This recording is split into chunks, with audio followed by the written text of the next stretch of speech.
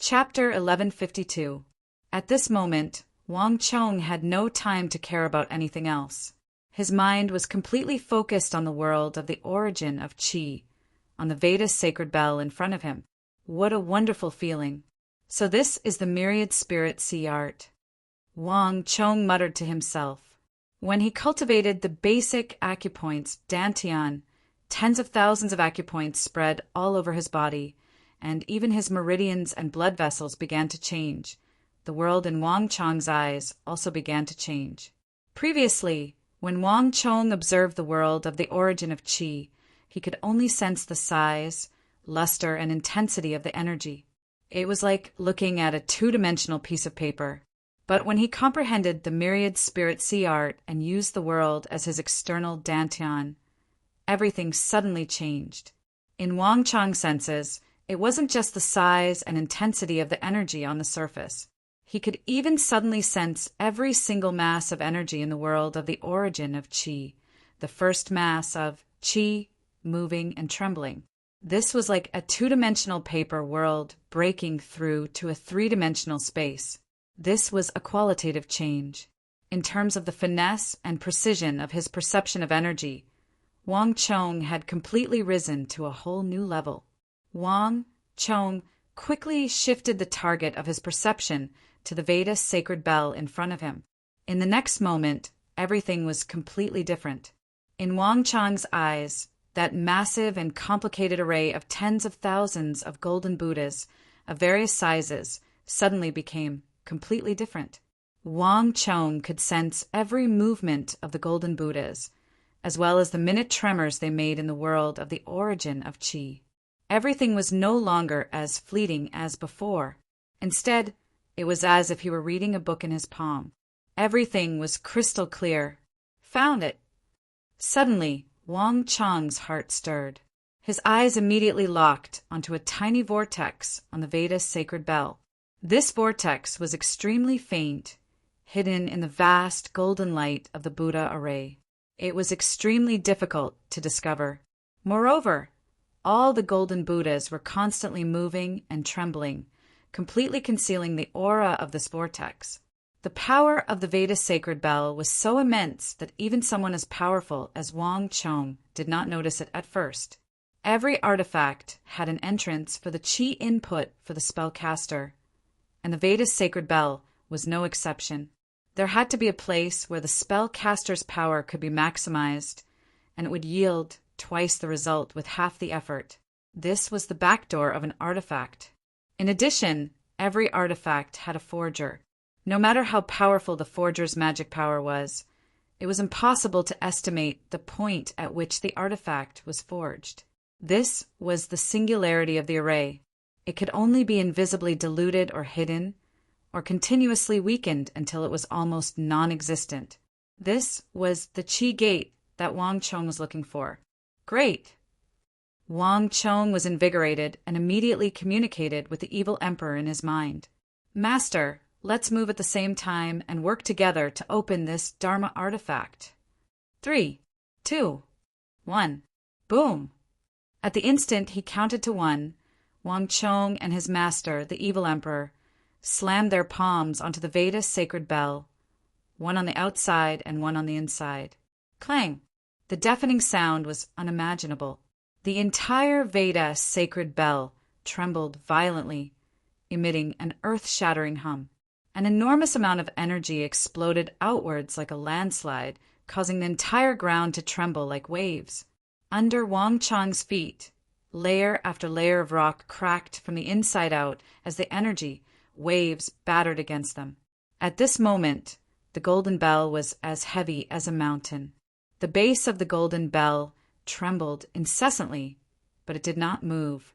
Even though they had found the Qi gates of the golden bell, they were not truly using it. The two of them could only pry it open. Open for me. As the golden bell trembled less and less, but his master still could not come out, Wang Chong's eyes turned red. His entire body suddenly released an enormous amount of energy.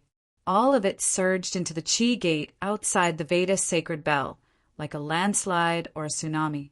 At the same time, Wang Chang's enormous psychic power fiercely bombarded the golden bell. Boom! In a split second, there was an earth-shattering sound. An entire world seemed to tremble violently. Wang Chang did not speak or move. His bloodshot eyes stared fixedly at the golden bell. It seemed like only a moment had passed, but it also seemed like countless long centuries. The next moment, there was a cracking sound, and the base of the golden bell suddenly moved slightly. "Master, quickly come out."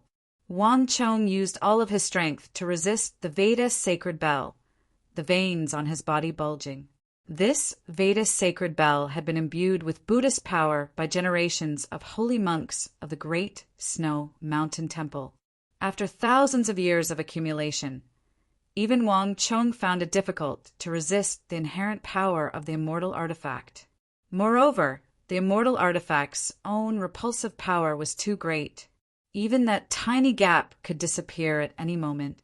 As Wang Chang was anxiously waiting, an enormous power suddenly erupted from within the Veda's sacred bell.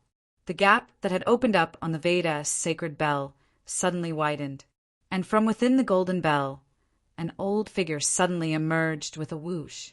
Behind him, the 6-meter-tall golden bell that seemed to weigh more than 10,000 caddies suddenly fell to the ground with a dull thud. Smoke and dust erupted from the base of the golden bell, rising dozens of feet into the air. "Master!" Wang Chang looked at the familiar figure in front of the golden bell in excitement and lunged forward to embrace his master, the evil emperor. "Chong-ah, the situation is urgent. This golden bell has consumed too much of your master's strength and is no longer enough to fight against Kateba.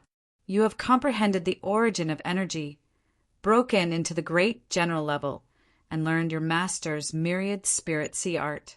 Your master has taught you everything, and the rest is up to you." The evil emperor was in an extremely bad condition. His aura was in disarray, his clothes were stained with blood, and he seemed extremely exhausted.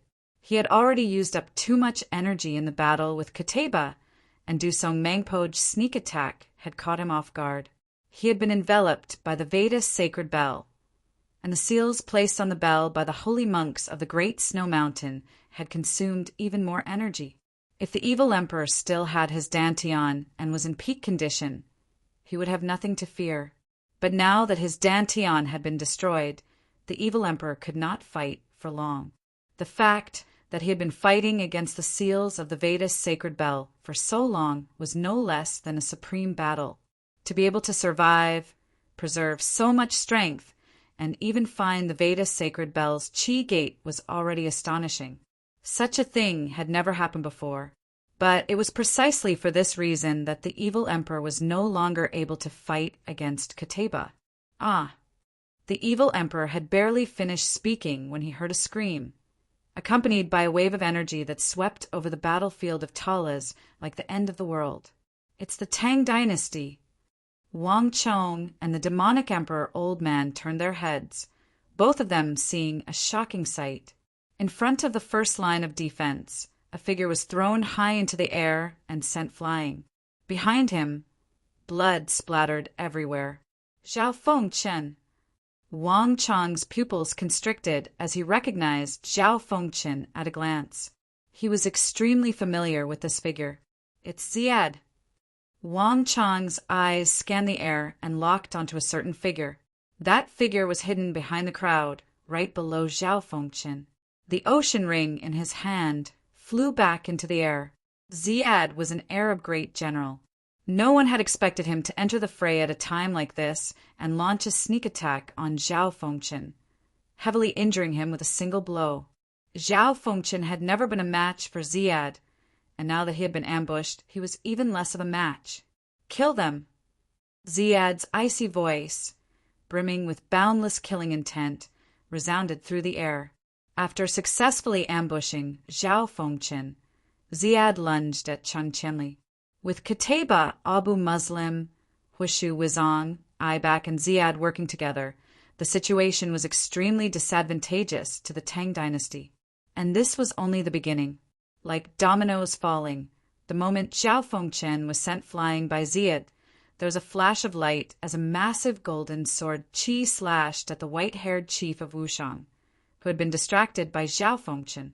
This attack had been timed so perfectly that not even someone of the chief of Wushang's strength could dodge it. Ah! With a scream, the chief of Wushang was struck by Kateba's sword. The old man's body trembled, and he suddenly spat out a mouthful of blood. His entire body flew backward like a kite with a broken string. With a loud rumble, he heavily smashed into a tall steel wall behind him, causing blood to splatter everywhere. Boom! Wang Chong and the evil emperor both trembled as if they had been dealt a heavy blow. The distant Tang dynasty soldiers cried out in alarm, and even the black-armored guard paled. Ziad's successful sneak attack had completely tipped the balance of the battle, and Kateba had relied on his immense strength to heavily wound the chief of Wushang. The chief of Wushang was already suffering from internal injuries, and he was already very old. The constant battles and the 2 heavy blows from Kateba had left him with unprecedented injuries. And without the support of the chief of Wushang, the Tang dynasty's defense line was in grave danger. There was no one left to oppose Kateba. Not good. Let's go. Blood rushed to their faces, and with no time to think, Wang Chong and his master shot into the distance. Wang Chong had reacted very quickly, but he was still a step too slow. In this battle, both sides were fighting for time. Kateba had been suppressing the chief of Wushang this entire time, focusing most of his attacks on him, precisely for this moment. Chapter 1153. Today is the day all of you perish. Kateba's cold and emotionless voice resounded through the world, drowning out everything else on the battlefield. The galloping of hooves, the whistling of the wind, the screams, the sounds of fighting, the clanging of weapons, all of this became inaudible. Rumble. In the next instant, it was as if the entire world had crumbled apart. Everyone heard a deafening, unimaginably loud sound. Under the gloomy sky, under the gazes of countless people, a ball of golden light suddenly exploded in the sky like a blazing sun. Even from dozens of kilometers away, people could see Chu Di's hair dancing in the air. The golden light was vast, and suddenly a golden sword Qi shot into the sky. Against the sky, the earth, the countless cavalry, and the corpses, Kateba seemed like a majestic god. Anyone who saw him would feel insignificant from the depths of their hearts. Bang! In the blink of an eye, there was an earth-shattering rumble. In that instant, even time seemed to slow down countless times. Under thousands of gazes, a streak of golden sword Qi that was thousands of meters long, majestic and straight, like a pillar, tore through the sky with a single strike. It split the dark clouds and descended with the speed of lightning. It sent the black-armored guard, who held the flag with one hand and had a Qi that seemed to have been tempered 100 times, over into the sky, flying away heavily as if he were a mountain or an ocean. Kail! Kail! Thousands of excited shouts shook the heavens as Kateba sent the black-armored guard flying and wounded him. Clang, clang, clang. The halos of the Divine Martial Army, Divine Prison Army, Dragon Stallion Army, Roaring Tiger Army, and all the other top-class armies of the Tang dynasty began to extinguish like candles in the wind. Aibak, Huishu Wizong, Ziad, Mansur, all of them had attacked at the same time. But this time their targets were no longer the chief of Wushang and the black-armored guard, but the top-class armies of the Tang dynasty. Boom, boom, boom. Dust churned, explosions shook the heavens, and screams filled the air. One group of soldiers after another of the Divine Martial Army, Divine Prison Army, Dragon Stallion Army, Azure Martial Army, they were all blasted into the sky. Boundless stellar energy penetrated their bodies, shattering the organs of these elite soldiers who had been tempered hundreds and thousands of times. Blood and severed limbs flew everywhere. These were top-class warriors trained through countless battles on the borders of the Tang dynasty. They could contend against the Blood Beast Army, the Iron Blood Army, the Fearless Army, the Revelation Army. They could crush these famed Arab armies beneath their feet. But they could not contend against these great generals who truly stood at the peak of authority and status. In an instant, the Tang dynasty suffered heavy losses. And this was far from the end. Kill! The tens of thousands of Arab and Tibetan soldiers charged at the Tang army, their eyes red and their bodies seething with killing intent, their scimitars swinging in the air as they charged at the Tang army. Although this battle had not been going on for very long, the Arabs and Uzin had suffered grievous losses. The allied army had originally had around 100,000 cavalry, but after this battle, only 50,000 some remained. And when this battle had begun, the allied army had nearly 500,000 soldiers. This was an astonishing number of casualties.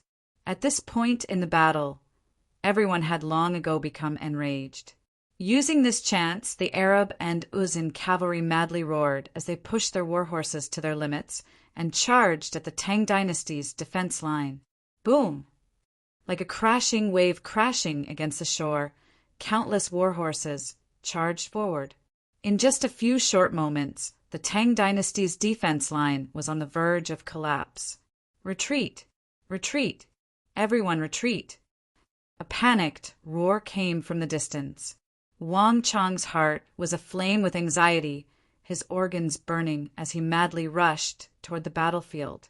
His speed was as fast as lightning, reaching its limit. He crossed thousands of meters in the blink of an eye. Wherever he passed, air waves roared, leaving behind a long white scar in the air. In the end, the void was filled with his afterimages. For the first time in his life, after breaking through to the great general level, Wang Chong felt like he was moving so slowly. Stellar energy was rumbling in his body, on the verge of bursting out of his dantian. Faster! Faster! Faster! The winds howled on both sides as everything turned into blurry shadows and flew to the sides. Wang Chong clenched his fist so tightly that he wanted to crush steel. Boom, boom, boom. On the vast battlefield of Talas, all the Arab and Uzin cavalry who stood in Wang Chong's path were sent flying along with their horses. Wang Chong had carved out a long and straight path through the dense ranks of the Arab and Uzin soldiers. Countless people were instantly pulverized by Wang Chong's stellar energy. Wang Chong's speed was already very fast, but on the ever-changing battlefield he was still too slow. Ah! Screams filled the air as the Arab cavalry surged forward, their sharp saber lights leaving sharp trails of saber light in the air. With each swing, countless Tang soldiers would be felled. In a single clash, 6,000 to 7,000 ballista soldiers under Su Hanshan's command had been slain. Of all the Tang armies, these brigands and bandits were the weakest. Thus, in the Arab charge, these brigands and bandits had suffered the greatest casualties. One ballista soldier after another was run through by the Arabs and dropped to the ground in pools of blood, seeking death. Wang Chong's eyes bulged at this sight, and he shot forward like a cannonball into the dense ranks of Arab cavalry. Aya! Screams filled the air as flesh and blood flew through the air. With Wang Chong at the center, tens of thousands of golden torrents of stellar energy surged forward like dragons. Countless Arab and Wushang cavalry were blown to pieces by Wang Chong's stellar energy. Careful! Stop him! Wang Chong had come far too quickly. His sudden attack had Aibak, Hushu Wuzong, and Ziad in a panic. All three of them had exchanged blows with Wang Chong and had suffered losses at Wang Chong's hands, so they were extremely apprehensive of him. Pharaoh's grasp. Vairo Kana Buddha. Ocean tide. The three great generals worked together, and the furious roars of the Pharaoh, the chanting of the Buddha, and the shrill howls of the ocean ring resonated through the air. Three different but equally powerful stellar energies surged forward like a massive wave, bursting with destructive power and crushing down on Wang Chong with the weight of Mount Tai. When the three of them joined forces, their imposing manner shook the heavens and the earth, and it was enough to cause anyone to turn pale with shock. Not even an imperial great general of the same level would be able to block the combined attack of the three. Wang Chong, watch out! Gao Xianji was currently working with the injured black-armored guard to bitterly resist the attacks of Qutayba and Abu Muslim. But even so, Gao Xianji was still paying close attention to the course of the battle. As Aibak, Huishu Wuzong, and Ziad worked together to attack Wang Chong, Gao Xianji began to panic. Great Yinyang Heaven Creation Art. With a furious roar, Wang Chong made no attempt to dodge. His eyes were cold and his body was exploding with light, making him seem extremely frightening. At this moment, Wang Chong's aura completely suppressed any one of the three great generals. Boom! As Wang Chong attacked, the world became a furious sea. All the origin energy and stellar energy in the world began to madly surge around Wang Chong. Even the destructive torrents of energy fired by Aibak, Huishu Wuzong, and Ziad began to twist and deviate from their original trajectories under the effect of Wang Chong's great Yinyang Heaven Creation Art. What? How could this be? The trio paled in fright when they sensed that their stellar energy had suddenly gone out of control. Every single one of them had stellar energy that was as firm as a rock, and they had also comprehended a portion of the laws of the world. It was extremely difficult to shake their stellar energy, and it was almost impossible to control their stellar energy and make it go out of control. But Wang Chong had done it, completely distorting the attack of an imperial great general who stood at the apex of the pyramid of martial artists, causing it to deviate from its original trajectory and play with it in the palm of his hand was almost impossible. Wang Chong's abilities had completely surpassed their imaginations. Boom, boom, boom. In just a few moments, the torrents of stellar energy fired by Aibak, Huishu Wuzong, and Ziad arced through the air and collided, unleashing a chain of explosions. Countless Arab cavalry had been caught up in the shock waves, blown to smithereens by the chaotic torrents of energy. This high-level battle between great generals was not something ordinary soldiers like them could participate in. And this was not the end. Huishu, Wuzong, Aibak, and Ziad all groaned, their expressions paling as they retreated like the plague. As they retreated, puff, puff, puff, puff, a mist of blood surged out from their bodies. Now that Wang Chong had reached the great general level, he was finally able to use the power of the great Yinyang Heaven Creation Art. Not even great generals could resist this suction, not even great general stellar energy. In just a few moments, all three of them had been injured, bloody mists gushing out of their wounds and surging into Wang Chong's body. The great Yinyang Heaven Creation Art was the foremost evil art in the world, and countless titans of the martial arts world feared it precisely because of its terrifying power. In order to obtain this evil art, countless storms of blood had been stirred up in the martial arts world. To all martial artists, this strange art of the evil path possessed an incomparable allure. At the same level, there was almost no one who was its match. Even if it was 1 against 3, or even more, the great Yinyang Heaven Creation Art would still be completely at ease. Although Aibak, Huishu, Wuzong, and Ziad had retreated quickly and reacted quickly, this was not the case for the Arab and Uzan cavalry. Thump, thump, thump. In the blink of an eye, countless people began to fall like wooden stakes. Chapter 1154. Asmodeus Fury. While Aibak, Huishu, Wuzong, and Ziad were rapidly retreating, another enormous storm of energy descended from above. Above Wang Chong's head was a figure, his feet spread apart as he strode through the air like a demon god, the bronze glove on his hand exuding a bizarre light. Abu Muslim. Wang Chong's expression chilled as he instantly recognized who this person was.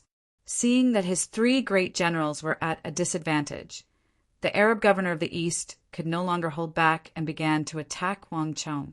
Wang Chong's eyes chilled in the face of Abu Muslim's mountainous attack, and without the slightest hesitation, he punched. Clang! The largest golden halo beneath Wang Chong's feet rose from the ground and fused with Wang Chong's fist energy. Roar!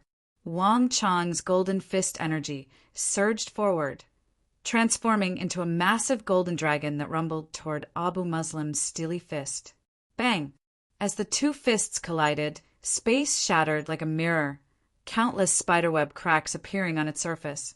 Wang Chong remained motionless, but in the air Abu Muslim's shoulder swayed and he took a small step back. This is impossible. Abu Muslim had been brimming with a menacing aura, but when he saw this sight he couldn't help but tremble as if he had been struck by a heavy blow. Not too long ago, Wang Chong had only been a weak commander of the Tang dynasty who relied on his intelligence to influence the battlefield. But in just a few short days, Wang Chong was able to stand on equal footing with him. Part of the reason was that he was at a disadvantage in the air. But from that attack, Abu Muslim had sensed that Wang Chong's strength had reached an inconceivable level. He was actually on the same level as the governor of the East, perhaps even slightly stronger. Humph! The moment Wang Chong pushed back Abu Muslim, a cold snort came from above, suffused with a chilling aura. Before Wang Chong could react, there was a flash of light, and a golden light as heavy as Mount Tai smashed into Wang Chong's head. Kateba!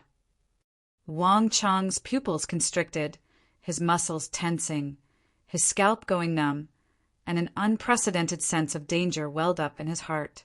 There was no time to think. Wang Chong's body exploded with golden light, golden halos erupting from his body, and fierce waves of stellar energy erupted from Wang Chong's body. Great distortion art. In a flash, with Wang Chong at the center, everything began to twist. Boom! Katabia's sword chi slashed down. In a flash, the point of contact between the sword chi and Wang Chong exploded with a light 1,000 times brighter than the sun, suffused with destructive energy that would make anyone tremble in fear. Boom! Wang Chong was sent flying several dozen feet, his feet digging into the ground, leaving 2 deep furrows in the earth. Even the sturdy rock began to crack under his feet. Damn! Several dozen feet away, Wang Chong steadied his body and stared at that godly figure in the sky, his mind flashing. Although he had successfully blocked this attack, his arms had gone numb from the terrifying energy. Inside his body, in places invisible to the naked eye, Wang Chong could clearly sense that several of his blood vessels had burst open from the immense energy. I still didn't have enough time, Wang Chong said to himself, his eyes turning even sharper. Although Wang Chong had broken into the Imperial Great General level and was able to single-handedly defeat Aibak, Huishu Wizong, and Ziad, Wang Chong had only made his breakthrough for a short period of time.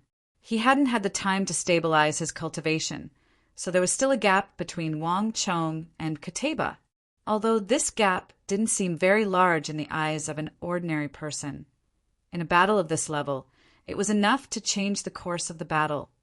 Li Sai, Kong Xian, Cui Piaoqi abandoned Talas, have the army retreat at full speed. In the howling winds, Wang Chong's mind was in agitation, his hair blowing in the wind. His father had been heavily wounded. Qing Qianli had been heavily wounded. The chief of Wushang had been heavily wounded. The black armored guard had been heavily wounded. And his master, the evil emperor, had been heavily wounded. The entire Tang dynasty army, besides himself and Gao Xinji, had been heavily wounded. And in just a few short moments, the Xuanwu army, Divine Prison Army, and the other elite armies of the Tang dynasty had all suffered grievous losses in the face of the Arab cavalry and the attacks of imperial great generals, like Huishu Wizong. And the Ballista army, led by Su Hanshan, had also suffered grievous losses in this wave. They had managed to hold out for the first few days of the Battle of Talas without suffering a single casualty. But in the final battle, when all the ballista bolts had been fired, the 25,000 ballista soldiers had suffered grievous losses. Only 12,000 remained, the rest having been killed in battle. The Tang dynasty only had 30,000 some soldiers on the battlefield, and they were still being lost at an astonishing rate. If they did not retreat, Wang Chong and Gao Xinji might be able to escape with their lives. But the entire Tang dynasty army would be completely wiped out. BZZZ. The Tang dynasty army, which had been fighting to the death, finally hesitated upon hearing Wang Chong's order. Military orders had to be obeyed, and Wang Chong possessed an enormous influence in the minds of these soldiers. Moreover, the 9-dragon blood formation was constantly being disintegrated.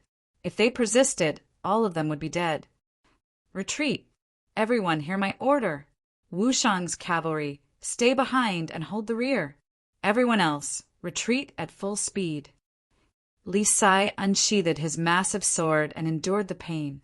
Wang Chong's order and Li Sai's prestige in the army finally allowed the rest of the army to begin withdrawing. Kill! I want to avenge my brothers. A ballista soldier's eyes were red as he ignored the order and continued to charge forward. His eyes focused only on the Arab cavalry. But a moment later, a hand grabbed him from behind. Stop! Su Han sternly said, his voice flat and emotionless. But in the ears of the ballista soldier, it was like a bolt of lightning had struck him, causing him to stop as if he had been frozen in place. I know what you're feeling, but military orders cannot be disobeyed. I believe that Lord Protector General has his reasons for giving this order. I believe in him. Su Han gazed at that familiar figure. In Su Han-shan's life, there was no such thing as a friend. Wang Chong was the first friend he had ever acknowledged. Whether it was his ability or his daring, even someone as proud as Su Han had to submit to him. This was also why he had traveled a great distance to Qixi to help Wang Chong train a ballista army and then hurried to Talas. Su Han was not someone who feared death. If this were any other great general's order, Su Han would have never obeyed. But if this was Wang Chong's order, Su Han wouldn't even think about it. Retreat! With a wave of Su Han-shan's sword, all of the ballista soldiers retreated like a receding tide, following Su Han-shan's lead. Do you think you can leave? A cold and aloof voice came from behind him. Qutayba was clad in golden armor, his hands gripping his sword, his eyes as sharp as an eagle's. His attention had originally been completely focused on Wang Chong, but when he saw the tens of thousands of soldiers of the Tang dynasty, Qutayba's expression chilled. A moment later, a golden bolt of sword qi shot out of Qutayba's head, connecting the heavens and the earth. In the blink of an eye, it had transformed into a massive bolt of sword qi tens of thousands of feet long. Qutayba, your opponent is me. Qutayba's sword was about to descend, and the Tang dynasty army was certain to suffer grievous casualties if it was struck by this sword. Wang Chong had no time to think, and his body shot through the air, seeking your own death. You're no match for me. Qutayba's eyes were cold and disdainful, and he didn't even glance at Wang Chong. His heaven-extinguishing sword didn't even pause for a moment. Boom! As Wang Chong lunged forward, Qutayba waved his right hand, and another vast bolt of sword qi slashed at Wang Chong. Gao Xianji paled at the fact that Qutayba was able to unleash two equally powerful attacks at the same time. Qutayba's terrifying cultivation and the unfathomable divine might of his massive sword had reached a frightening level. Not only that, Gao Xianji could sense that Qutayba was getting stronger and stronger in this battle. In this intense battle, he seemed to be constantly absorbing the experience of his opponents to strengthen himself. As this thought flitted through his mind, Gao Xianji's heart chilled. He suddenly understood why Qutayba was called the Arab war god. This was not as simple as Qutayba's strength. Wang Chong, watch out! Gao Xianji anxiously called out. Boom! With no time to think, Gao Xianji punched out, unleashing the 8 ultimate sunderings art to stop Wang Chong. At a time like this was all Gao Xianji could do. Great destruction art. Wang Chong's eyes went red as he watched Qutayba divide his attention between blocking Gao Xianji and killing tens of thousands of Tang dynasty elites. Stellar energy began to blaze through his body as he unleashed the final and strongest move of the great Yin-Yang heaven creation art. No one could describe the power of this move. The moment Wang Chong used this move, it was like a bolt of lightning had struck down. With Wang Chong at the center, all the phenomena in the world began to fiercely ripple. All light in a radius of 100 feet around Wang Chong vanished, plunging the area into utter darkness. In the depths of this darkness, there was an extremely powerful destructive power. Chapter 1155. Buzz. Kataba's eyes had been focused on the retreating Arab army, but the moment Wang Chong attacked, he grimaced and turned his head. The pair of disdainful eyes suddenly became incomparably solemn. The Great Destruction Art. This was the highest level of the Great Yin-Yang Heaven Creation Art. The demonic Emperor Old Man had once relied on this technique to kill several dozen titans of the righteous and evil sects in a world-shaking war, slaughtering more than 1,000 martial arts experts, establishing the demonic Emperor Old Man's supreme status in the martial world. This was also the origin of his nickname, Demonic Emperor. This technique could tear through space and also summon the purest destructive energy from the depths of the void to attack the opponent. Even a powerful existence like Kataba had to focus in the face of such an attack. Bzzz. With a heaven-shaking sword cry, the golden sword Qi that had been aimed at the retreating Tang army suddenly changed direction and slashed at Wang Chong. In that instant, the two strands of sword Qi that had been slashing in two different directions fused into one, turning into a golden strand of sword Qi that was even sharper, more powerful, and more resplendent than before as it slashed down. Boom! Two completely different kinds of destructive energy, both extremely pure, fiercely collided in the air. In that instant, in the depths of the darkness, everyone could clearly see two specks of light suddenly burst forth, instantly transforming into a golden sun and a red full moon.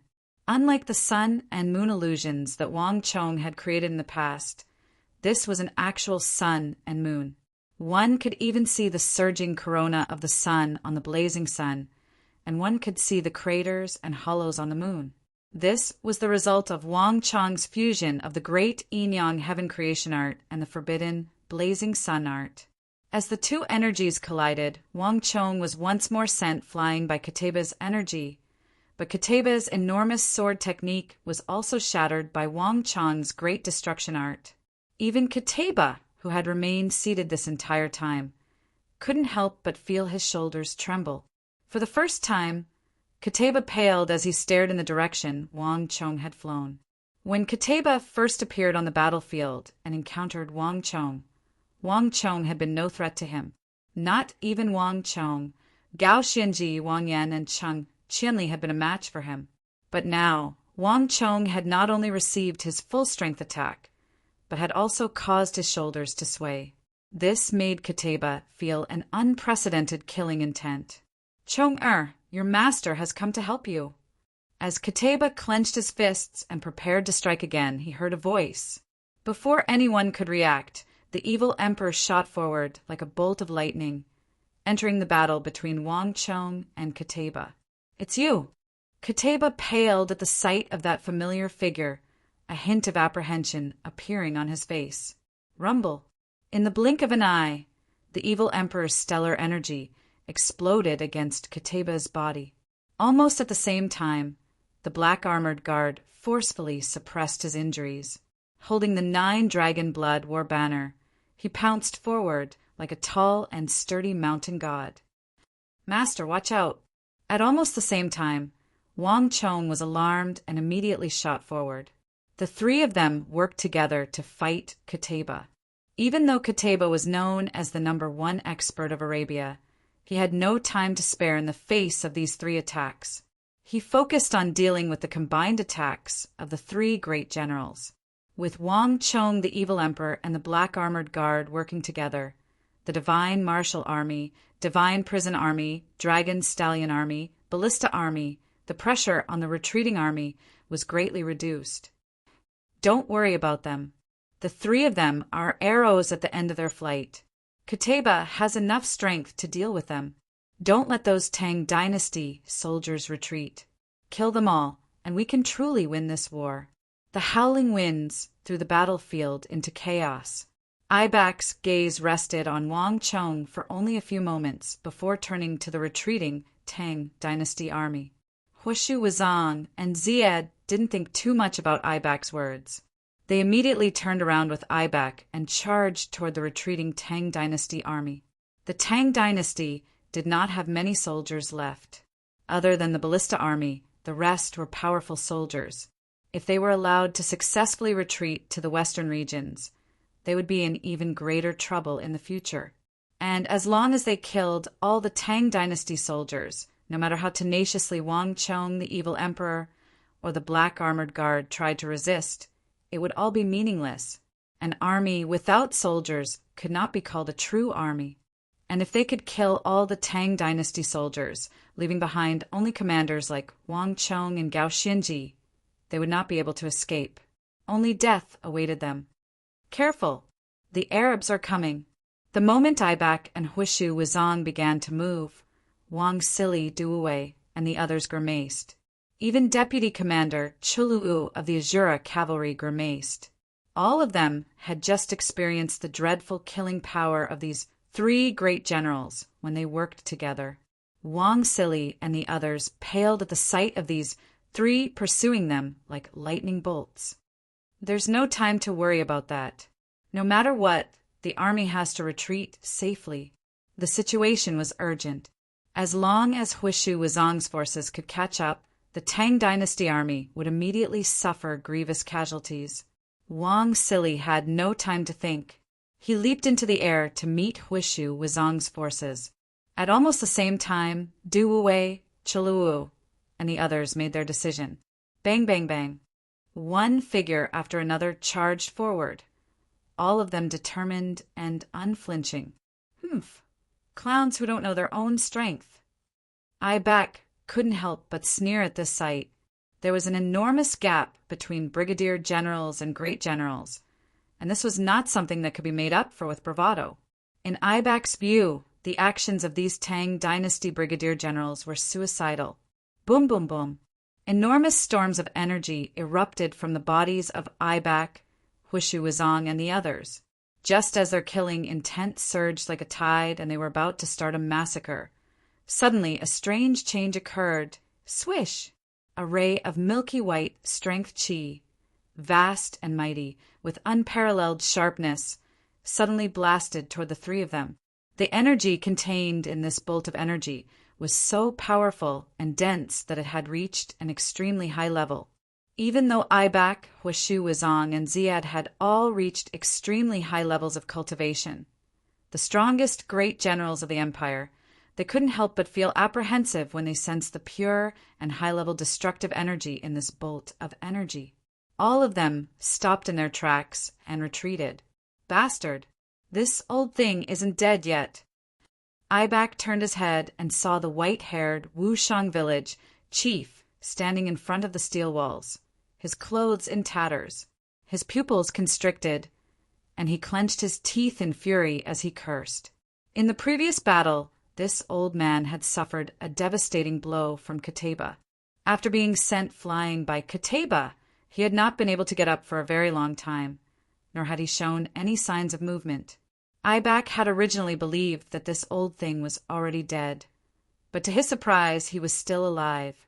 That bastard Kateba! Why didn't he just cut off his head? Why did he leave us with so much trouble in the end? Aibak couldn't help but grumble. This old man was definitely not an existence that could be ignored.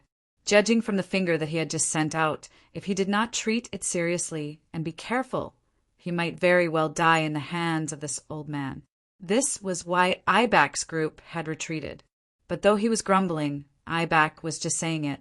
The majority of great generals possessed extremely tenacious vitality and possessed special, life-preserving methods.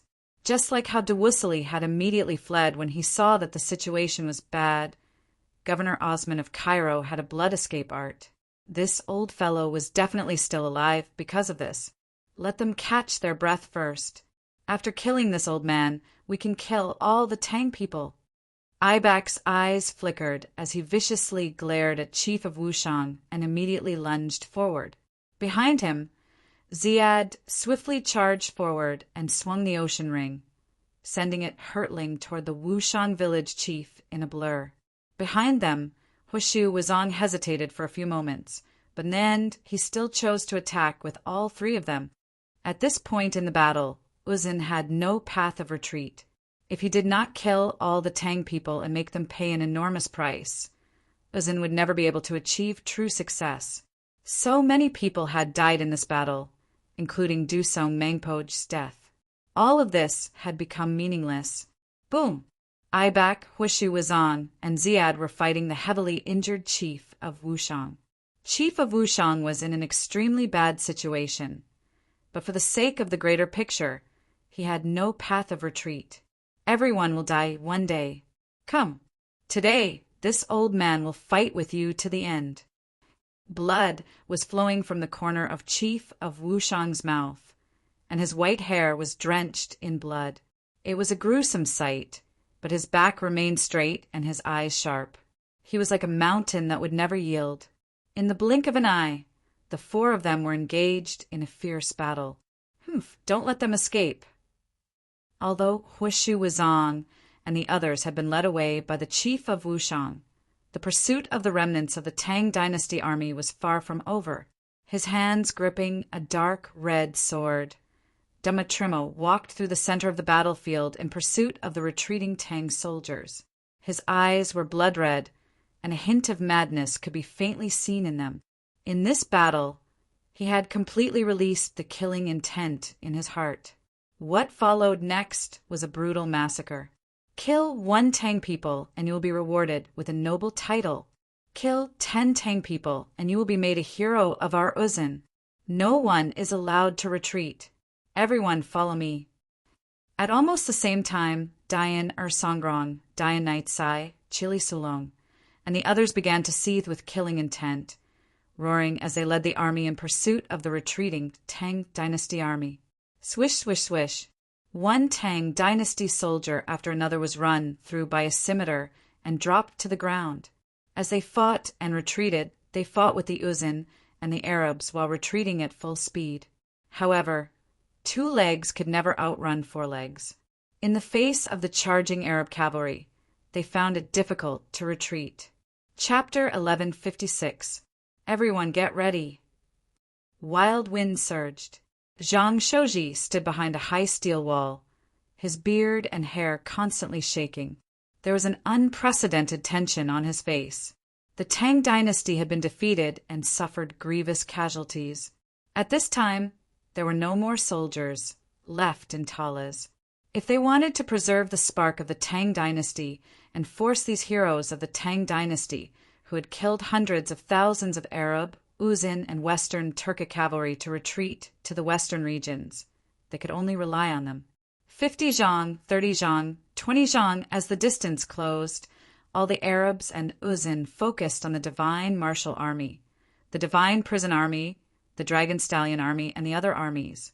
Few of them noticed that the Tang dynasty craftsmen had appeared behind the steel walls.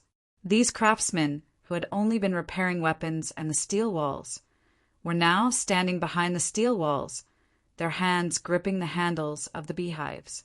Release! With Zhang Shouji's order, the Tang dynasty craftsmen began to pull down the handles of the beehives. The air boomed as hundreds of thousands of arrows poured down like a torrential downpour toward the Arab and Uzun armies. The Ney was thrown into disarray. Caught off guard, countless Arab and Uzun soldiers were pierced through by the arrows and dropped to the ground. No one had expected these seemingly powerless Tang dynasty craftsmen to take control of the beehives and launch such a fierce assault. Bastard! Kill them! The Arab and Uzun generals seethed with rage at this sight. Craftsmen could be said to be the least capable of fighting, not even warriors. For them to be ambushed by a group of craftsmen was an enormous humiliation. Soon, the cavalry began to change directions, no longer pursuing the divine prison army and divine martial army, but the Tang craftsmen behind the walls. Kill them all. Leave no one alive. The clip-clop of hooves was like rain as several thousand Arab cavalry charged forward. Release! Release again! Behind the high walls, Zhang Shouji's white hair was flying in the wind, his eyes abnormally firm. The majority of these craftsmen were ordinary people, but Zhang Shouji had followed Wang Chong in many large-scale battles and experienced countless life-or-death situations.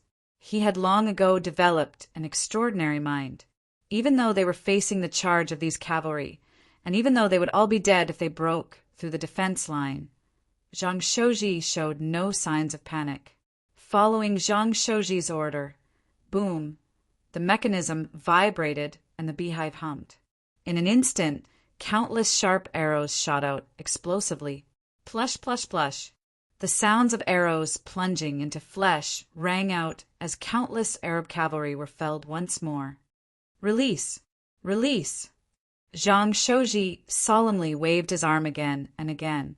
In the face of the storm of beehives, the tens of thousands of Arab and Uzin cavalry finally began to slow down. With the support of the beehives, the Tang army could finally catch a breath and obtain a rare chance of survival. Retreat! Everyone retreat! Li Sai, Shui, Qianjun, Kongxian, Zhang Ke, and all the others anxiously called out. This was probably the most serious danger they had ever faced. The vast Arab army was in hot pursuit, and the Tang dynasty army had less than 30,000 soldiers. Apart from the Ballista army, led by Su Han's Han, only 10,000 some could actually fight. As for the top-class great generals, besides Wang Chong and Gao Shenji, all of them were heavily injured. For the first time in this battle, the Tang dynasty was in danger of complete annihilation. Kill! Don't let them escape! Just when all the Tang soldiers were about to retreat behind the first defense line, Qateba's first deputy general Mansur grimaced, killing intent seething from his body. Unsheathing his sword, he led the rest of the Revelation army in pursuit. The northern war zone had lost far too many soldiers in this battle, and even the Revelation army had suffered grievous losses. Mansur valued this army even more than Qutayba himself, and the loss of so many Revelation army soldiers left Mansur's heart aching. You bastards! Not a single one of you should even think about going back. Mansur's eyes were brimming with killing intent as he led the most elite cavalry behind him to kill their way out. But before they could get very far, a sharp sword chi exploded in the middle of Mansur's army. In a puff of dust, countless Arab cavalry were pulverized. Wang Chong had taken action. His sharp eyes had been observing the battlefield this entire time, and as soon as Mansur moved, Wang Chong had noticed him and slashed at him. Brat, you're seeking death. A cold and furious voice resounded in everyone's ears. Although Qutayba remained unmoved, his expression calm and composed, as if nothing in the world could move him. The fact that Wang Chong had even had the time to pay attention to Mansur and had even found the time to slash at Mansur was a complete humiliation to Qutayba. Even though Qutayba had always been proud and conceited, easily disregarding others, Wang Chong had still managed to infuriate him. Rumble! The sky trembled as a dazzling golden sword chi that had originally been aimed at the black-armored guard suddenly changed direction and began to strike at Wang Chong. Wang Chong's body exploded with golden energy, and behind him, a massive golden god crossed its two walls to block Qutayba's astonishing attack. Master, generally Lord Gao, village chief, everyone retreat. Abandon Talas and return to the western regions. Wang Chong's roar exploded like a peal of thunder into the ears of all the people at Talas. This order stunned all the people on the side of the Tang dynasty. After 3 or 4 months of fierce fighting, during which wave after wave of Arab, Uzin, and Western Turks had been pushed back, Wang Chong had finally made the wise decision to withdraw from Talas and return to the western regions. All the soldiers were to retreat at full speed so as to preserve the last of their descendants. Buzz! A fierce gale swept through the battlefield of Talas, and all the craftsmen and shepherds on the walls of Talas began to panic and fear. They had lost. The Tang dynasty had lost. In this war, the Tang dynasty had still lost to the Arabs and Uzin. With the loss of Talas, the combined army of the three sides was certain to reach the walls and push into the Tang dynasty's western regions. Ha ha ha! Gao Xinji, Wang Chong, in the end you've lost. Alas, you will never have the chance to return to the western regions. In the air, the governor of Iron and Blood was at first dazed, but then he began to laugh. He understood a little of the language of the Tang dynasty, so he had clearly heard Wang Chong's order. After paying such a heavy price, the Arabs had finally won this war. This war had lasted so long that Abu Muslim had even forgotten that his original goal had been to break into Talas and occupy this bridgehead against the Tang dynasty. Now that everything had come to pass, Abu Muslim had gotten what he wanted, but he no longer just wanted Talas. All of you, stay here. Abu Muslim's body trembled as the bronze gauntlet on his hand, the eye of the demon god, exploded with dazzling light. Roar! An ancient and desolate roar came from the gauntlet, like the bloodthirsty roars of the 72 demon god pillars. Rumble!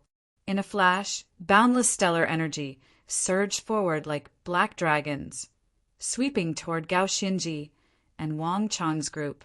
8 ultimate sunderings art! Without even thinking, Gao Xinji spread open his hand and unleashed the 8 ultimate sunderings art to collide with Abu Muslim's attack. But as the two energies collided, Gao Xinji's body trembled, his aura wavering, and he was forced back several steps, his face turning ghastly pale. Gao Xinji had consumed an enormous amount of stellar energy in this battle, and even he was finding it difficult to continue. Wang Chong, you go first. The Tang dynasty can't do without you. I'll bring up the rear. Gao Xinji sternly said, his eyes glimmering with resolve. Dalu and Ruozen's plan had been far too vicious. That ritual tool had been completely outside of their expectations, completely disrupting the Tang dynasty's plans. Moreover, Kutaba's cultivation was far too powerful, making it impossible for them to easily retreat. If no one paid the price and stayed behind to bring up the rear, none of them would be able to leave. In the current situation, the Black Armored Guard, the chief of Wushan, and the evil emperor were all heavily injured, and their injuries were only getting worse. There was simply no room for them to bring up the rear. As for Wang Chong, in Gao Xinji's life, he had never felt such a pressing need to protect a junior. In him, Gao Xinji saw the hope of the entire Tang dynasty. His intelligence and schemes, his tenacity and willpower, and his absolute loyalty to the Tang dynasty were precisely what this era and the Tang dynasty needed. If he could protect him and allow him to survive, Gao Xinji would have no regrets in his life. No, leave this place to me. Lord Gao, take everyone and leave. The moment Gao Xinji spoke, Wang Chong understood what he wanted to do. The army needed someone to bring up the rear, but this person could not be Gao Xinji. Wang Chong, don't be stubborn. Hurry and go. Chapter 1157. Stop arguing. Neither of you will be able to leave. Abu Muslim's icy voice resounded in everyone's ears. Qutayba might not have understood the language of the Tang dynasty, but there was no way he could hide the words of Wang Chong and Gao Xinji from him. At this stage of the battle, wanting to escape was nothing more than a pipe dream. Asmodee's fury! Abu Muslim bellowed, and that massive three-headed demon god once more appeared behind him, a torrent of stellar energy howling toward Gao Xinji. Boom! As the stellar energy clashed, Gao Xinji was forced back 10 steps, his face turning even paler. Abu Muslim was consuming his energy, and if this continued, he wouldn't be able to replace Wang Chong in bringing up the rear. On the other end, Gao Xinji was far from the only person who wanted to escort Wang Chong away. Chonga, you go first. I'll bring up the rear. The evil emperor's robes rustled in the wind as he solemnly said, Do you remember what I said to you last night? Go. Only you can do that. The evil emperor was just like the chief of Wushan, covered in blood. He had consumed far too much energy, and his shattered dantian was constantly drawing in stellar energy from all parts of his body.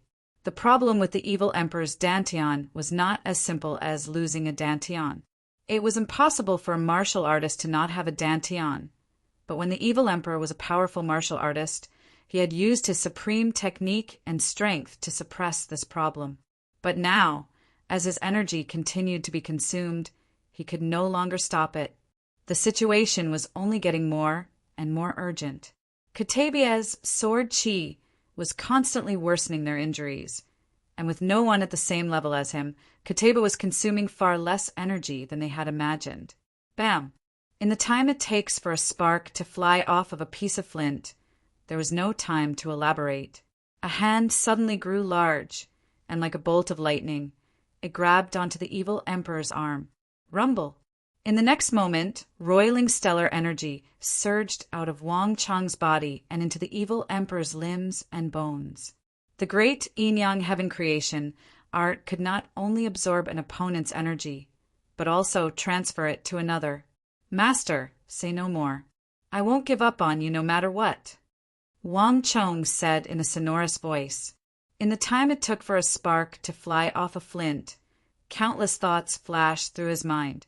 Soon, Wang Chong opened the Stone of Destiny in his mind.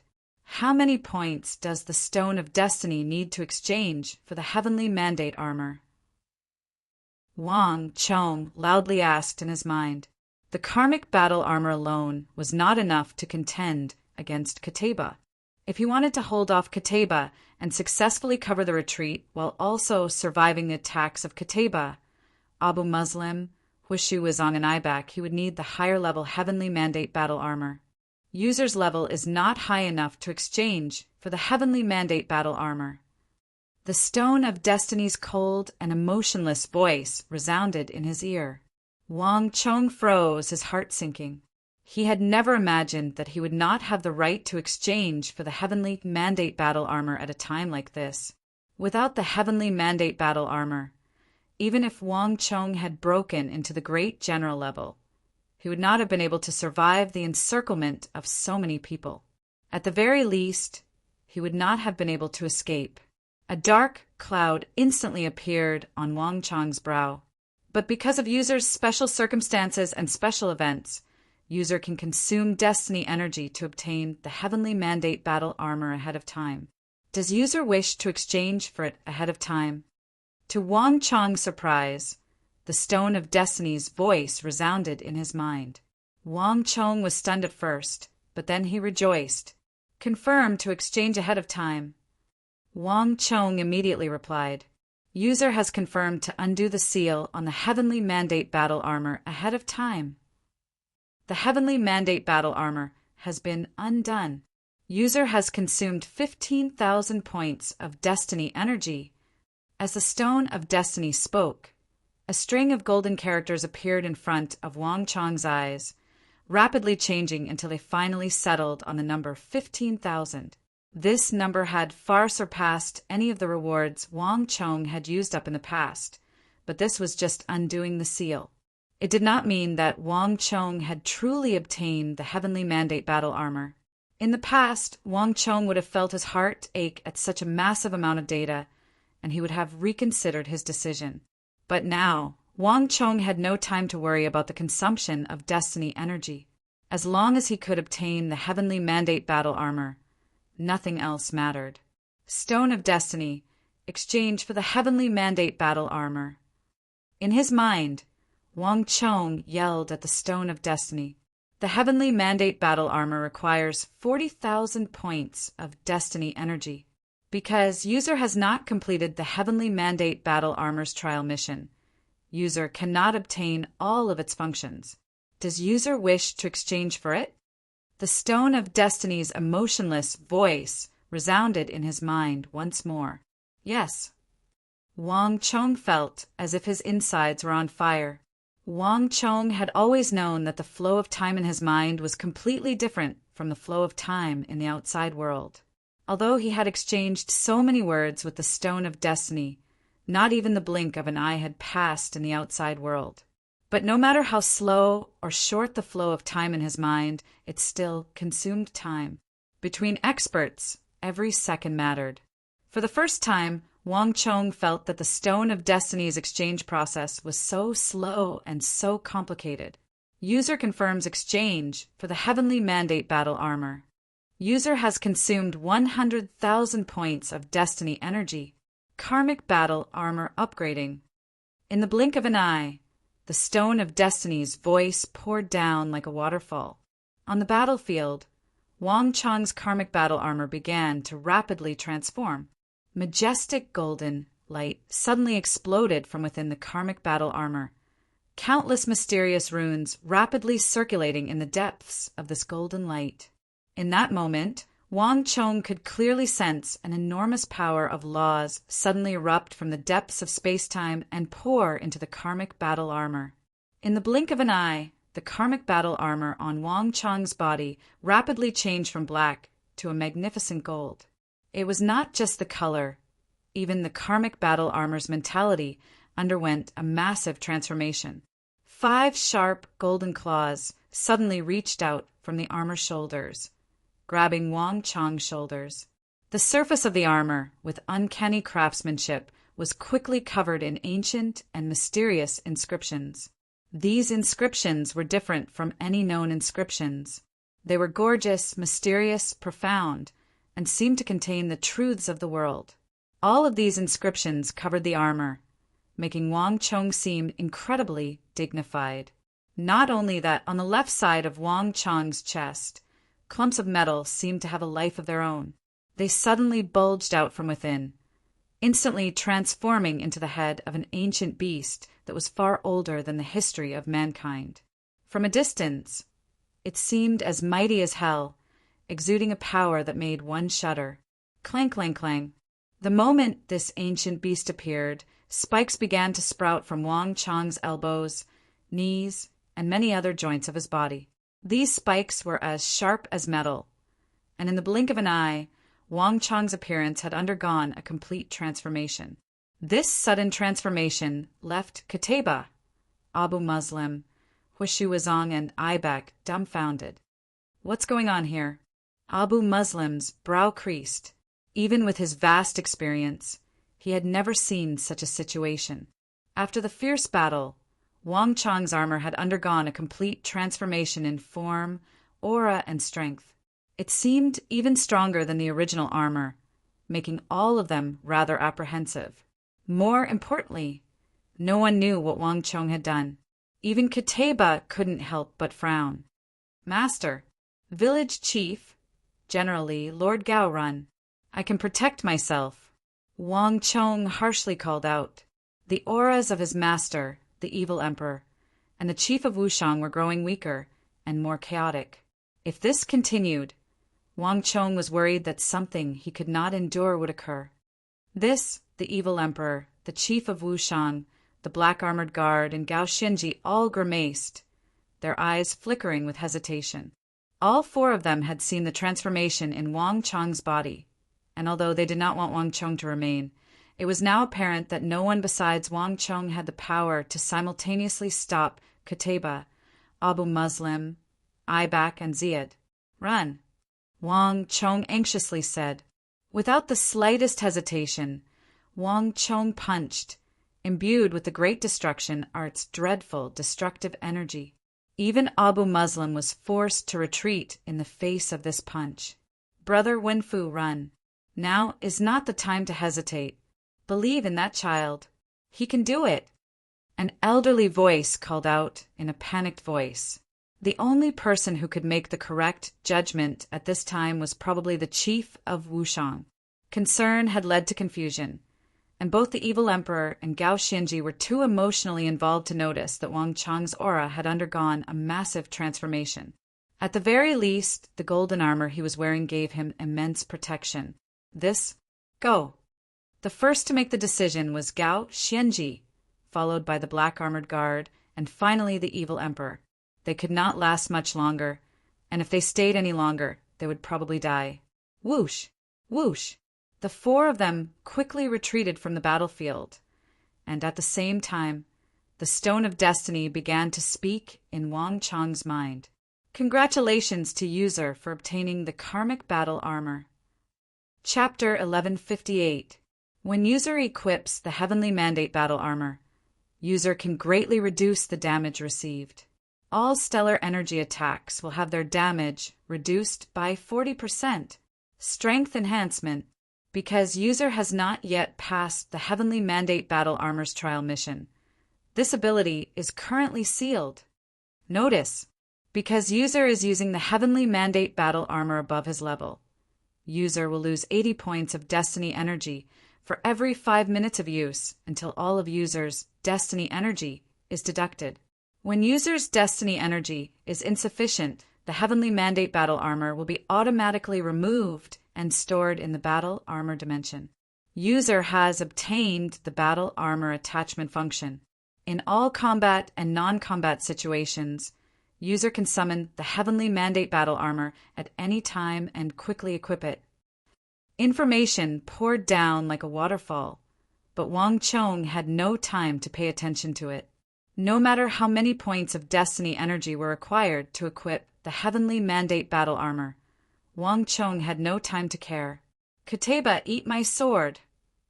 Wang Chong's eyes were scarlet as he gripped his invincible woozy steel sword and lunged at Kateba.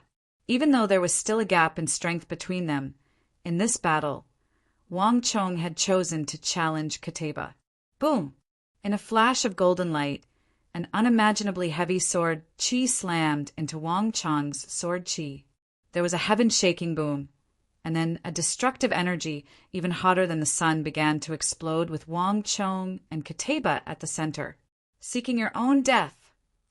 Kateba's eyes were filled with disdain as he replied to Wang Chong's challenge with these simple words. His cultivation level was constantly rising, and in this battle his understanding of the subtle realm was rapidly growing. In just a few moments, Kateba sensed that he might be able to break through his bottleneck and truly step into that realm that he had always dreamed of. When that time came, not even the demonic Emperor Old Man at his peak state would be a match for him. But no one besides Kateba knew of this. Even Wang Chong only sensed that Kateba was ridiculously strong. Abu Muslim, ignore that brat. Have Kateba deal with him. Stop those Tang people commanders. No matter what, they can't be allowed to escape back to the western regions. A ruthless voice resounded through the air. Ibak stared at the backs of Gao Xianji, the demonic Emperor Old Man, and the Wushang village chief, his eyes seething with killing intent. It had been extremely difficult for the war to reach this stage. In order to create this situation, the Arabs had lost countless people and paid an enormous price. Even a powerful imperial great general like Du Song Mangpoch had died, and even Osman had been forced to use his blood escape art. If the demonic Emperor Old Man, Wushang village chief, and Go Xianji were allowed to retreat unscathed, all the Arabs' efforts would have been for naught. It was impossible for Wang Chong to rely on his own strength to stop all of them, even if Wang Chong wanted to sacrifice himself. Ibak was not so stupid as to let him do as he wished. Whoosh! Whoosh! In a flash, Ibak immediately began to pursue. But while Ibak and the others reacted quickly, Wang Chong reacted even faster. Rumble! A second later, a massive sun emerged from behind them. At the same time, a powerful attractive force began to pull in Ibak, Hushu, Wizong, Ziad, and even Abu Muslim. In his battle with Gao Xianji, Abu Muslim had consumed too much of his strength. If he were at his peak, he might have been able to resist this suction. But now, not even Abu Muslim could resist Gao Xianji's terrifying Great Inyang Heaven creation art. Rumble! The 4 Arab and Uzin great generals, along with their brigadier generals and soldiers, were all pulled over by Wang Chong's Great Inyang Heaven creation art. Bastard! If you want to die, I'll fulfill your wish. Ibak clenched his teeth and quickly turned around. In the current situation, if they did not kill Wang Chong, they would not be able to kill Gao Xianji, the evil emperor, or the chief of Wushang. Death gaze! A massive statue of the pharaoh appeared behind Ibak, but this pharaoh's head was different from before. Its eyes were pitch black, its head long and twisted, and it exuded a thick aura of death. Behind Ibak, the pharaoh's avatar was shrouded in shadow, and within this shadow one could faintly make out a dark river. Within this river were countless corpses wrapped in white cloth, their bodies straight and their hands crossed in front of their chests as they floated in the river of death, drifting along with the waves. Above the river and the corpses was a massive black scale that seemed to be weighing something. Below the scale was a pair of dreadful eyes. The death gaze was a curse from the distant god of the underworld, and it was also Ibak's strongest technique, his true trump card. But using this technique consumed an enormous amount of energy and soul energy, and he would not be able to participate in any particularly intense battles for the next month. So Ibak very rarely used it. But Ibak could no longer worry about such things. Vairocana illuminates all. At almost the same time, Buddhist energy surged, and Huishu Huaitsang rose from the ground, once more transforming into the Vairocana Buddha. With a saber that could split the heavens and split the earth, he slashed at Wang Chong. Even Huishu Wuzong was fuming with rage over the course of this battle. For imperial great generals and the number one war god of Arabia, Qutayba had actually failed to deal with a 17-year-old boy of the Tang dynasty, Wang Chong. This was the greatest joke in the world. Just when had that youth who could only rely on his wits to contend with them in the southwest become so powerful that he required so many people to deal with him? I'll kill you first, and then I'll kill the others. Huishu Wuzong's eyes seethed with killing intent, and even the face of the Vairocana Buddha began to contort under the pressure of Huishu Wuzong's killing intent and rage. Boom! The air in the path of this fierce saber energy was cut in two, and Huishu Wuzong's saber energy was already upon Wang Chong's head. Ocean ring. A blue figure flashed across the sky. Ziad's eyes were clear as he tossed out his ocean ring. Wang, wind and thunder rolled in the sky, and boundless dark clouds gathered from all directions.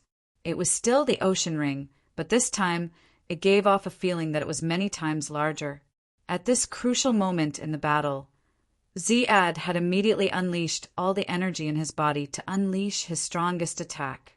Ibak and the others brought up the rear, sealing off Wang Chong's path of retreat while simultaneously unleashing powerful attacks.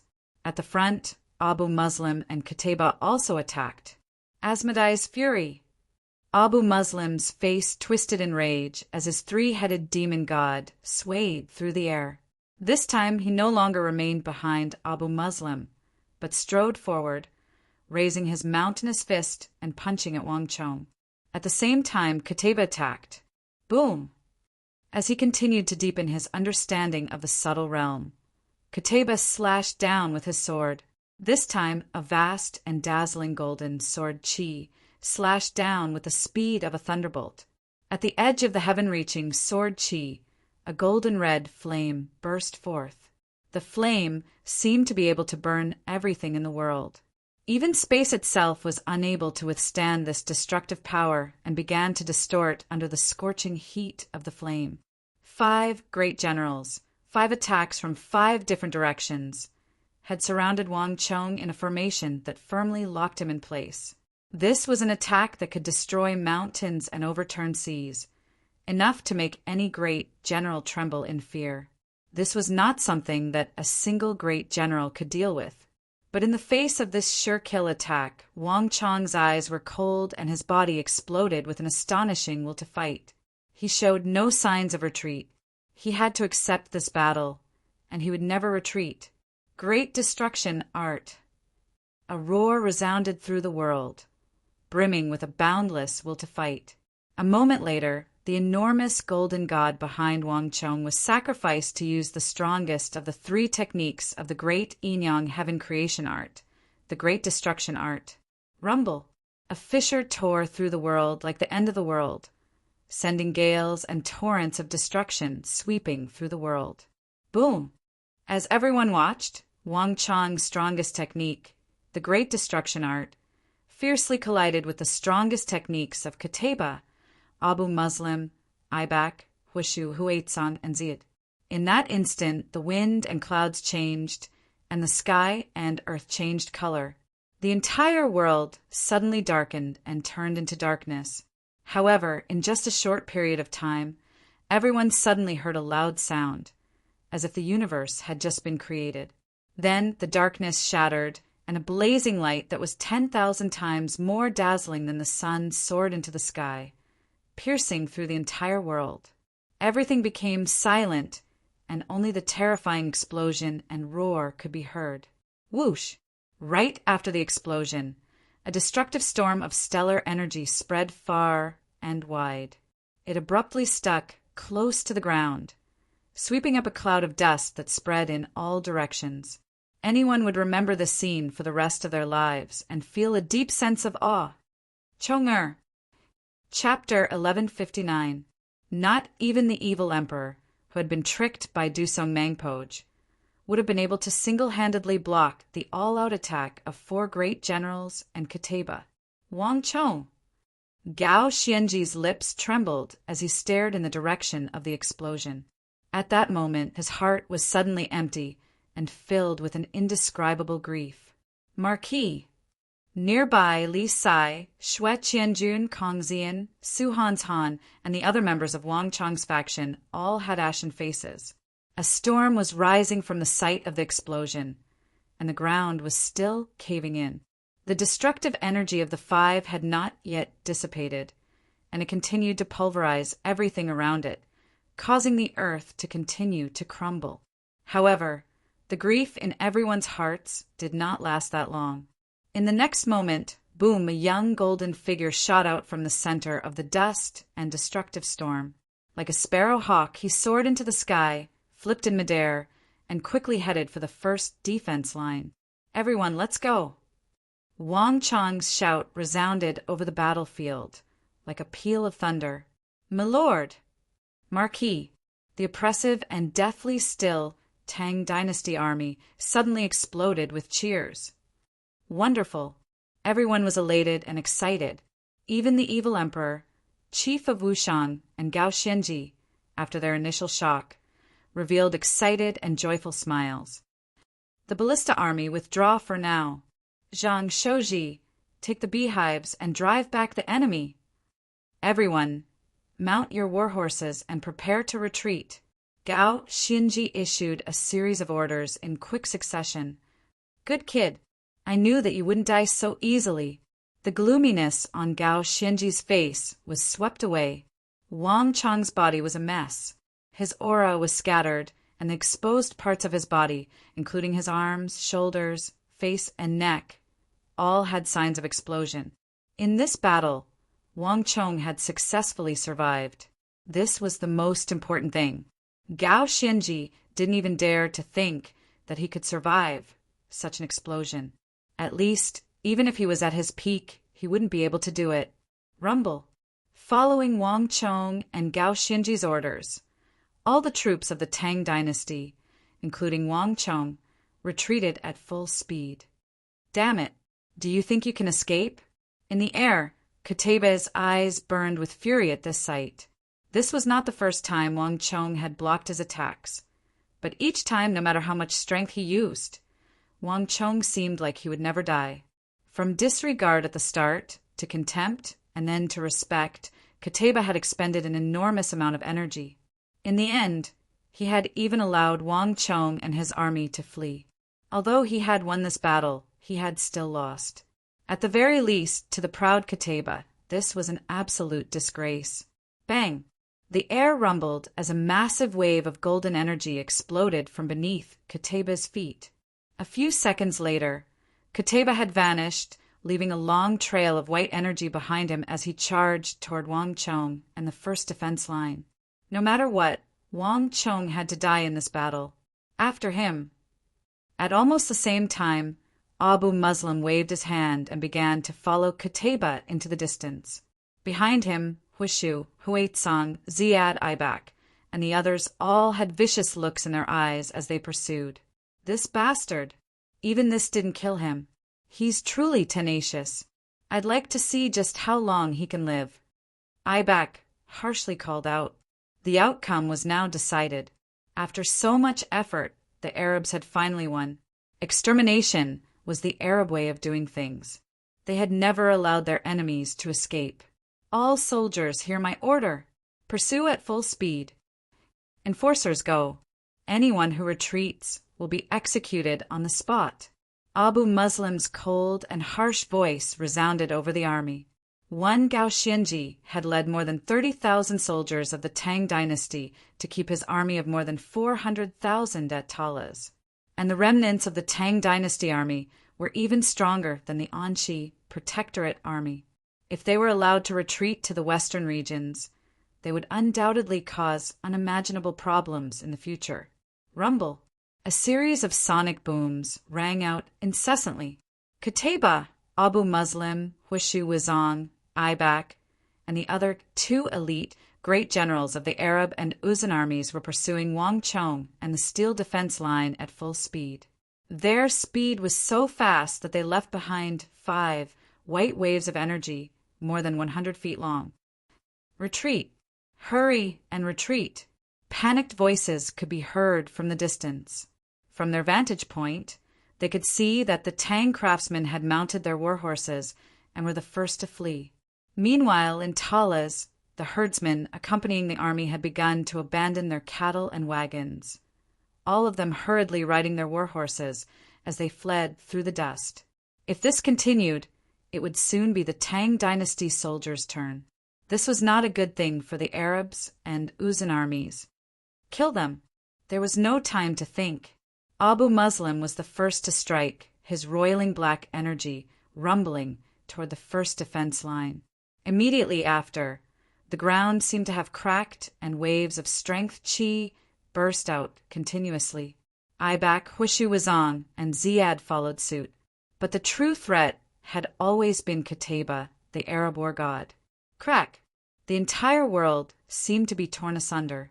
A moment later, a dreadful golden beam of sword chi, several thousand feet long, crossed the first defense line with a momentum that could cleave apart the heavens and earth, slashing toward Wang Chong and the fleeing Tang dynasty army. Rumble. A hint of panic appeared on Wang Chong's face. With no time to think, Wang Chong turned around and unleashed a tsunami of sword chi to block Qutayba's attack. At almost the same time, the evil emperor, Gao Xianji, and the black armored guard began to attack. You can't escape. Rumble. Bolts of energy exploded in the air before they could even land on the ground. But to Qutayba, this was enough. His goal in that attack had not been to kill Wang Chong, but to keep him here and cut off any hope of escape. More importantly, by the time Wang Chong had turned around to block that attack, Qutayba had succeeded in catching up to Wang Chong, less than 6 or 7 paces away. Behind him, Abu Muslim, Aibak, Hushu Wizong, and Ziyad were in hot pursuit. Although they were not as fast as Qutayba, they were only 6 or 7 feet away. The 4 of them fanned out, working with Qutayba to surround Wang Chong, the evil emperor, the black armored guard, the chief of Wushang, and Gao Xianji. With the strength of these 4 working with Qutayba, the next wave was certain to be earth-shattering. If Wang Chong was lucky, he might be able to survive like last time, but the others might not be so lucky. Whether it was the evil emperor, the chief of Wushang, or Gao Xianji, all of them were heavily injured and exhausted. Unlike Wang Chong, none of them had been able to survive. Qutayba, Abu Muslim, Aibak, and the others were in such a hurry to kill Wang Chong and the rest of the Tang dynasty army that none of them noticed that the panicked and retreating the evil emperor, the chief of Wushang, and Gao Xianji had stopped at some point. Not only that, they had even discreetly taken a step in the direction of Qutayba and Aibak's group, coordinating with Wang Chong. If one looked carefully, one would realize that the positions the 5 of them were standing in were not as simple as they seemed to be following some sort of rule. At the same time, their stellar energies were resonating with each other. Boom! In a flash of golden light, Qutayba gripped his sword with both hands, his energy surging. An enormous bolt of sword chi pierced through the heavens and slashed at Wang Chong's group with mountain-toppling momentum. This attack was completely different from the previous ones. Whether it was in terms of momentum, strength, or heat, it was far superior. Even more terrifying was that Qutayba's attack was also imbued with a dreadful, destructive energy. This energy far surpassed the great general level, and its pure energy seemed capable of incinerating all things in the world. Subtle realm energy. Wang Chong grimaced as a thought flitted through his mind. Wang Chong was no stranger to this high-level energy. This was the energy that his master had seen when he had first entered the world of energy. This was energy from a higher dimension. Wang Chong had also not expected that Kateba, who hadn't had this sort of energy in his previous attacks, would suddenly break through and reach a higher level of cultivation.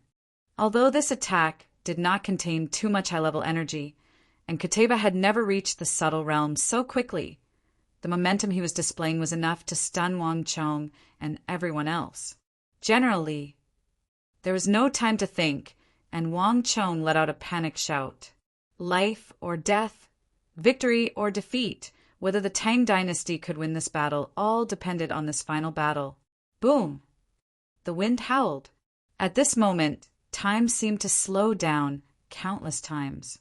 With an earth-shattering boom, a strong and powerful palm, the back of which was covered in hard armor, suddenly grabbed a huge war flag made of deep-sea dark steel and some unknown metal, and heavily stabbed it into the ground in front of the first defense line, deeply piercing into the rock. Chapter 1160. Rumble. The earth quaked, and in the distance, the majestic city of Talas fiercely shuddered as an enormous energy appeared in everyone's perception. That energy was so vast that felt like a boundless ocean in everyone's perception. It was enough to make any cultivator pale in comparison. Even a powerful existence like Kateba instantly became insignificant in the face of this energy. This is Abu Muslim, Ibak, Ziad, and Huishu, Wizong all grimaced as they sensed this tide of energy erupting from beneath Talas. Even Kateba's sword chi froze for a moment. This is the myriad Rakshasa earthen stronghold formation.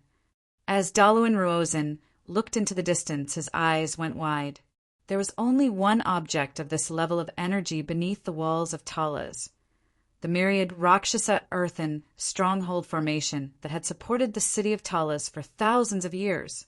But this energy had always been extremely stable, and it was impossible to sense its flow. This sort of berserk state should never have occurred under normal circumstances. These bastards, just what did they do?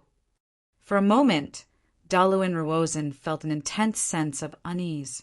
But as if responding to his thoughts, the earth began to rumble, and in a few short moments, the tremors had reached an astonishing level. Everyone could sense that the energy of the myriad Rakshasa earthen stronghold formation beneath Talas was traveling with astonishing speed through a special channel, surging through the earth to the feet of Wang Chong and the evil emperor, where it resonated with the 9 dragon blood war banner in the hands of the black armored guard. In a flash, the energies of Wang Chong, the evil emperor, the chief of Wushang, the black armored guard, and Gao Xinji began to swell, fusing together into an enormous formation. At the center of this formation was not the black armored guard with the 9 dragon blood war banner, but Wang Chong standing across from Kateba. Not good. Kill him. A heaven-shaking roar resounded through the sky as Abu Muslim immediately began to attack Wang Chong. At almost the same time, Ibak, Huishu Huaitsang, and Ziad also began to frantically attack Wang Chong, their faces filled with worry. No one knew what the Tang people had done, nor did they know what they had done to the myriad Rakshasa earthen stronghold formation. But there was no question that all of this had been premeditated. Wang Chong and the remnants of the Tang dynasty had never truly intended to retreat to the western regions. Everything they had done, whether it was their escape or their order for the army to abandon Talas and flee to the western regions, had been to confuse them, to lure them into this place. Abu Muslim, Kateba, have the two of you finally realized? Alas, it's too late. Wang Chong's voice resounded in everyone's ears, and then Wang Chong's energy began to swell. Through the 9 dragon blood war banner, Wang Chong had simultaneously absorbed the energy of the evil emperor, the chief of Wushang, Gao the Black Armored Guard, and the myriad Rakshasa earthen stronghold formation beneath Talas. This energy was extremely dense and almost tangible, surging through Wang Chang's pores and limbs like a tide and madly pouring into his body. This was an enormous energy that Wang Chong had never encountered before, and no energy in Wang Chang's life had ever been able to compare to it. Propelled by this energy, Wang Chang's cultivation reached an inconceivable level. The great yin-yang heaven creation art rumbled through his body, and the image of the sun and moon reached an astonishing level. Under the illumination of the sun and moon, Wang Chang's energy soared. In the blink of an eye, he had not only surpassed Abu Muslim, but even the Arab war god Qutayba had become insignificant before Wang Chong. Buzz! Qutayba's pupils constricted, and a look of extreme apprehension appeared on his face.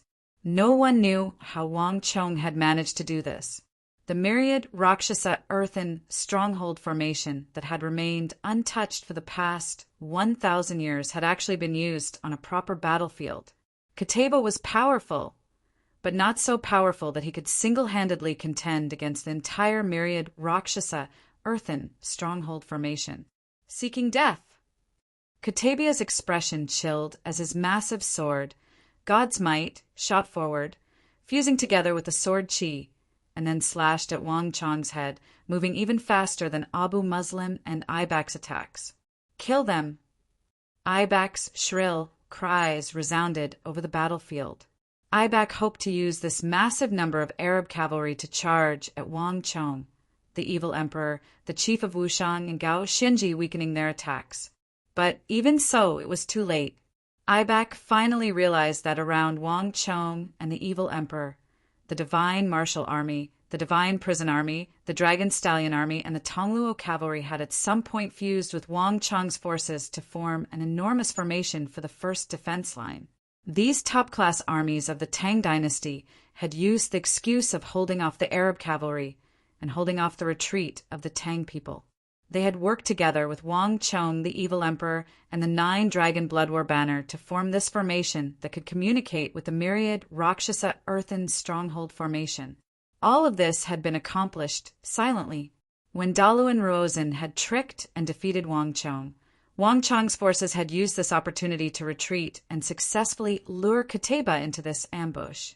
Qutayba, accept your fate. Today, this will be the place of your burial. Wang Chong's loud and impassioned voice resounded through the universe. Rumble. Without the slightest hesitation, Wang Chong communicated with the 9 Dragon Blood War banner and unleashed the energy that the myriad Rakshasa earthen stronghold formation had accumulated for thousands of years. Boom! Behind Wang Chong, the towering and imposing city of Talas that had stood for centuries suddenly began to shudder. It was like a pair of invisible hands were gripping the city of Talas and causing it to sway. The moment Wang Chong attacked, the massive city of Talas collapsed. At almost the same time, the earth quaked and mountains crumbled. There was a boom like the beginning of the universe, and a vast and unimaginable energy struck Qutayba like a meteor crashing into the earth.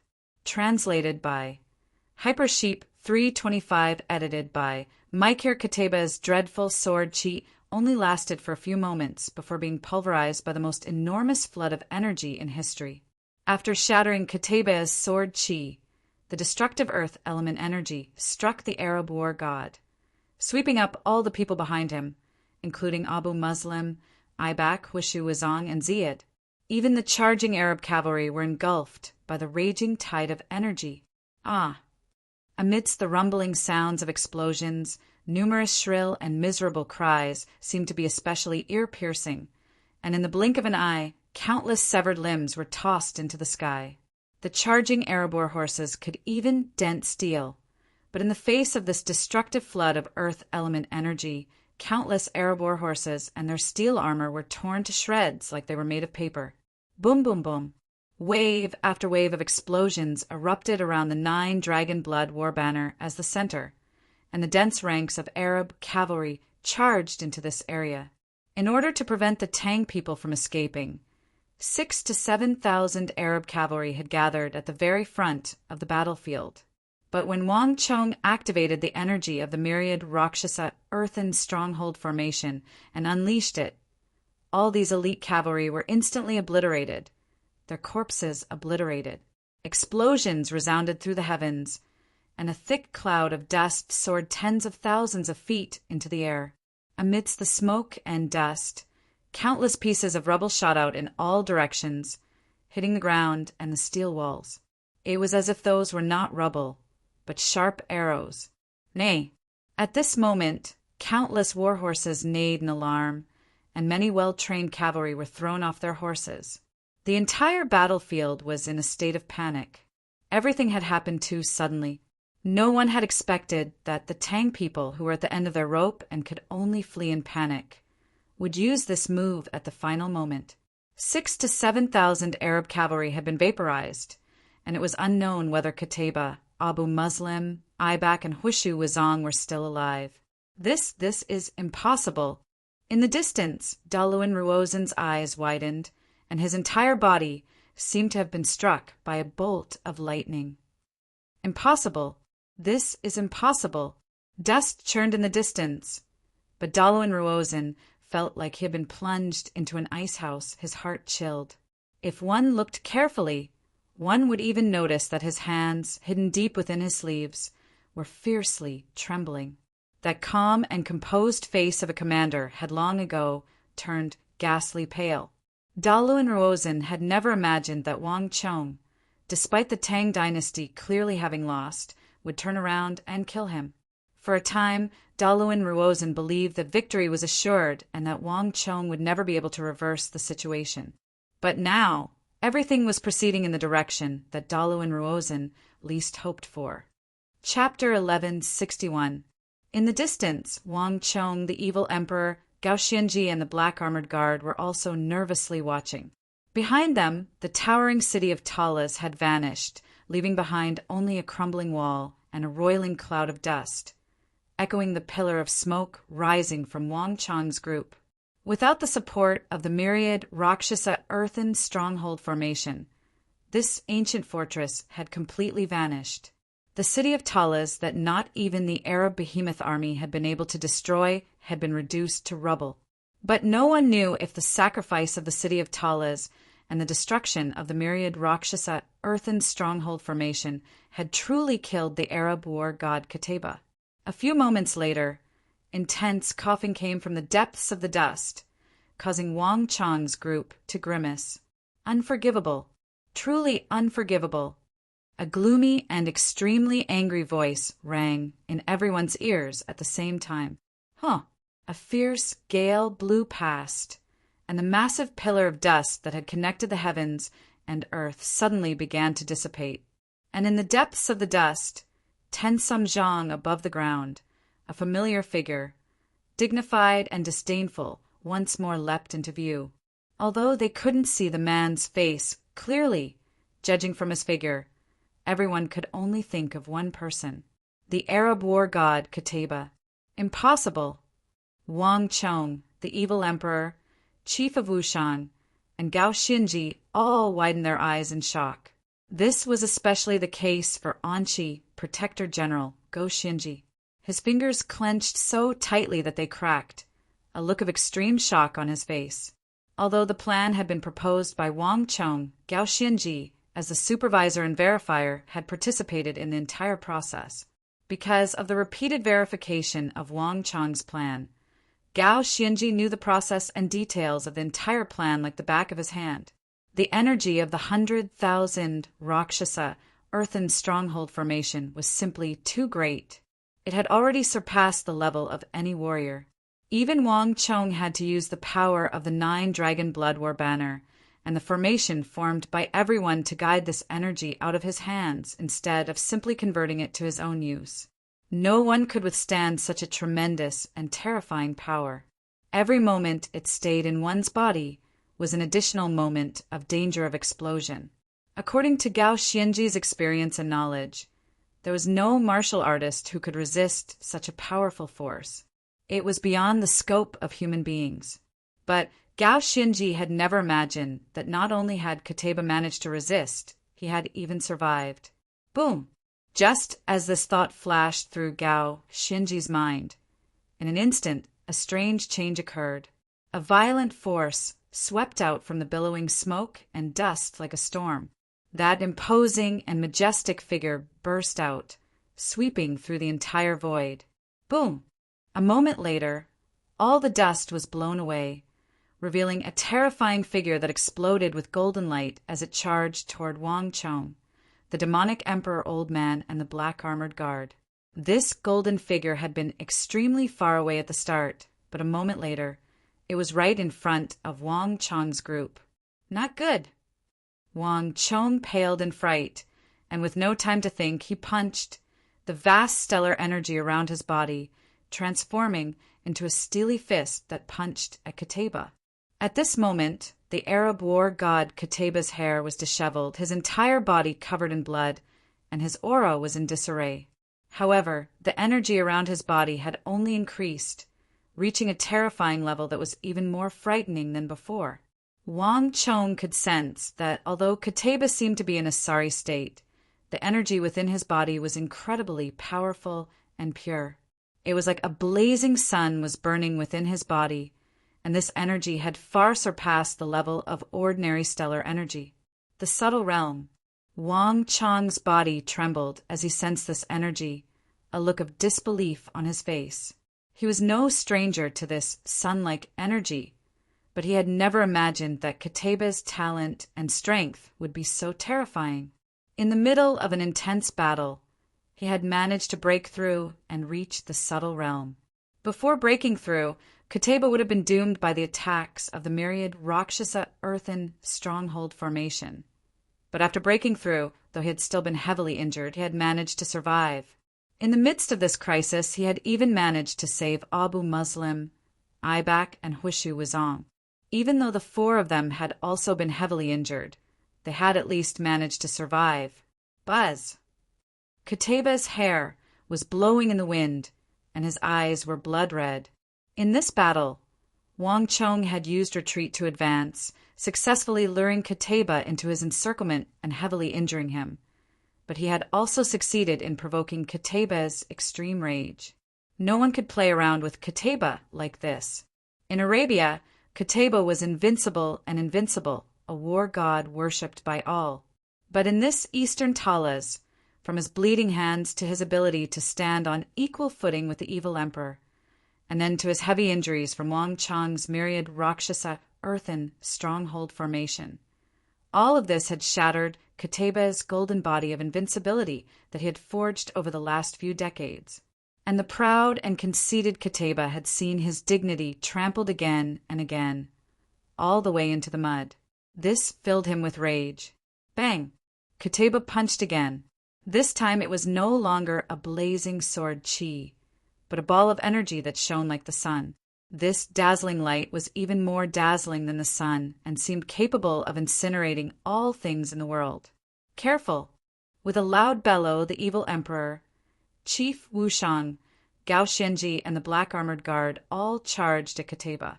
Destructive torrents of energy surged toward Kateba, and Wang Chong's body exploded with a heaven-shaking light as he joined the others in attacking Kateba. Warning! Super side mission. Kill the Arab war god Kateba. Black flames are the flowing lava of hell. This is the strongest man to walk out of the Azura battlefield. His talent is unparalleled, and he represents the soul of the Arab army. Starting from now, user will be rewarded 40,000 points of destiny energy for killing the Arab war god Kateba within 20 minutes. The less time user takes, the greater the reward. If user takes more than 20 minutes, user will die. At this moment, a stream of information poured into Wang Chong's mind.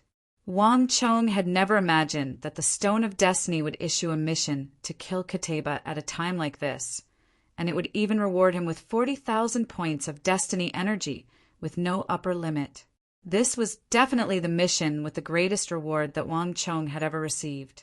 But Wang Chong had no time to worry about it at this moment. His hair was flying in the wind, His scalp was going numb, and his body felt like it was being electrocuted. An enormous sense of danger was surging over him like a tide.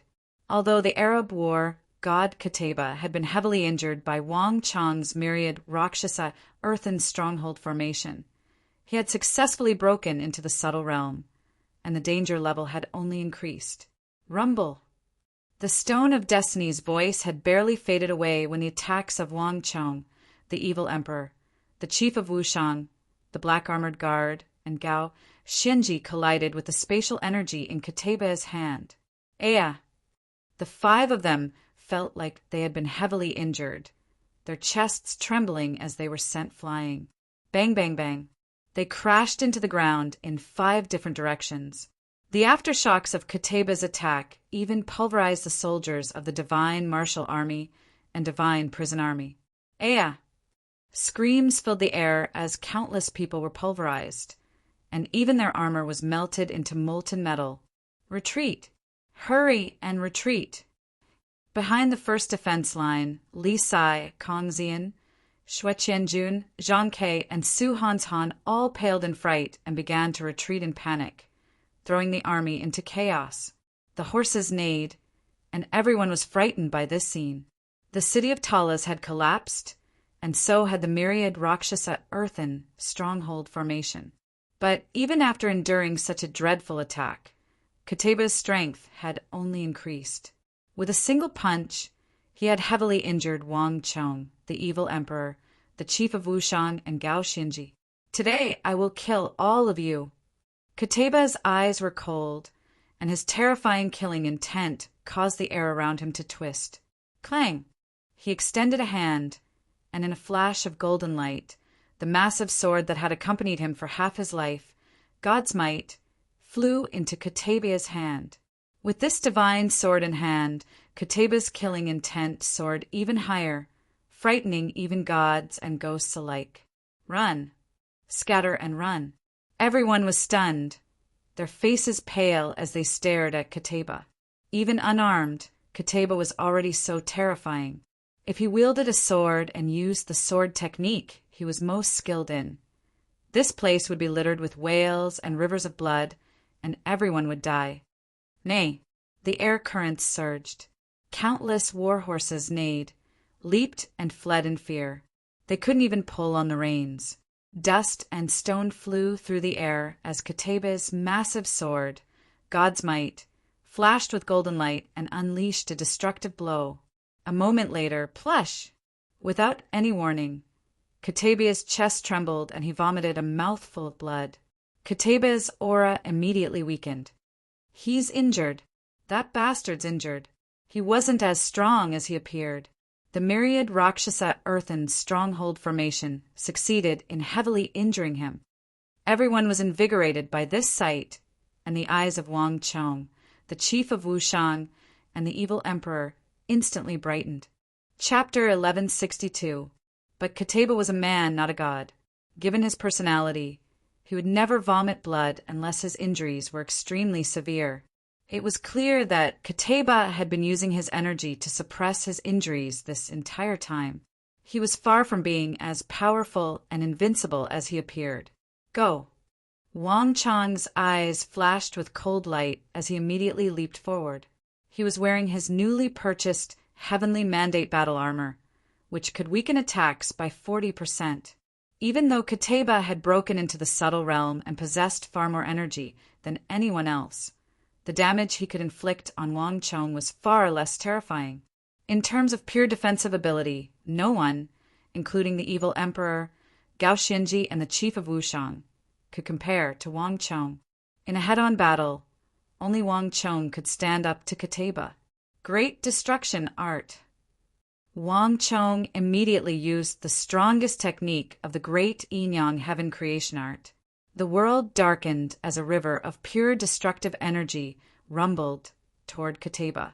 Chonger, watch out! At almost the same time, a hint of extreme worry flashed through the evil emperor's eyes. But there was no time to think. Bang! The evil emperor's body shot forward. A starving camel was still larger than a horse, and a centipede could die but not be paralyzed. Kateba had already been extremely terrifying before his breakthrough, and now that he had broken into the subtle realm, his body was filled with that scorching high-class spatial energy of extreme yang. It was extremely dangerous for Wang Chong to charge forward alone. "Venerable Senior, generally, let's go as well." Gao Xianji's shout rang out in everyone's ears. Bang, bang, bang.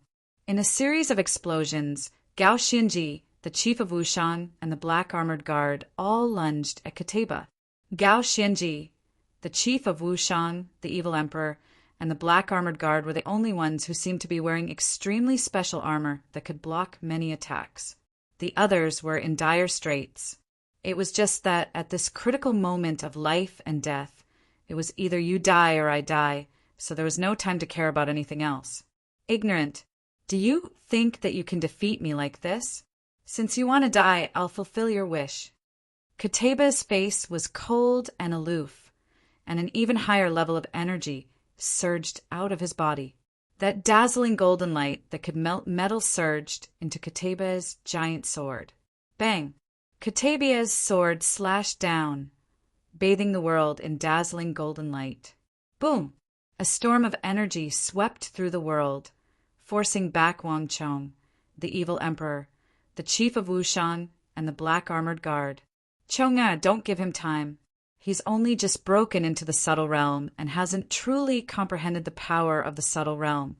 Everything he's doing is still at his original level. Once he truly comprehends the power of the subtle realm, all of us will be dead." The evil emperor's beard trembled, his expression urgent. Given the state of his body, the fact that he had been able to fight for so long was already far above normal. Bang! The evil emperor stomped down, kicking up a plume of dust as he charged toward Kateba. No one understood more than him just how terrifying the subtle realm was. Once Kateba completely grasped this power, even though he was heavily injured, the 5 of them were no match for him. "Master, watch out!" With no time to think, Wang Chong took the initiative to attack Kateba. Behind him, the chief of Wushang thrust his staff forward, and the black armored guard and Gao Xinji also raised their banners and swords, using all their strength to attack Kateba. Careful! Don't let Kateba face them alone. Boom! The earth quaked as Ibak slammed his palm against the ground and shot into the air toward Wang Chong and the evil emperor. As the winds howled through the air, Ibak's eyes widened as he subconsciously glanced at the tip of Kateba's finger, where dark red blood was seeping out. Kateba was intentionally concealing his actions so that Wang Chong and the others could not see, but Ibak was right behind Kateba, so he could see everything clearly. Although he occasionally had some minor conflicts with Kateba and was somewhat unwilling to accept that they were both governors, there was no question at this moment that Kateba had become the soul of the Arab army. Without him, even if the Arab army had twice the size of the Tang dynasties, they would still be doomed. Kateba's status was irreplaceable. Not Ibak Abu Muslim, Ziyad, or the Uzin great General Huishu, Wuzong could compare to him. Go! Behind Ibak, a black ball of energy as tough as steel exploded, and then Abu Muslim took a step forward and shot forward. As the strongest governor of iron and blood in the Arab East, Abu Muslim had a thunderous reputation to the west of the Tsong Mountains. But whether it was Abu Muslim, Kateba, or Ibak, in this war with the Great Tang, the pride and self-esteem of these supreme Arab experts had long ago been shattered into pieces and no longer existed. Abu Muslim could only hope that after paying such a heavy price, he could completely defeat the Tang dynasty. Asmodee's Fury. The enormous 3-headed demon god appeared behind Abu Muslim and let out a shrill roar, its body brimming with destructive energy. As Abu Muslim swung his steely fist at Wang Chong's group, Wang Chong's eyes widened. It was the same move as Asmodee's Wrath, but it was completely different from the previous one. Not only the momentum of the attack, but the strength and speed of the attack, even the huge, 3-headed demonic god behind Asmodeus had faded to the extreme. It was no longer as shocked as before. Wang Chong had used the energy of the myriad Rakshasa earthen stronghold to deal far more damage to Qutayba and Abu Muslim's group than it seemed. Although Qutayba had relied on himself to break into the subtle realm and protect Abu Muslim and Ibak's group, allowing them to survive the explosion, even Qutayba had been heavily injured. One could easily imagine the situation of Abu Muslim and Ibak's group. All of Abu Muslim's organs and meridians had been severely damaged. He was no longer as strong as before. Bang, bang! The earth boomed twice, and then golden Buddhist energy surged as Huishu, Wuzong, once more assumed the form of the Vairocana Buddha. At the same time, Ziad threw out the ocean ring, but both Huishu Huaitsong and Ziad's attacks were incomparably dim, completely incomparable to the grandeur of their previous attacks. Humph! An arrow at the end of its flight. Yet you still dare to come over. Wang Chong's ears were sharp and his eyes were sharp. Although he was fighting with Qutayba, he was also keeping an eye on Ibak, Abu Muslim, and Huishu Wuzong. In the past, Wang Chong would have found it extremely difficult to deal with these four great generals working together. But now, all four of them were heavily injured, and their injuries were even more severe than those of the chief of Wushang and the evil emperor. To come over at a time like this was simply seeking death. Great Yin-Yang Heaven Creation Art. Wang Chong thrust out a palm, his right hand transforming into a steely fist that fused with the golden god behind him. As he continued to fight with Qutayba, his left hand aimed at the distant Abu Muslim and Ibak's group. The terrifying, devouring ability of the great Yin-Yang Heaven Creation Art immediately exploded forward. Not good. Abu Muslim's group had only just begun to attack when they sensed that something was wrong. Abu Muslim's Asmodai's fury, Ibak's Pharaoh's power, Huishu Huaitsong's Buddhist energy from the Vairocana golden body, and even Ziad's ocean ring had all been drawn in. Even the stellar energy in their bodies went out of control. It surged out of their pores and transformed into a bloody mist that surged into Wang Chong's body. This bastard is using an evil art again. Ibak was both shocked and infuriated. He had been charging at Wang Chong when he suddenly stopped and shot back in the direction he had come. He had come quickly and left even faster. At almost the same time, Abu Muslim, Ibak, Huishu Wuzong, and Ziad began to retreat in panic. Ziad's situation was even more dire than everyone else's.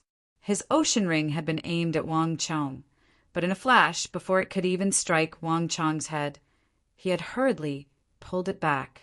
He had only been able to reach the great general level because of the ocean ring in his hand. More than half of his attacks had been focused on this ritual tool.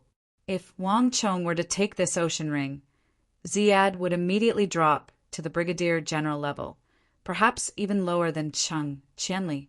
Reckless. As Wang Chong was forcing back the four great generals, Qutayba's cold and emotionless voice resounded in everyone's ears. Boom! While Wang Chong was using the great Yin-Yang Heaven Creation Art to devour the blood energy and energy of Abu Muslim's group, Qutayba thrust out a palm covered in dazzling golden armor. A palm covered in dazzling golden armor shot forward, like a bolt of lightning between Wang Chong and Abu Muslim's group, forcefully blocking Wang Chong's great Yin-Yang Heaven Creation Art. Rumble. There was a massive boom as a golden light, several dozen times brighter than the sun, exploded out of Qutayba's palm like a hurricane. Rumble. The earth rumbled and the air trembled. In the face of Qutayba's terrifying subtle energy, Wang Chong made no attempt to dodge, instead extending a palm to grab at Qutayba. The great Yin-Yang Heaven Creation Art that had been aimed at Abu Muslim's group immediately changed targets and shot toward Qutayba. Bang! A moment later, Wang Chong was left dumbfounded. Chapter 1163. Chonger, watch out! You still haven't reached the subtle realm, so you can't absorb the energy of the subtle realm. The evil emperor looked in Wang Chong's direction, his eyes filled with worry. The evil emperor's warning was very timely, but it was still too slow for Qutayba. Boom! A moment later, A destructive golden storm exploded toward Wang Chong, the evil emperor, and the charging chief of Wushang and the black armored guard. Bang, bang, bang. The enormous energy sent the evil emperor crashing into the steel walls 10 some zhang behind him. There was a massive boom and a cloud of dust. The evil emperor and the steel walls weighed more than 10,000 jin were smashed to the ground by Kateba's absolute strength. At the same time, the Wushang village chief grunted as he crashed into the ground, leaving a massive hole in the ground.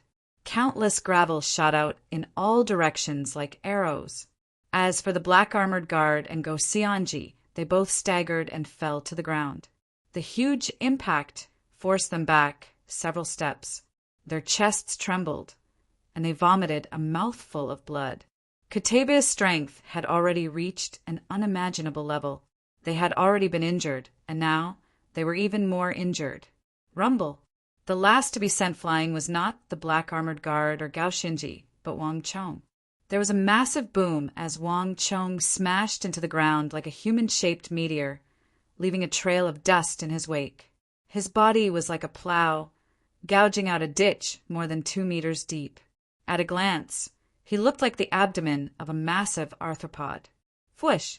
When the dust settled, Wang Chong, still half kneeling on the ground, suddenly raised his head and his body. His chest trembled. Although he tried his best to suppress it, he couldn't. He suddenly felt a sweetness in his throat, and a mouthful of blood suddenly sprayed out. The light in Wang Chong's eyes dimmed a lot. His face was as pale as a sheet of paper. Intense pain came from every part of his body, as if he was being bitten by thousands of ants. The heavenly mandate battle armor could reduce damage by 40%. Its defensive power was already frightening, but even so, the remaining 60% still dealt massive damage to Wang Chong. This was the first time Wang Chong had fought against the minute subtlety level of power. This kind of power had already surpassed the Saint Martial realm. Even though Wang Chong had absorbed a large amount of energy from the myriad Rakshasa earthen stronghold formation, he still couldn't fight against this kind of power. Too strong. It couldn't stop him at all. Although the energy in his body isn't too strong, its nature is very sharp, as if it wants to destroy everything. Wang Chong knelt on one knee and murmured, his heart palpitating. At this moment, he suddenly understood why the Stone of Destiny had issued such a high reward for this superside mission. Even though Kateba was heavily injured, he was still a terrifying supreme expert, and from a certain perspective, he was even more terrifying than before. Clatter! Countless thoughts flitted through his mind. At this moment, Wang Chong suddenly heard the faint sound of water dripping. It was so soft that it was almost inaudible on the chaotic battlefield. But to Wang Chong, who had just reached the great general level and had broken through all the bottlenecks to become a top-class great general, this sound was as clear as a bell. But to Wang Chong, what was most important was not the sound of the water itself, but the direction it was coming from. Kateba, in the end, you were still injured. I'd like to see just how long you can last. Wang Chong raised his head and looked in Kateba's direction. He could immediately see the blood dripping down the palm that Kateba had hidden behind his back. For an expert like Kateba, especially one who had broken into the subtle realm that not even his master, the evil emperor, had been able to reach, to evaporate the blood in his palm was far too easy. But now, despite the invincible power he had displayed, blood was still dripping down his finger. This could only mean one thing. Kateba's internal injuries were far more severe than they seemed. He couldn't even evaporate the blood to hide the marks. Not only that, even though Kateba had put on an extremely valiant display of strength that only those who submitted to him would prosper and those who opposed him would perish, he had uncharacteristically not pursued Wang Chong's group, even after sending them flying. Wang Chong instantly understood. This scoundrel is just bluffing. He's intentionally stalling for time to heal his injuries. In a flash, Wang Chong's mind flashed, and he suddenly understood. Everyone had seen just how powerful Kateba was. If he was allowed to buy time and slowly heal his injuries, all of them would be doomed. The less time used, the greater the reward. If user takes more than 20 minutes, user will die. The Stone of Destiny's warning resounded in Wang Chang's mind, and he suddenly understood why the Stone of Destiny had not said, "Mission failure. User will be obliterated, but user will die." There was no need for the Stone of Destiny to obliterate them. As long as Kateba suppressed his injuries, he could use his perfect subtle realm cultivation to kill all of them. The entire army of the Tang dynasty in the city of Talas would probably be completely wiped out and buried here. "Kateba, die for me!" Wang Chang's body shot forward like a cannonball, charging at Kateba with astonishing speed. In the sky, Kateba, who had always remained unfazed even in the face of Mount Tai collapsing, instantly paled. Wang Chong had not spoken in the language of the Tang dynasty, but in the language of Arabia that he was extremely familiar with. Wang Chong's guess was correct. Kateba had been bluffing this entire time, concealing his injuries so that he could buy time to heal. But the myriad Rakshasa earthen stronghold formation was simply too powerful. Even though Kateba had done his best to hide it, Wang Chong had still seen through it. "Seeking your own death. No matter how heavily injured I am, killing you is still as easy as turning over my hand." Kateba grimaced, a thick killing intent erupting from his body. The rage and killing intent on Kateba's face was so thick that it was suffocating. All that composure from before was gone. As one of the illustrious Arab war gods, Kateba had killed far too many so-called experts, but Wang Chong, a nameless infidel from the east, and the myriad Rakshasa earthen stronghold formation, had left Kateba with no dignity left, leaving him with a defeat that he had never suffered before in his life. To Kateba, being heavily injured by a group of Eastern infidels was no different from being defeated. Kateba had previously done his utmost to hide his injuries, but now that he had been exposed in Arabic, he no longer needed to conceal them. Clang! With a heaven-shaking sword cry, Kateba's god's might flew into his hand and slashed at Wang Chong. Boom! The world seemed to be torn in two as Kateba's trademark golden sword chi once more slashed at Wang Chong. Without suppressing his injuries, Kateba was even more terrifying, vicious, and fierce than before. Bzzz. This sword seemed to come from the distant horizon, but in the blink of an eye, it was only a few inches from Wang Chong's head. Boom! But as this sword slashed down, a massive fissure appeared in the earth 1,000 feet in front of Kateba. After cleaving through the rock, the sword chi cleaved a distant steel wall in two. The ferocious sword chi disappeared into the distance, leaving behind a huge sword mark on the ground. Bastard! Kateba's eyes couldn't help but twitch at the sight. Unlike before, Wang Chong had not taken this attack head-on. Instead, at the last moment, he had managed to dodge Kateba's astonishing attack by a hair. "Kateba, I'd like to see how long you can last. Su Hanshan, Zhang Ke, all of you get out of the way." As Wang Chong's voice resounded through the heavens, the stellar energy in his body began to churn. A new energy began to gather in his body, and in the blink of an eye, a new golden halo of speed shot out of Wang Chong's dantian and landed at his feet. At the same time, the three halos of Dusk Stallion also exploded forward, bolstering Wang Chong's feet. Ever since he had broken through the bottleneck and reached the Great General level, he had advanced all the way to the peak of Great General. To Wang Chong, many of the martial arts he had learned in the past were no longer as difficult to cultivate. He only needed a few moments to refine them. And with these two halos bolstering him, Wang Chong's speed immediately swelled. "Kateba, come. Let's see who will be the final victor." Wang Chong was ready to throw caution to the wind. Based on the Stone of Destiny's voice, Kateba would only need 20 minutes at most to suppress his injuries, or perhaps to nurse them back to health. At that time, all of them would be dead. No matter what, Wang Chong could only defend by attacking, not giving him any time to catch his breath. In this battle, Wang Chong could not dodge, so he could only take the initiative to attack. Between the two of them, only one of them would die. Boom! Wang Chong stomped down, instantly transforming into a puff of smoke that vanished from the spot. In front of Kateba, a woozy steel sword that could cleave through metal emerged from the void like a venomous snake and stabbed at Kateba's throat. Kateba's eyes chilled, and his massive sword, God's Might, moved even faster than Wang Chong. Completely ignoring Wang Chong's woozy steel sword, he cleaved Wang Chong in two with a single slash. But Kateba was not the slightest bit happy that his sword had succeeded. On the contrary, he paled. Chapter 1164. Illusion. Kateba instantly realized what was happening, and his face twisted into a nasty grimace. At his current level of cultivation, ordinary illusions were child's play that couldn't even enter his eyes, much less confuse him. But Wang Chong's illusion had reached a level where it could even fool his senses. This was clearly no ordinary illusion. Boom! There was no time to think.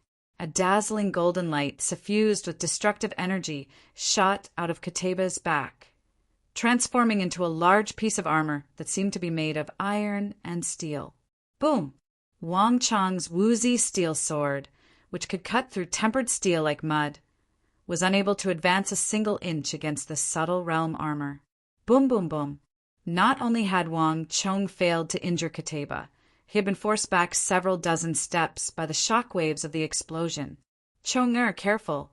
His grasp of the subtle realm energy is getting more and more refined. If you give him more time, you won't be able to contend against him. Think about the origin of energy that your master told you about. He has only just comprehended the energy of the subtle realm and still can't enter the world of energy. We need to find a way to cut off his source of energy. The demonic Emperor Old Man's voice came from the distance. His eyes were cold and his expression grave. Although his severe injuries made it impossible for him to participate in the battle between Wang Chong and Kateba, the evil emperor had been watching the battle from a distance, his eyes fixed on the pair and observing every detail. His extraordinary insight, knowledge, and rich combat experience allowed him to quickly understand the crux of dealing with Kateba. Buzz! A flash of inspiration flitted through Wang Chong's mind. The evil emperor's words instantly sent a ripple through Wang Chong's mind.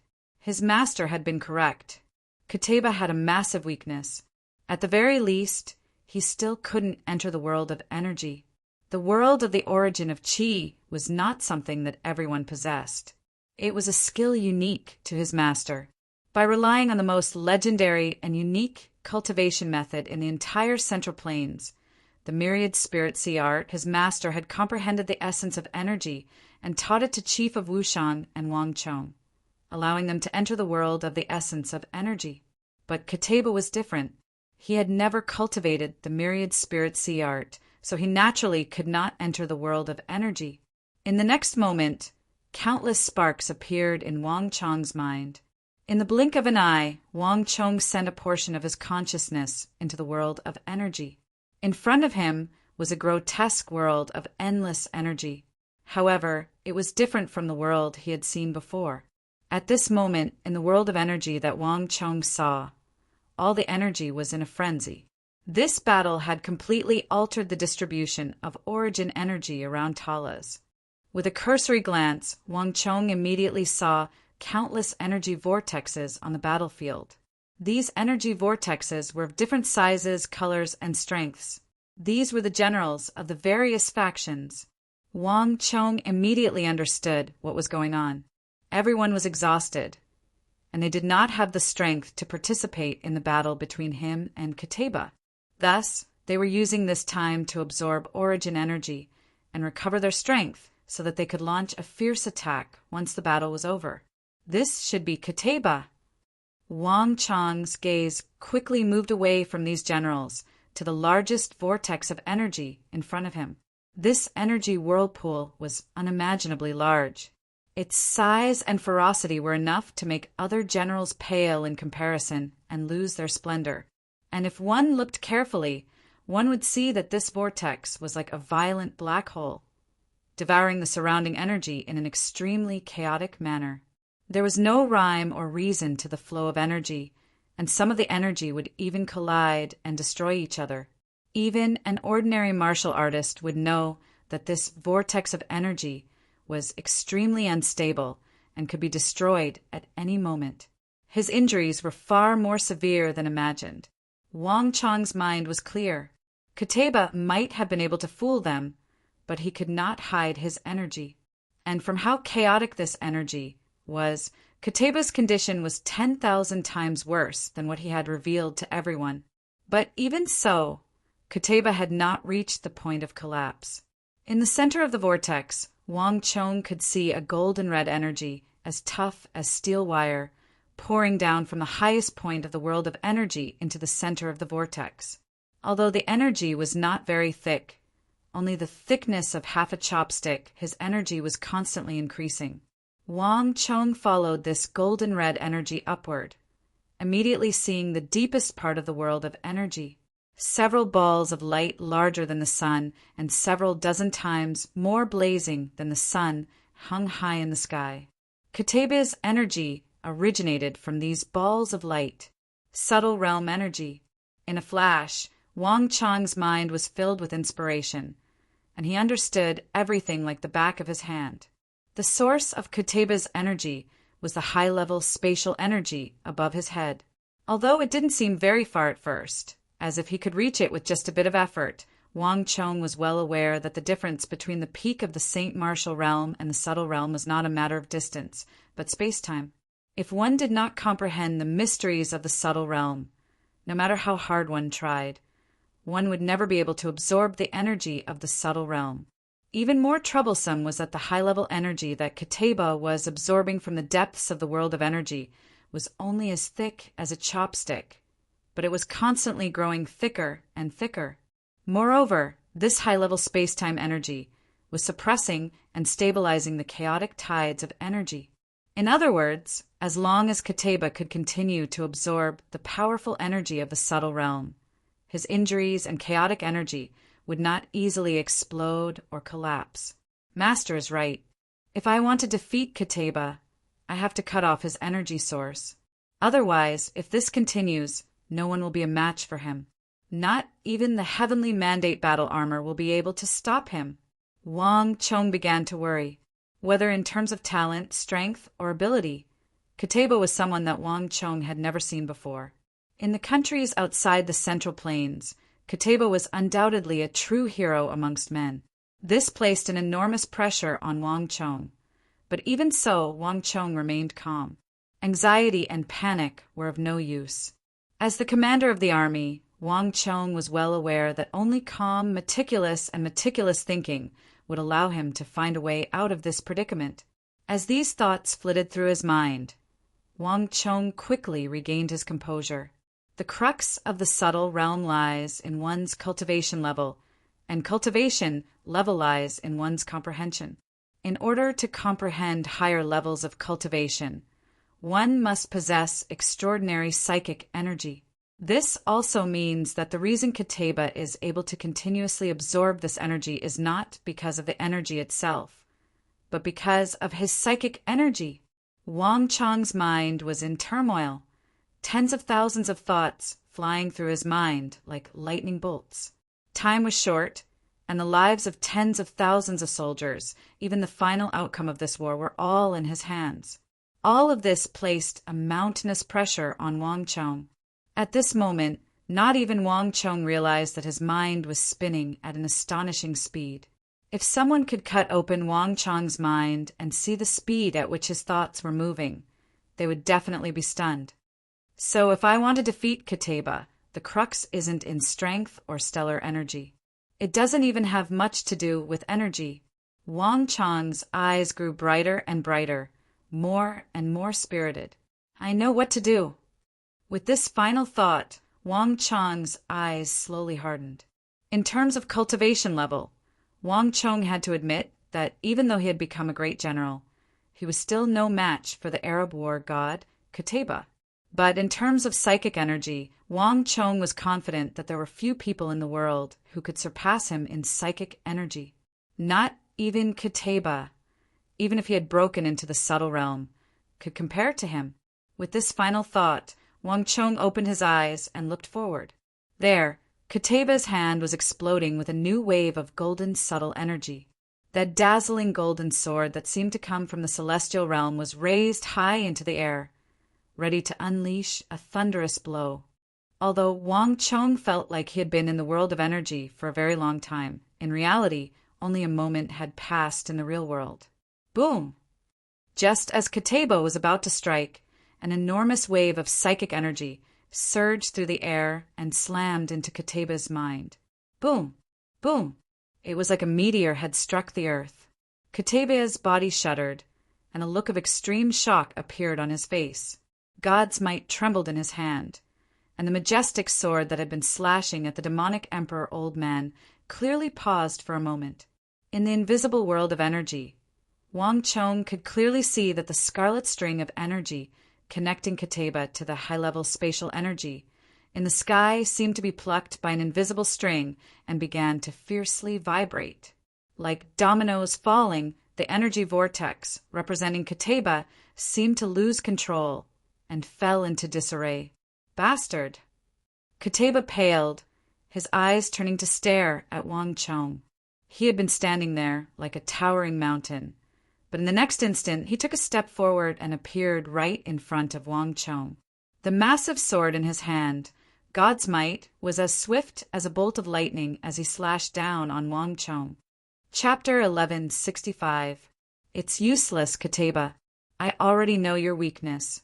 You won't have a chance to recover your strength and reverse the situation. The three Wang Chongs said the same thing as they retreated in 3 different directions, putting some distance between them and Kataba. Boom! As Wang Chong retreated, he felt a gust of wind, and at the same time, a ruthless voice rang out in his ears. Brat, I don't believe that I can't force out your true body. While Wang Chong and Kataba were fighting, Ibak had been retreating to the distance, but at this moment, Ibak had snuck up behind Wang Chong and lunged at one of the Wang Chongs. Roar! Roar!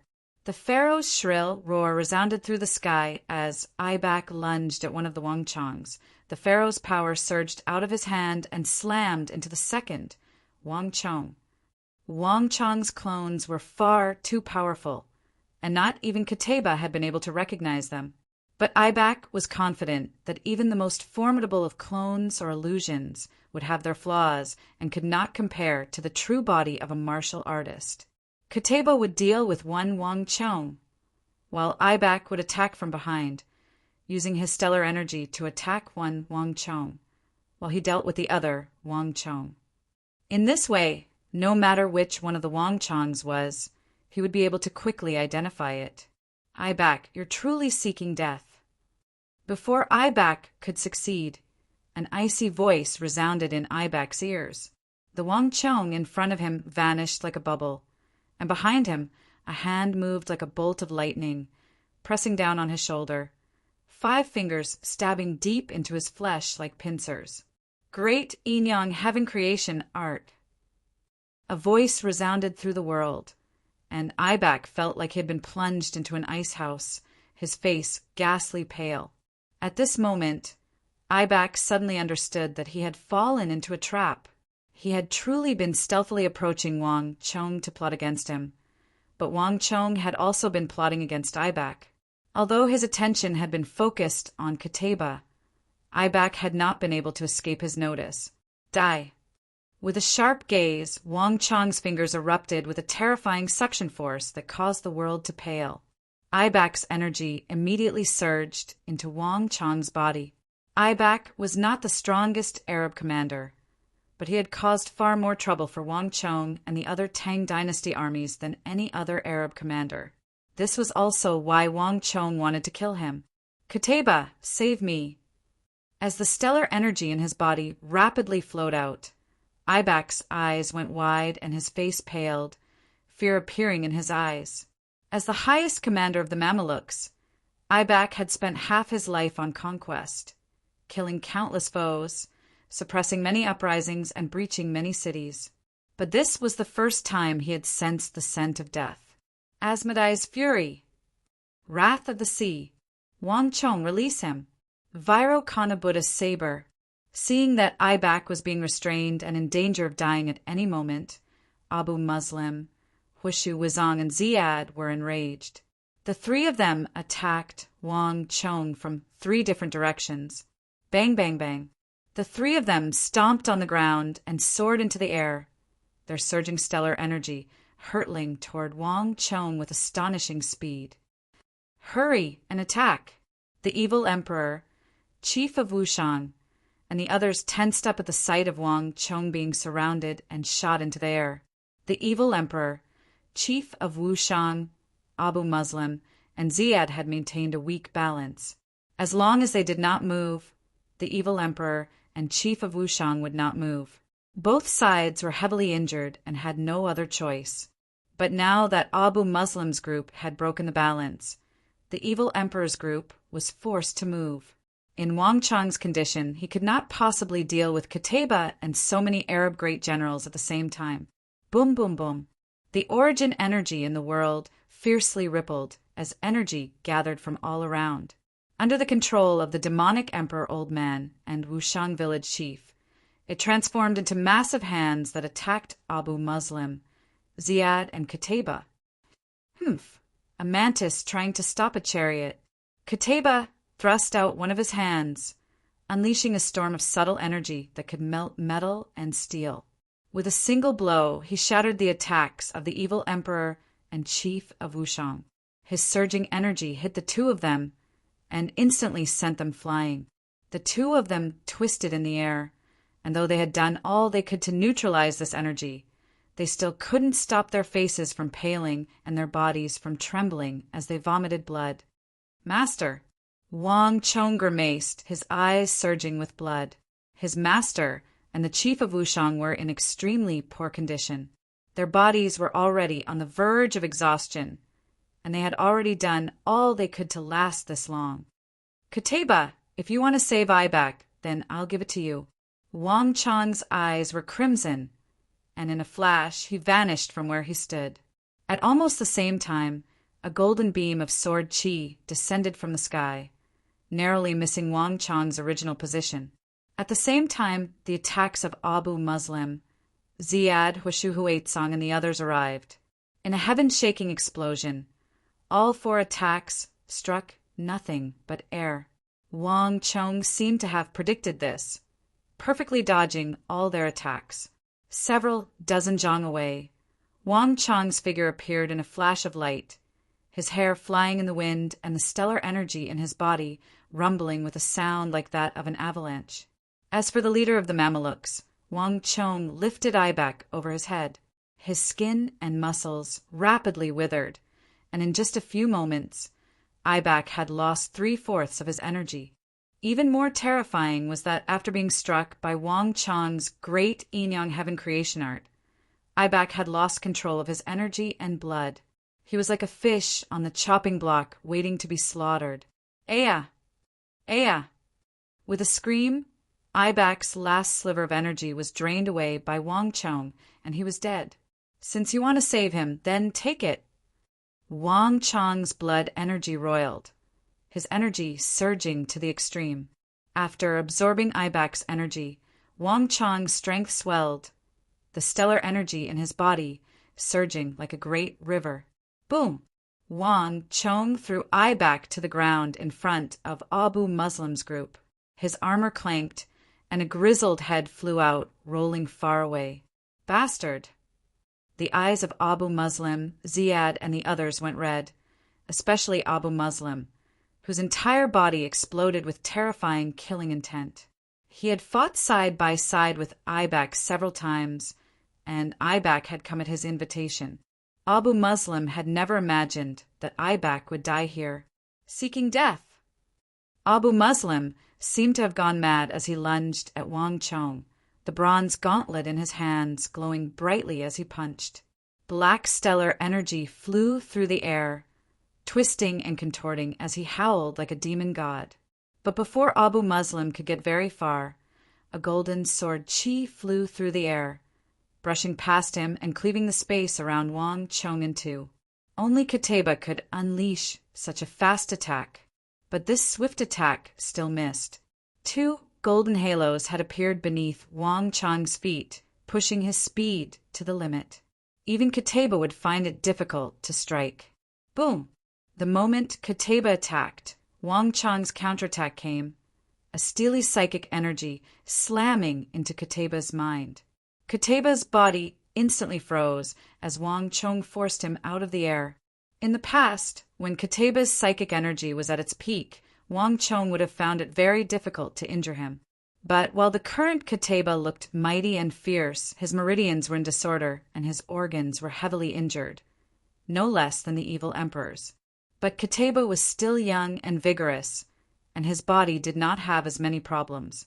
Moreover, he had broken into the subtle realm. I'd like to see how long you can last. Kateba's expression was savage. Boom! A golden wave of energy exploded out of his body like a blazing flame. Kateba's speed suddenly increased, and he shot through the air like a sharp sword at Wang Chang. Not even Abu Muslim and the others could keep up with his speed, but a moment later, boom!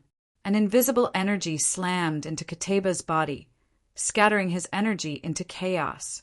Chonga, run!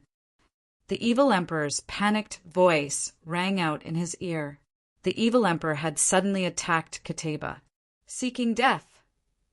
Enraged, Kateba immediately turned his head and fired off a bolt of sword chi at the distant demonic emperor Old Man. But in a flash of light, a figure rushed over and instantly rescued the demonic emperor Old Man. Master, hold your breath and focus. I'll lend you a hand. Wang Chang's voice rang out in the demonic emperor Old Man's ear, and before the demonic emperor Old Man could react, Ibak's vigorous blood energy surged out of Wang Chang's body and into the demonic emperor Old Man's meridians. Wang Chang had used this method to force the cultivation of an imperial great general into his master's body. Chapter 1166. As one of the titans of his generation and supreme experts of his sect, the evil emperor might not have been able to cultivate the great Yinyang heaven creation art because his dantian had been destroyed, but he knew all the special characteristics of this art like the back of his hand. The stellar energy that Wang Chang had sent to him quickly filled his body, suppressing his injuries and storing them in his dantian. In just a few moments, the evil emperor's complexion had regained some color. Although it was far from easy to completely recover from his injuries, the evil emperor could at least put up a fight. Chonga, the situation isn't good. Kateba is recovering faster than we imagined. If this continues, it won't be long before you lose the strength to fight against him. The demonic emperor Old Man's robes flapped in the wind as he looked at Kateba, deep concern in his eyes. Kateba's situation was definitely not good. His golden armor was stained with blood, trickling down the chinks of the armor, but his energy was still steadily growing. The attacks of Wang Chang and the evil emperor had only weakened the subtle realm energy he could draw from the depths of space-time, but they had not been able to completely sever it. Even worse, while the two of them could stop Kateba from absorbing even higher levels of energy, they could not stop him from comprehending the subtle realm. As time passed, Kateba would quickly be able to grasp the energy of the subtle realm, and he might even be able to comprehend some new subtle realm techniques. This was what the evil emperor was worried about. Abu Muslim, Ziad, Hushu Wizong, all of you, come over here. In the air, Kateba stared at the rapidly growing energy of the evil emperor, a look of extreme apprehension in his eyes. A weakened evil emperor was of little importance to Kateba, but as the evil emperor recovered his strength, Kateba once more felt like a dagger was pressed against his back. This time, Kateba surprisingly did not attack. Kateba, what do you want us to do? Several figures, bursting with energy, appeared behind Kateba. Abu Muslim, Lin Ziad, and even Hushu, Huaitsong, had flown over. Give me all your energy. Kateba's expression was cold and aloof as he looked forward, his back to the trio. All three of them were stunned. They had never imagined that Kateba would make such a request. On the fierce battlefield, the Tang people on the opposite side could attack at any time. If their strength dropped too much, they might immediately lose the ability to protect themselves. There's no time. These Tang people are thinking of ways to interfere with my absorption of energy. If this continues, it will be very difficult for me to completely master that new power. Give me your power, I'll kill them all. Kataba's eyes were seething with killing intent. He was tired of this cat-and-mouse game. Whether it was the young commander from the east or the old man in black, he would kill them all in one fell swoop. Abu Muslim said nothing, countless thoughts flitting through his eyes, but he quickly made his decision. Understood. Abu Muslim sternly said, Ziyad, give our energy to him. In the current situation, they had no other choice. The Tang dynasty had used the myriad Rakshasa earthen stronghold formation to attack them, completely upsetting the balance. Whether it was Abu Muslim, Ziyad, or Huishu Wuzong, they had all lost the ability to threaten the Tang dynasty. The only one who could truly intimidate them was Qutayba. If he hadn't been standing at the front, blocking the edge of the Tang dynasty, the Arabs and Uzan would have been defeated long ago. Transferring the power to him was the only way at the moment. Bang! Abu Muslim slapped one of his palms against Qutayba's shoulder, sending a torrent of black energy into Qutayba's body. At almost the same time, another arm reached out and slapped Abu Muslim. Ziyad had also made his choice, sending all his energy to Qutayba. Behind them, although Huishu Wuzong didn't understand Arabic, he could tell from their actions that Huishu Wuzong understood everything. Bang! After a moment of hesitation, Huishu Wuzong stepped forward and extended his own arm. At this moment, the three great generals had all chosen to pass their energy to Qutayba. Through this method, the three of them had placed all their hopes of defeating the Tang dynasty in Qutayba's hands. If not even Qutayba could defeat the Tang dynasty, the three of them truly couldn't think of anyone in the world who could. Buzz. As the three poured their energy into him, Qutayba's hair began to stir, and his weak aura began to swell with astonishing speed. In the distance, Wang Chong, the black-armored guard, and Gao Xinji all paled at this sight. Qutayba's move had taken them all by surprise. If he absorbed the energy of the three, the Tang dynasty would be in an extremely disadvantageous position. Chong-er, listen. At this moment, the evil emperor's voice resounded in Wang Chong's mind. Pay no attention to Qutayba. As long as it's not the energy of the subtle realm, no matter how much energy he absorbs, it's just drinking poison to quench his thirst. Listen carefully. What I'm about to tell you is extremely important. Besides the great destruction art, the great Yin-Yang heaven creation art has an even more formidable technique called the heaven-earth annihilation. I spent half my life studying the great Yin-Yang heaven creation art before I was able to comprehend this supreme art. Back then, I always attempted to push the great Yin-Yang heaven creation art to an even higher level, to surpass the creator of the great Yin-Yang heaven creation art, but I only succeeded after half my life.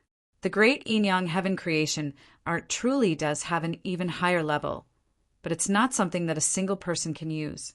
It required two people who had reached an extremely high level of the great Yin-Yang heaven creation art to use it at the same time. Only then would it be able to move all things in the world, the essence of the great thousand worlds, and destroy all. This was the highest level of the great Yin-Yang heaven creation art. Even a nuance realm expert would be able to destroy it. However, in the first half of my life, all my disciples have been traitorous, so I never had a chance to use the heaven-earth annihilation art, nor did I ever see the light of day. Your cultivation has already reached the peak of the great Yin-Yang heaven creation art. You can use the great destruction art, and you also have the foundation to use the heaven-earth annihilation art. Next, I will use the stellar energy you just transferred to me and the myriad spirit sea art to simulate the great Yin-Yang heaven creation art. Together with you, we will use the heaven-earth annihilation art. The power of this secret art is immense, but I have never used it before. Even I can't estimate what kind of risks there will be in the process. But right now, we no longer have any better ideas. If we wait until he has completely comprehended the power of the subtle realm, it will be useless even if you use a psychic attack on him. We only have one chance, and the heaven-earth annihilation art is our last chance. The evil emperor's robes fluttered, his hair rustling.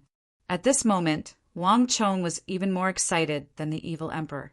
The simple words heaven-earth annihilation art were like a boulder that had been thrown into Wang Chong's mind, stirring massive waves.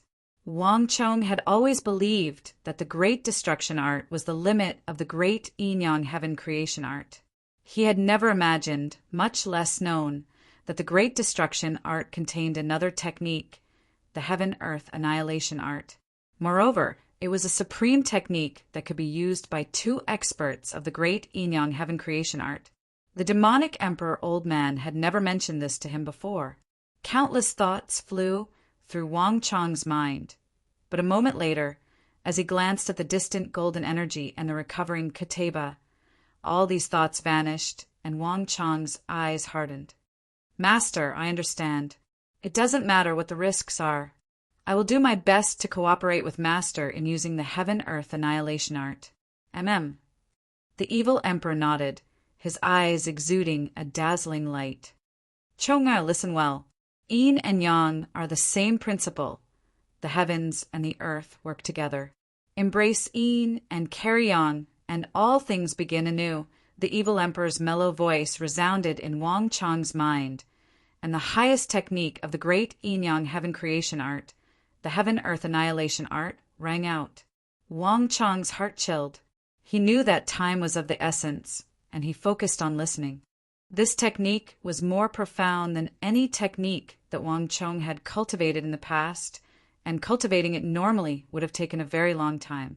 But both Wang Chong and the evil emperor had completely comprehended the great Yin-Yang Heaven Creation art and understood its secrets. Now that they had reached the peak of this art, cultivating the Heaven-Earth Annihilation art would require far less time and energy.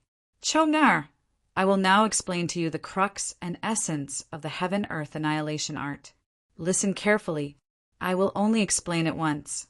Once Kateba finishes absorbing the energy, no matter what you have prepared, we will have to use it, or else we will all die. The evil emperor imprinted the principles and method of using the Heaven-Earth Annihilation art into Wang Chong's mind, explaining the most crucial points in detail. Boom! The evil emperor had barely finished explaining when a massive boom came from the distance. Katebia's body trembled, a majestic wave of stellar energy erupting from his body, completely different from before. All of you, back off. Kateba's expression was cold and aloof, his eyes frigid. Let's go. Abu Muslim, Ziad, and Huishu Wizong released their arms at almost the same time. Their bodies swayed as they descended from the sky, leaped onto their horses, and galloped away. Assisting Kateba had consumed almost all the energy in their bodies, and all of them were pale. Even getting onto their horses was rather difficult. We've done what we should. Now it's up to Kateba. Everyone, get farther away so that you don't get caught up in the shock waves. Chapter 11:67. Abu Muslim didn't know what had happened to Kateba, but he could sense that the energy in Kateba's body had undergone a massive transformation. Abu Muslim felt like a blazing flame was burning in his body, and this blazing sun was only getting stronger and stronger. This was not the energy they were sending to Kateba, but an even higher, more terrifying and more destructive energy. Everything depends on you. No matter what, we have to win this battle.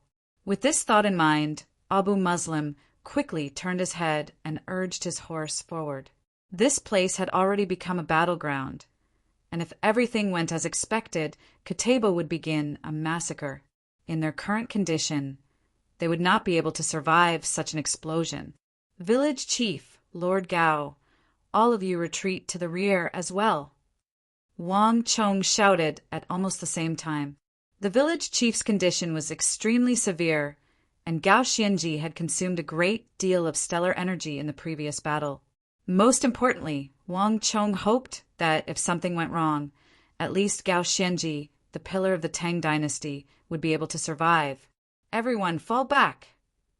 Wang Chong immediately ordered as he gazed at Qutayba, who was slowly drawing back his energy. This was the final battle, and a victor between the Tang dynasty and the Arabs had to emerge victorious.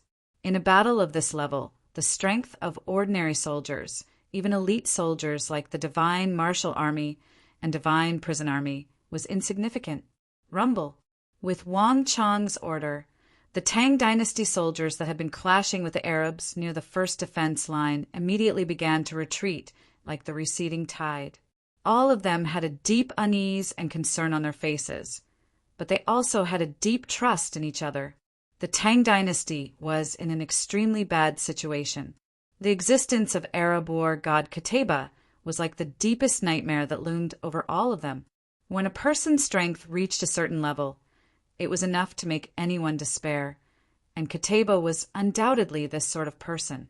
No one knew the final outcome of this battle, but towards Wang Chong and the evil emperor, everyone had a deep sense of trust. If the Tang dynasty could still win, the only people who could defeat Qutayba were them. Bang! A golden battle boot, incomparably gorgeous, exuding boundless power and majesty, suddenly stepped out. Qutayba strode through the air toward Wang Chong and the evil emperor, his steps confident, each step seemingly imbued with the power of 1,000 June. What was an abyss to many martial artists was like flat ground beneath Qutayba's feet. As Qutayba walked over, an enormous gale of energy erupted from his body. As Wang Chong looked through the world of energy, he could immediately see that the rampaging energy in Qutayba's body had suddenly stabilized. The golden string of energy that connected Qutayba to the depths of space-time also grew from the thickness of a chopstick to the thickness of a chopstick. With the support of this energy, Qutayba was recovering with astonishing speed. I don't care who you are or how you struggle. Today all of you are dead. Qutayba's icy voice thundered through the air. Crack! Kacha! Qutayba clenched his fists, his knuckles cracking. At almost the same time, a vast killing intent surged through the air, stirring up the air and engulfing Wang Chong and the demonic emperor Old Man. In a flash, the temperature plummeted, and the atmosphere on the battlefield of Talas became tense. The muscles of Wang Chong and the evil emperor tensed up like taut bows, ready to counterattack at any moment. Chonger! Remember what your master just told you. You only have one chance. You can't afford to make the slightest mistake. The demonic emperor Old Man lowered his voice, his expression grave. Understood. Wang Chong nodded. No one noticed that he had made a tiny gesture with his finger. Qutayba, come. Wang Chong quickly raised his head and stared at the approaching Qutayba, his unyielding face showing no intention of backing down. Let us see whether the Tang dynasty or Arabia is the true ruler of this continent. Bang! Wang Chong and his master, the evil emperor, suddenly shot forward, their minds connected. One on the left, the other on the right, they charged at Qutayba. Bang! Bang! Two enormous waves of energy exploded, one in front of the other, clashing with Qutayba's killing intent as an equal. The three different auras tangled together, and even the void began to distort under the effect of this power. As the three energies clashed, the battlefield suddenly fell so quiet that one could hear a pin drop. Countless eyes turned to Wang Chong, the evil emperor, and Qutayba. Even the slowest person understood that the crucial moment of this battle had arrived. Victory and defeat would be decided in an instant, and it would be decided between Qutayba, Wang Chong, and the evil emperor. The battles between ordinary soldiers had already become insignificant. Once the battle between Wang Chong and the demonic emperor Old Man and Qutayba was decided, the outcome of this war would be decided. This long and drawn-out war would finally decide the victor and the loser. Whoosh! The winds howled over the battlefield, and the air was somber and somber. For what seemed like both a second and like countless centuries, Qutayba, Wang Chong, and the evil emperor faced off against each other. But a moment later, boom! There was a heaven-shaking boom as an unimaginably powerful energy exploded from Kataba's body. Crack! With Kataba at the center, the space in a radius of several thousand feet shattered like glass, thousands of cracks appearing in it. Several hundred Zhang from Kataba, an Arab horseman, happened to be caught off guard by one of the spatial cracks. Bang! The horseman, along with his horse and armor, was pulverized before he could even make a single sound. Retreat! Hurry and retreat! The Arab and Uzin generals grimaced at this sight, and they immediately urged their armies to retreat. They had originally believed that Kataba's targets were Wang Chong and the evil emperor, and that as long as they were several hundred feet away, they would be able to avoid the shock waves of the battle. But before the battle had even begun, Kataba's first move had already begun to send shock waves through his own army. Bzzz. Wang. In an instant, the army of tens of thousands was thrown into chaos, and all of them retreated. At almost the same time, countless tiny cracks began to appear on the steel walls across from Kataba. Bang! Just like the Arab horsemen who had vanished, these steel walls that weighed more than 10,000 jin exploded into powder. All soldiers, retreat! At the same time, the steel walls were pulverized by those spatial cracks that had spread out like tree roots. Gao Xianji, Cheng Qianli, Shi Yuanqing, and the others all turned grave as they ordered their armies to retreat. As they were retreating, everyone heard Kataba's cold and aloof voice. Meet your destiny. There was a massive boom that drowned out all other sounds in the world. In a flash, the space within 100 feet of Kataba was pulverized and plunged into darkness. Even Wang Chong and the evil emperor were engulfed by this darkness. And in the center of this darkness, a golden light thousands of times more dazzling than the sun soared into the sky. The godlike figure of Kataba suddenly vanished, replaced by a blazing sun several dozen feet in radius in the depths of the darkness. Look over there. An Arab horseman raised his head to the highest point of Kataba's sword chi, a look of extreme shock in his eyes. His words attracted everyone's attention, and countless gazes looked towards the highest point in the sky. In the next moment, cries of surprise rang out on the battlefield, and everyone's faces involuntarily became extremely shocked. Above Kataba's blazing sun, at the highest point of the sky, ripples of space and time appeared. Kataba's sword had not only cleaved through the sky, but also seemed to pierce through countless space-time to connect to some unknown and mysterious world. In the depths of that world, suns of the same nature as Kataba's aura hung in the sky, exactly the same as the space-time that Wang Chong had seen in the world of energy. Kataba's sword had broken through space-time and connected to the space-time of the subtle realm. As the dreadful energy of that world leaked out, everyone paled and felt a dreadful pressure. It was like the end of the world had arrived. Rumble! In a flash, that sword that could connect the heavens and earth slashed down with astonishing speed. This sword had already surpassed the realm of thought. Even the fastest martial artist would find it impossible to dodge, much less block. And when this sword slashed down, even the world seemed to burn. No, it didn't seem like it was burning, but actually burning. As Kataba's sword slashed down, countless golden flames appeared in the world. All the air began to burn, and this was only the beginning. Crack! The moment Kataba attacked, the earth quaked, and a massive black fissure appeared beneath Kataba, piercing through the Arab army to the west and the Tang Dynasty army to the east. Chapter 1168. In a flash, everyone paled. Kataba's attack was far more powerful than they had imagined, making them instinctively feel fear from the depths of their hearts. Wang Chong, watch out! In the distance, Gao Xianji's face was covered in panic. He had never imagined that Kataba, in his heavily injured state, would still be able to display such terrifying strength. Not even at his peak condition would have been able to take this attack. Chief of Wushang, Cheng Qianli, Shi Yuanqing, and the king of Gonka all paled at the sight, their hearts sinking. Victory! No one can take this attack. In the end, we've still won. At almost the same time, in the distance, Abu Muslim's eyes flashed, and he clenched his fists with an excited expression. Far too many surprises had occurred in this battle, and the situation had fluctuated so much that Abu Muslim had believed that the Arabs were about to lose.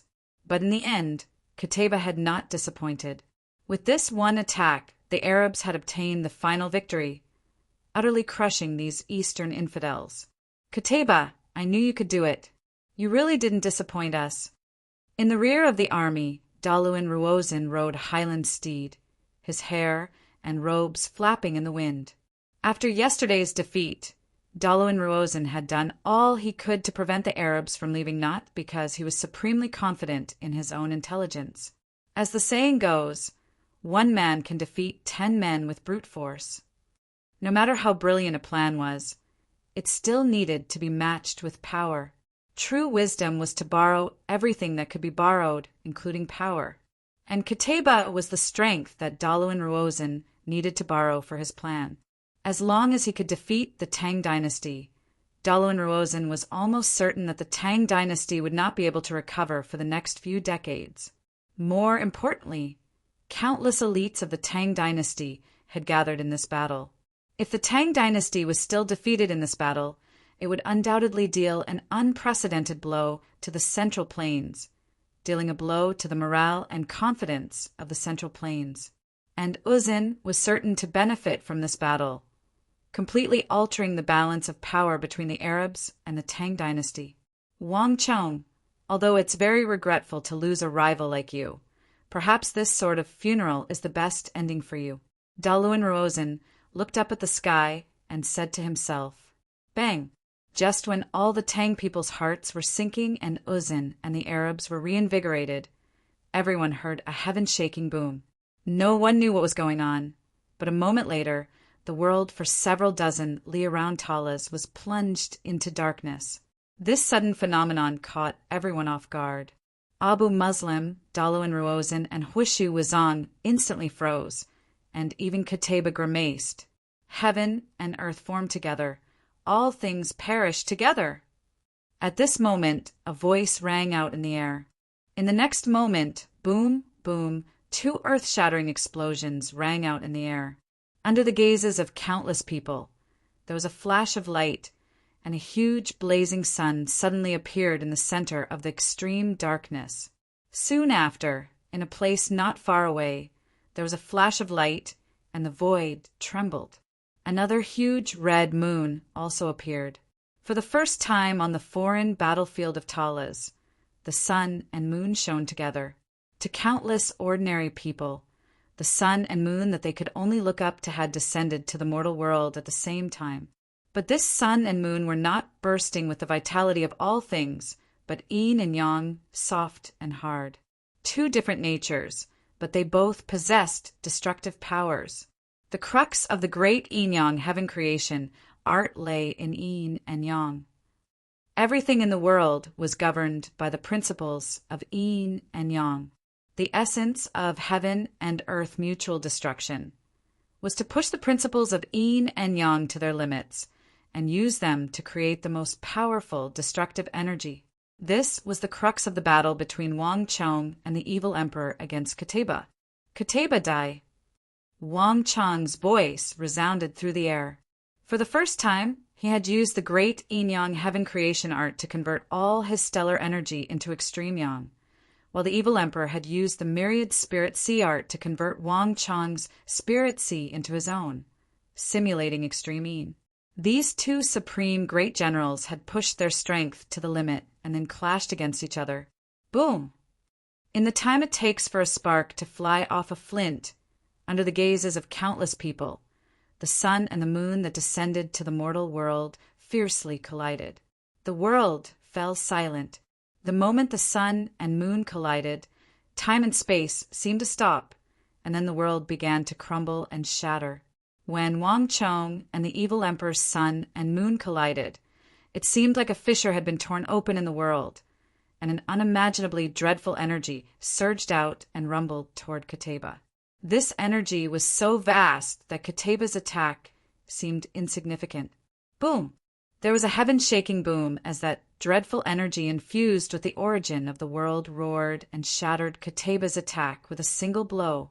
The golden light in the sky vanished, and even Kateba's blazing sun was destroyed. Ah!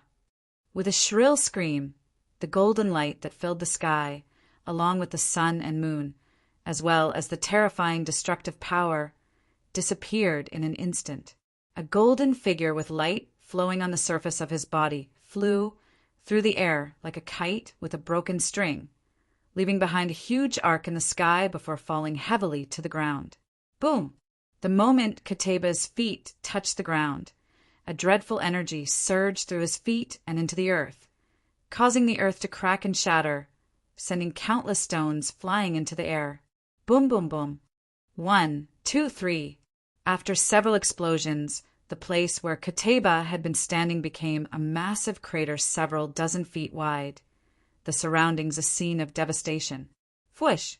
Although Kateba had forcefully channeled that destructive energy into the ground, his chest still trembled and he vomited blood, his face instantly turning as white as paper. Kateba's aura also began to rapidly recede, plunging to an astonishing level. No, impossible. I can't lose to anyone. Kateba's hair was disheveled and he seemed deranged. The injuries on his body were extremely severe, but to Kateba, the most serious was the mental blow. This attack had been Kateba's strongest attack, and he had believed that victory was in his grasp. He had never imagined that Wang Chong and the evil emperor would explode with energy even more terrifying than his own and tear apart his sword chi. Not only that, but the power even blasted into his body. Even the golden armor on his body was heavily damaged. Chongar, now is the time. You can't let him escape. The boundless darkness in the air scattered, revealing the demonic emperor old man's figure. He had been paying close attention to Kateba's condition this entire time. Although this barbarian general was unimaginably powerful, he had reached the end of his life. The destructive energy of the heaven-earth annihilation was constantly gnawing away at his vitality. It was time for everything to end. Bang! 2 waves of energy exploded in the air as Wang Chong and the evil emperor lunged toward Kateba. Protect Kateba! In the distance, Abu Muslim's eyes were filled with extreme shock.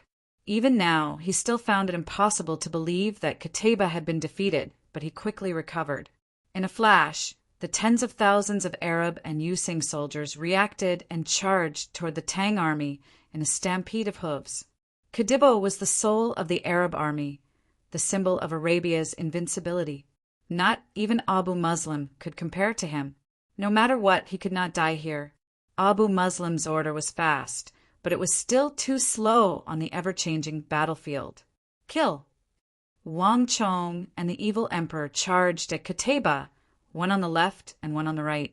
Great art of destruction. Myriad chi returned to origin. 2 enormous energies hurtled toward Kateba like comets. Boom! Kateba's face contorted in the face of these 2 attacks, but he showed no intention of dodging. A golden bolt of sword chi fiercely collided with their attacks. Lisai, now is the time.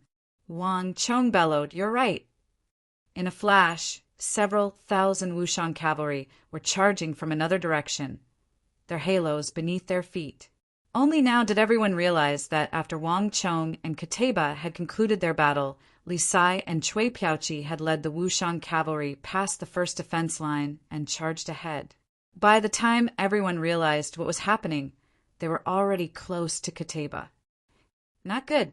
In the distance, Daluan Ruozhen grimaced at this sight, but no matter what he wanted to do, it was too late. In the Nei, the thousands of Wushang cavalry transformed into a torrent of steel that charged forward like lightning bolts. Boom! In just a few seconds, these thousands of soldiers had adopted the cutting formation, their stalwart warhorses leaping into the air and shooting toward Kateba like cannonballs. Boom, boom, boom. Amidst the earth-shattering explosions, countless warhorses charged forward one after another, ramming into the battlefield like raindrops. Clang! In a flash of sword light, Li Sai was the first to strike, his massive sword slashing down on Kateba's back. At almost the same time, Chui Piaoqi slashed down with his sword. Chapter 1169. Thud thud thud. A rain of attacks rained down on Kateba's body. Enough ants could bite an elephant to death, and even Kateba found it difficult to endure such a dense barrage of attacks. His aura continued to weaken. Get out of here. With a howl, Kateba's body exploded with golden light that sent Li Sai, Chui Piaoqi, and the Wushan cavalry flying. Lions could not endure the humiliation of lambs. Dragons were enraged by the disdain of fish and shrimp. Kateba would never tolerate the offense of these weaklings. But just when Kateba had sent Li Sai's group flying, there was a flash of light, and then a figure as vast as the sea soared into the air and appeared in front of Kateba.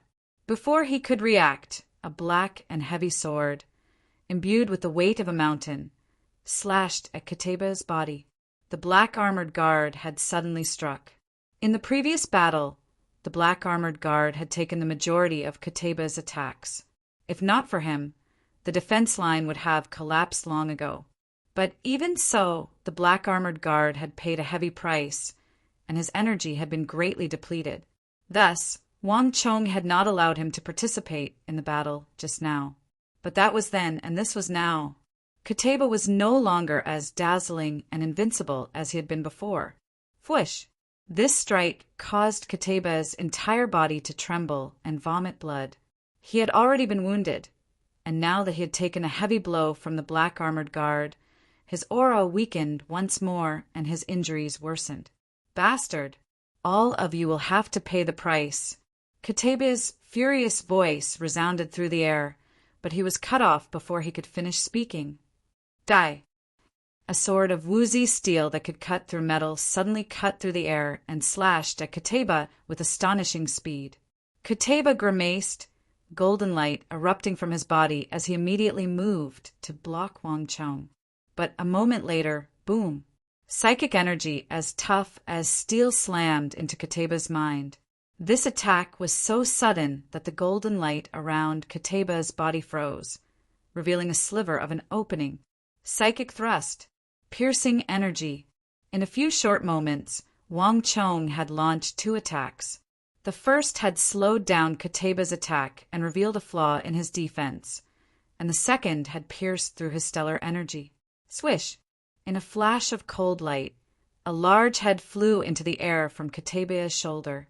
No, my lord, Kateba! At this moment, time seemed to stop.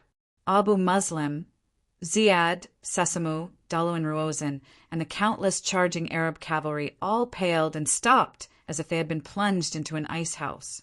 Kateba, the Arab war god who had fought north and south and had never suffered a defeat, had actually fallen in the first battle of his conquest of the East.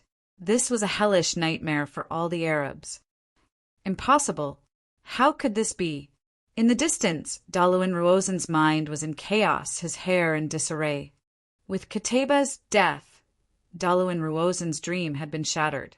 Ever since the War of the Southwest, Uzan's condition had been deteriorating, and Dalo and Ruozan had placed all his hopes on the Battle of Talas. But now, the dust had settled, and not even Dalo and Ruozan could reverse the situation. But while the Arabs and Tibetans were deathly silent, the great Tang side, after a brief moment of silence, exploded with heaven-shaking cheers. Wang Chong! Wang Chong! Wang Chong! Cheers shook the heavens as everyone went crazy. No one had expected that Wang Chong would be able to lead his army to reverse the situation, not only defeating the Arabs and Uzan, but also killing Kateba, the greatest threat to the Tang dynasty. Kill! With this order, all the soldiers charged forward. The Tang dynasty had won. After several months of bitter fighting, the Tang dynasty had finally emerged victorious and stood proudly at the summit. Now was the time to reap the fruits of victory. Kill! The first to react were the several thousand remaining Wushan cavalry. Galloping, the several thousand Wushan cavalry stabbed into the enemy army, like a sharp sword. Aya! Aya! Screams filled the air as countless Arab and Tibetan horsemen were cut down from their horses. Bang! At almost the same time, a massive banner forged from deep-sea Xian iron and some other unknown metal was thrust into the ground. The red and black war banner flapped in the wind. Clang, clang, clang. Energy began to radiate from the banner, bolstering the Divine Prison Army, Divine Martial Army, Dragon Stallion Army, and Tongluo Cavalry, causing majestic halos to appear beneath the feet of the Divine Prison Army, Divine Martial Army, Dragon Stallion Army, and Tongluo Cavalry.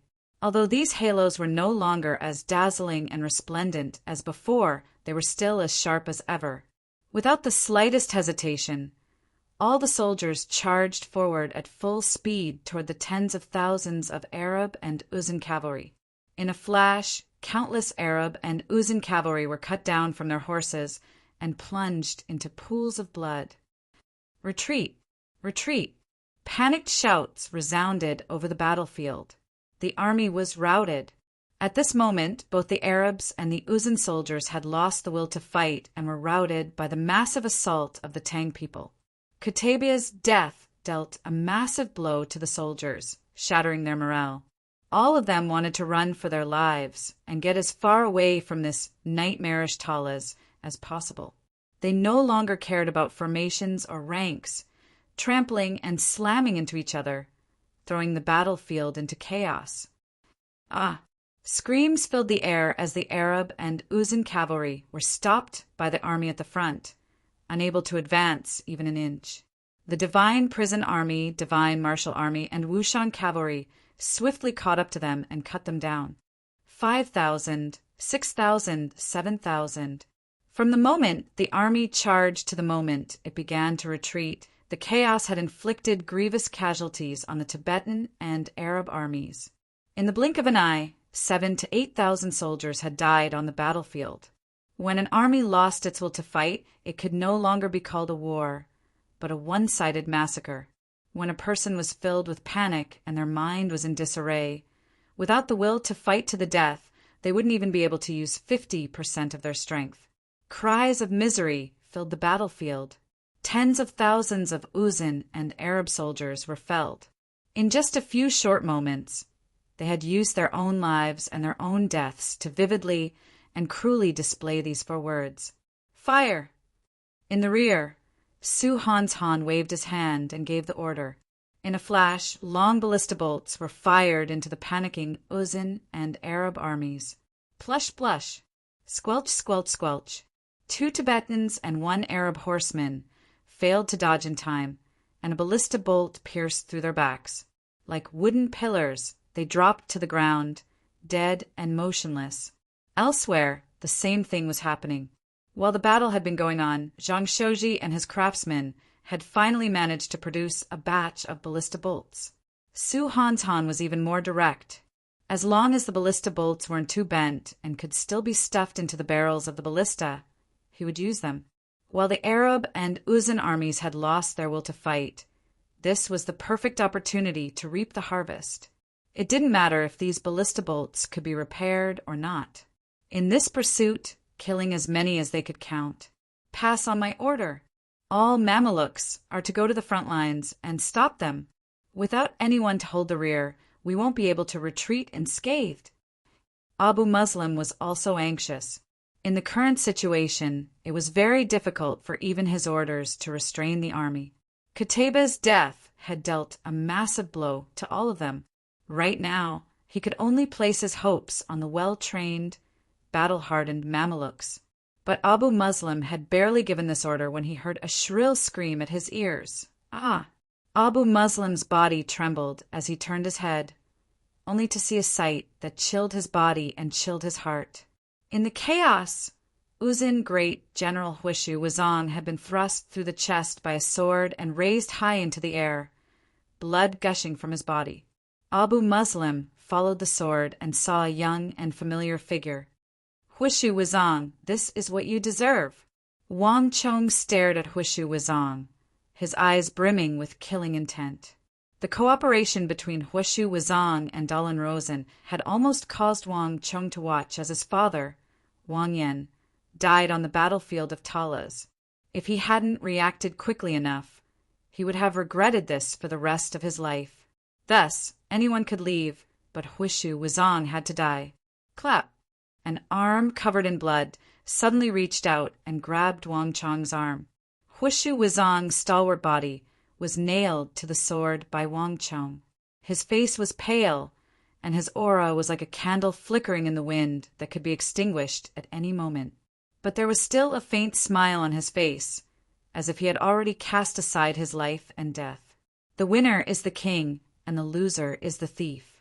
That's all. I have nothing else to say.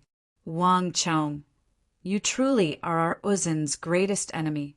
But as a general, to die at your hands, to die on the battlefield, is the fate that a general should have. As a general, I hope that you can agree to a request of mine. Prime Minister is only a scholar. Without my support, he will find it very difficult to threaten you in the future. You have already won this battle. Can you spare Prime Minister and spare his life? Blood flowed down Huishu Wuzong's palm and down his armor, but the smile on his face only deepened and his eyes were calm. It was as if he had long since prepared himself for this conclusion. Only one hand was tightly gripping Wang Chong's sword arm, a pleading look in his eyes. Chapter 1170. Huishu. Ah! Suddenly, a heart-wrenching scream came from afar. Dalun Rosen felt like his heart was being pierced by 10,000 arrows as he stared at Wang Chong and Huishu Wuzong, who had been held high in the air. At that moment, his mind was completely blank. It was as if his entire soul had been taken away, and his eyes were extremely gloomy. In the War of the Southwest, the cavalry of the Ngari royal lineage, which had been accumulated for decades, had been completely wiped out on the shores of the Arai, and the entire Ngari royal lineage had been turned into a no-man's land.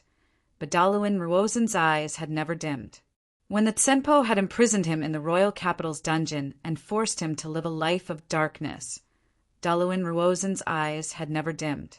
When the eagle of the plateau, Dusong Mangpoch, had died on the battlefield, Dalun Rosen's eyes had never dimmed, but when Huishu Wuzong had been pierced through by Wang Chong's sword and raised high into the air, the light in Dalun Rosen's eyes had vanished, leaving him bereft of life. Prime Minister, let's go. On the battlefield, the wind was howling, and an anxious shout came from the side. Huba Senji, leading the remnants of the Mutri Great Cavalry, stared at Dalun Rosen's back with concern in his eyes. The Arabs had already been defeated and Qutayba had been killed. There was no reason for Uzin's men to remain here. The Tang people could charge at any moment, so the urgent task at hand was to preserve their forces, flee Talas, and return to Uzin. But at this moment, Dalun Rosen was in a daze, staring in Huishu Wuzong's direction as if he hadn't heard a thing. You guys, hurry over and help Prime Minister onto a war horse. Immediately withdraw. Huba Sang's heart was filled with anxiety. He called over 2 Mutri Great Cavalry and immediately ordered. Yes. 2 Mutri cavalrymen jumped off their horses and hurriedly helped Dalun Rosen onto their horses. Let's go. A moment later, Huba Senji led Dalun Rosen, the remaining Mutri Great Cavalry, and the remaining Uzin cavalry into a cloud of dust as they fled into the distance, not even bothering with the Arabs behind them. As the saying goes, when disaster strikes, everyone flies away. The troops of the Tang dynasty would soon catch up to them. At this time, they could only run for their lives. Huba Senji and the others were very fast, and in just a short while, they had already run several thousand feet. Abu Muslim couldn't help but give a long sigh, a complicated expression on his face. He knew that the situation was hopeless. Listen to my orders. There's no need to stop them. All soldiers, retreat at full speed. With the cooperation of the Uzin cavalry, the Arabs might have been able to hold on for a little longer, save as many soldiers as possible, and then return to Samarkand. But the Western Turks had fled, and now even the Uzin cavalry had fled. Only the Arabs were left on the battlefield, and they could only flee. Gallop! The Arab army was like a mountain. Tens of thousands of soldiers casting off their armor and madly fleeing to the west. Unlike the last few times, there was no resistance, and this was no longer a strategic retreat. There wasn't even a need to sound the retreat horn. Everyone was madly fleeing for their lives. Kail! Kail! A loud shout resounded through the sky, and the war drums rumbled incessantly. Gao Xianji, Cheng Qianli, Shi Yuanqing, Wang Yan, Cui Piaoqi, Li Sai, and the others quickly charged out. At almost the same time, the elite armies of the Divine Martial Army, Divine Prison Army, Dragon Stallion Army, Roaring Tiger Army, and Su Hanshan's Ballista Army surged forward, crossing the first defense line and pursuing the fleeing Arabs. Clang! On the battlefield, Wang Chong slowly drew back his sword and put down Huishu, Wuzong's corpse. Someone, take care of Huishu, Wuzong's corpse, and give him a proper burial, Wang Chong ordered from his horse. Until the very end, Huishu Wuzong had not received a reply from Wang Chong. But when Hoba Senji pulled Daluin Ruozhen away, this renowned general of the southwest of the Uzun Empire, a great general who had once fought against Zhangzhou Jianqiong, finally closed his eyes. As an enemy, Wang Chong had originally been brimming with killing intent, but now that Huishu Wuzong was truly dead, Wang Chong's killing intent had receded, leaving only pure respect for a true great general. Although they were enemies, Huishu Wuzong could still be considered a true soldier. Even in his final moments, he had not been thinking about himself, but the fleeing Daluin Ruozhen. That smile had left a deep impression on Wang Chong. Perhaps this is the best ending for you. As this thought flitted through Wang Chong's mind, he quickly regained his composure and looked into the distance. In that direction, the Arabs and Uzun soldiers were retreating like the tide. Wang Chong's eyes instantly turned sharp. This time, no matter where Abu Muslim fled to, Wang Chong would pursue him to the ends of the earth. He would not give him any time to catch his breath, much less allow him to make a comeback. Hiya! Wang Chong leaped forward, and the white hoof shadow let out a long neigh as it took Wang Chong into the air. With a single step, it covered more than 100 feet in pursuit. With Wang Chong's departure, all the forces of the Tang dynasty in Talas were mobilized. Even the nomads of the mercenary tribes of the western regions who had long ago charged back excitedly, gathering up their livestock and charging with the army. It truly is a divine weapon. It truly is a divine weapon.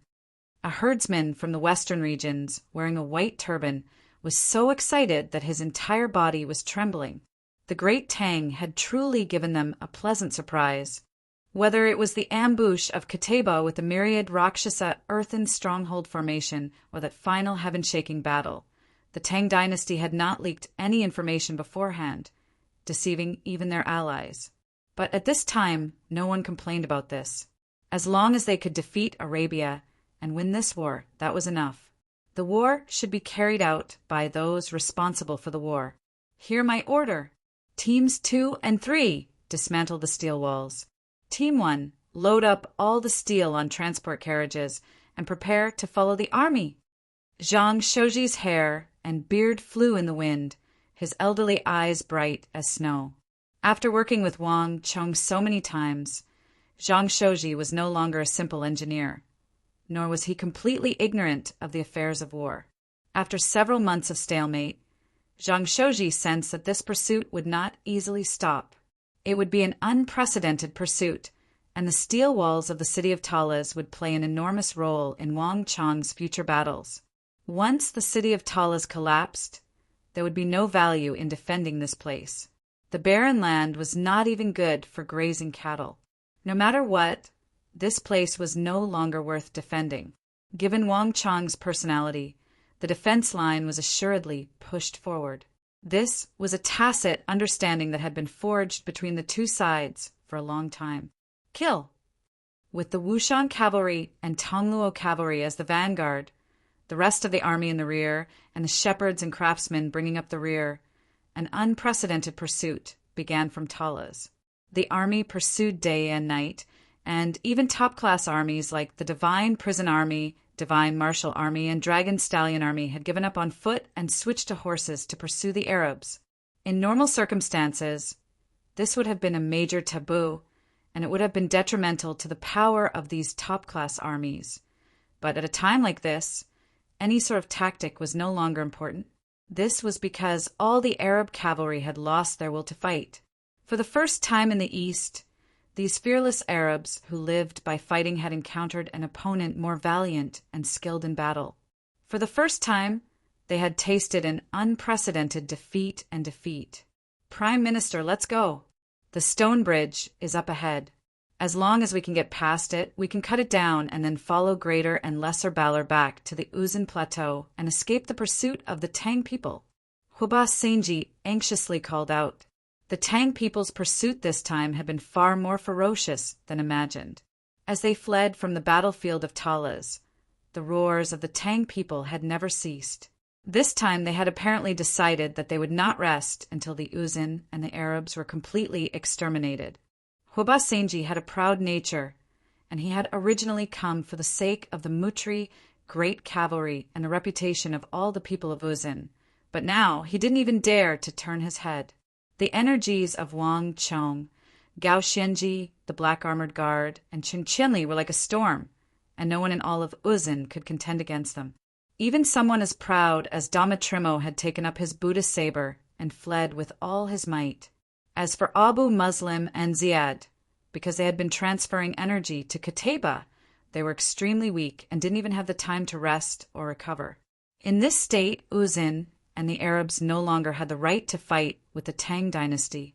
Dayan Songrong lead an army to harass the Arabs and slow them down a little.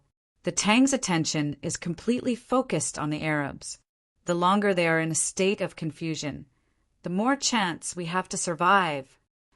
Huba Senji suddenly turned his head and looked at Dayan. Although Dusong Mangpoj and Huishu Wuzong had died in battle, the Uzun still had some fresh soldiers. Understood. Upon hearing this, Dayan Songrong immediately turned his head and led his army in a charge against the Arabs. The Arabs had been stopped by Dayan Songrong in this charge, and the soldiers in the rear were much slower, creating a scene of utter chaos. In the past, Huba Senji would have never dared to do this, but now that the war had been lost, the two sides were no longer allies. As long as the Prime Minister and himself returned to Uzun, nothing else mattered. Go. Everyone go. Once we cross the stone bridge, immediately cut off this place. Chapter 1171. Prime Minister, let's go. I'll hold the rear for you. Huba Senji turned his head to the rear. The Tang dynasty soldiers were approaching with astonishing speed, the screams of the Arabs echoing through the heavens. Even to the people of Uzun, it was a dreadful sight. If they did not flee, it would soon be their turn. What are you standing around for? Hurry and escort the Prime Minister away. Huba Senji pointed at the two Mutri great cavalry. Huba. Suddenly, a calm and wise voice sounded in his mind, interrupting Huba Senji's order. These two ordinary words made Huba Senji's heart skip a beat, and he had an extremely ill foreboding. For some reason, Huba Senji could sense from Daluin Ruozen's voice that he could see through life and death. Prime Minister, let's talk about this after we get back. Did you two bastards not hear what I said? Huba Senji's eyes widened, and before Daluin Ruozen could finish speaking, he rebuked the two Mutri great cavalry. Huba Senji, let's part ways here. Daluin Ruozen suddenly said as he looked up at Huba Senji from his horse. His voice was abnormally calm amidst the sounds of fighting, so calm that Huba Senji felt uneasy. Prime Minister, what nonsense are you saying? Let's go. Huba Senji's eyes widened as if he had predicted something. Ha, Huba, there's no need to say more. More than 100,000 soldiers have died in battle, and the Mutri great cavalry have suffered grievous losses. Someone has to take responsibility for all this. Moreover, Dusong Mangpoj and Huishu Wuzong have both died here. Even if we return to Uzin, do you think that the Tsempo will let us go? Daluin Ruozin faintly smiled, his expression growing even calmer. Prime Minister. Hwaba Senji was stunned. His heart was full of words, but he couldn't utter a single word in front of Daluin Ruozin's simple words. Hwaba, go. Only if I stay will you be able to survive. My era has ended. In the future, Uzin can only rely on you. Tell the Tsempo that I have done my best. Daluin Ruozin's gaze seemed to see through everything. He took one last look at Hwaba Senji, pulled the reins, and immediately turned around. Wang Chong, do you dare to come out and meet me? Daluin Ruozin's loud voice resounded throughout the battlefield. He slapped the back of his horse and quickly disappeared into the surging army. Prime Minister! Behind him, Hwaba Senji stared blankly at that confident and emotional figure, unable to speak for a long time. At the same time, Daluin Ruozin's words caused the Tang Dynasty army pursuing the Arabs to fall into chaos. It's Daluin Ruozin. What other tricks does this bastard want to play? Qianli, take some men and stop him. Mounted on a white war horse, Gao Xianji immediately noticed Daluin Ruozin galloping over. Gao Xianji was wary of Daluin Ruozin. Although Daluin Ruozin was a purely civil minister, if not for him, this war would never have become so complicated, and the Arabs, Uzin, and Western Turks would never have formed an alliance. In the final battle, when the god avatars of Wang Yan and Chang Qianli had been destroyed, the entire Tang dynasty had almost collapsed. Gao Xianji was almost certain that Daluin Ruozin had played a significant role in this, and that he had even been the one to devise the entire plan.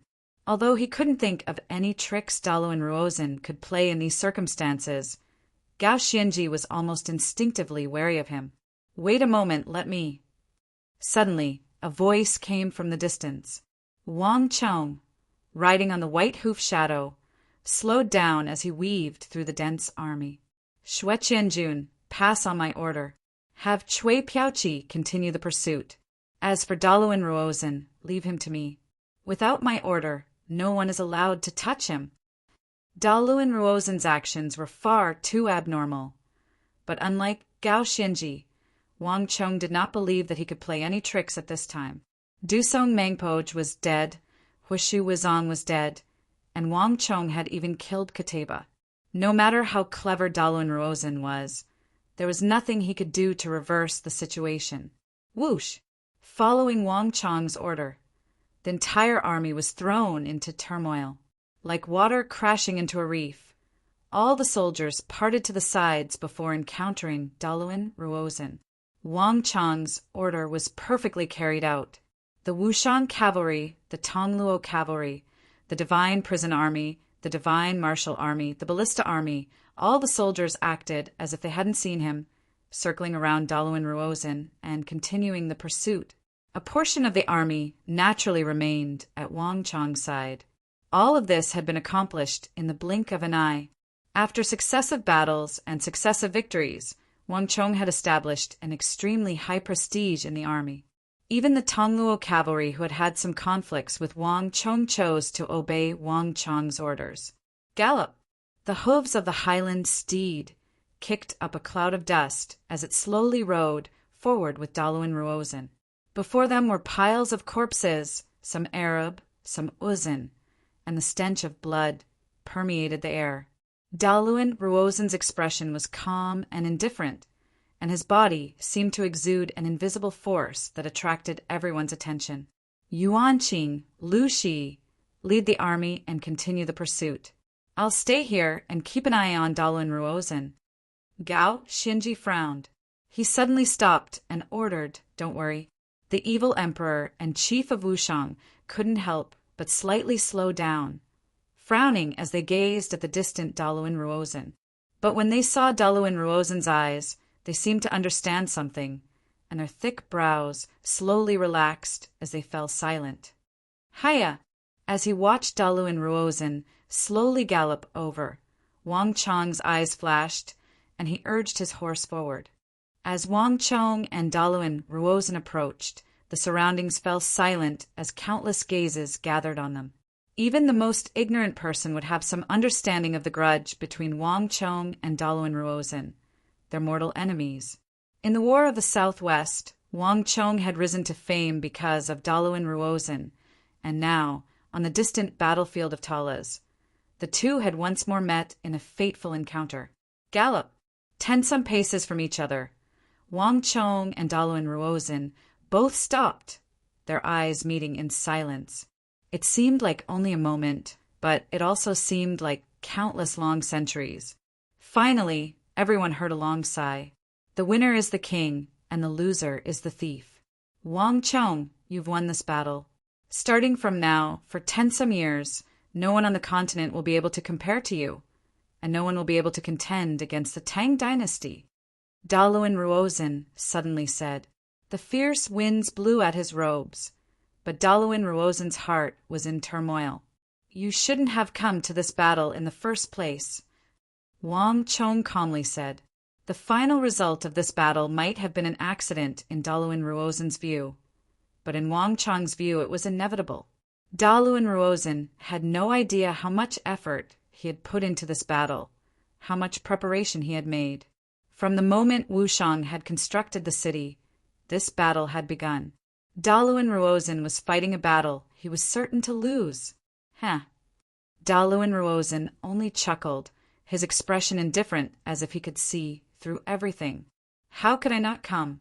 Whether it was for myself or for Uzin, I had to win Talas. But the winner is the king and the loser is the thief. I've lost, so I have nothing to say. Wang Chong fell silent, just as Daluan Ruozen had said. The winner is the king and the loser is the thief. This was a principle that all generals understood and abided by, although Daluan Ruozen had truly caused him no small amount of trouble. Even Wang Chong had to admit that Daluan Ruozen was an opponent worthy of respect. Wang Chong, I've done all I could in this battle. I don't regret losing to you, nor do I have any regrets. I've spent half my life on the battlefield, taking pride in my intelligence and rarely encountering an opponent. Although I'm not very strong, even Zhangqiu Jianqiong has to retreat in front of me. I've spent several decades in the Southwest, but I've never achieved anything. Wang Chong, you are the first and only person to have forced me into such a desperate situation. Daluan Ruozen looked at Wang Chong, his eyes devoid of hatred, only pride and pride. Putting aside their countries and standpoints, to be able to encounter a true opponent in his life was, in a sense, a kind of fortune. At the very least, he had no regrets. Wang Chong, can you agree to a request of mine? Daluan Ruozen suddenly asked. Seeing Wang Chong's slight frown, Daluan Ruozen faintly smiled and continued. Be at ease. I will no longer be your opponent. Give me Huishu Wuzong's corpse. I'll stay here and do whatever you want of me. I beg of you. As he said the last 2 words, the smile on Daluan Ruozen's face slowly receded. He bowed slightly and looked at Wang Chong, a pleading look in his eyes. In that instant, that peerless, masterful, and spirited Uzin Minister of Wisdom had disappeared. What appeared before Wang Chong was an ordinary, lowly, and insignificant Daluan Ruozen. Boom! Gao Xinji, Cheng Qianli, Li Sai, and Xue Qianjun were all stunned by this sight. Even Wang Chong's eyes showed a hint of emotion. Everyone heard Daluan Ruozen's words clearly. No one expected that Daluan Ruozen would disregard his own life at a time like this for Huishu Wuzong's corpse. What was even more unexpected was that he would lower his head in front of Wang Chong for Huishu Wuzong's corpse. Daluan Ruozen was proud and conceited. In this world, there was probably no one who could make him lower his head so easily. Even Gao Xinji was far from being able to do so. However, for Huishu Wuzong's corpse, he abandoned his pride and lowered his proud head. Chapter 1172. Can I? Daluan Ruozen asked again, a hint of pleading in his voice. I've known Huishu Wuzong my whole life, and he's always been by my side. I can't fulfill my promise to him, but at least let me send him back to Uzin and give him a proper burial, okay? Wang Chong looked at the deathly gray in Daluin Ruozin's eyes, and suddenly he remembered Huishu Wuzong's last words. He let out a long sigh in his heart, and finally urged his horse to retreat. He had fought with Daluin Ruozin for so long, and faced with this last request, Wang Chong could not refuse. Men, bring Huishu Wuzong's body here. In just a moment, a few cavalrymen of the Tang dynasty, leading a horse with Huishu Wuzong's body on it, galloped from the rear of the army. Marquis. The cavalryman stepped forward and handed Huishu Wuzong's body to Daluin Ruozin and quickly retreated. Wang Chong looked at Daluin Ruozin silently. The latter seemed to have seen nothing and felt nothing. From the moment Huishu Wuzong appeared, his attention was completely attracted. The faint smile on Daluin Ruozin's lips had disappeared, and he slowly urged his horse forward. His face was always calm, and when he looked at Huishu Wuzong's body on the horse's back, he suddenly revealed a deep sorrow and sorrow. Huishu Wuzong was wearing a fiery red armor. Even in death, his burly body still gave people a feeling of tall and valiant. However, his face was pale, and there was no sign of life in his body. Wang Chong, can you tell me what he said in the end? Daluin Ruozin raised his head and said. Wang Chong let out a long sigh. Without hiding anything, he told him exactly what Huishu Wuzong had said before he died. At that moment, looking at Huishu Wuzong on horseback, Daluin Ruozin's body trembled, and 2 streams of tears flowed down his face. Huishu, I'm sorry. In this battle I misspoke. Huishu Wuzong lowered his head, his body trembling. The scenes of the past, once again, flashed before his eyes. On the Uzin Plateau, the young Huishu Wuzong was glaring at him like a tiger cub. I, Huishu Wuzong, am the dragon and tiger of the plateau. Even if it's the Tsempo's order, I will never bow to a mere scholar like you. Haha, so what if you're a dragon and tiger? Dragons, you can't ascend to the heavens. Tigers, you can't enter the earth. You're just an ordinary man of strength, and you can't accomplish anything. What use are you? You. Haha, what about you? Did I say something wrong? Humph. A mere scholar without the strength to truss a chicken. You can't even defeat my subordinates. What use are you? Ha!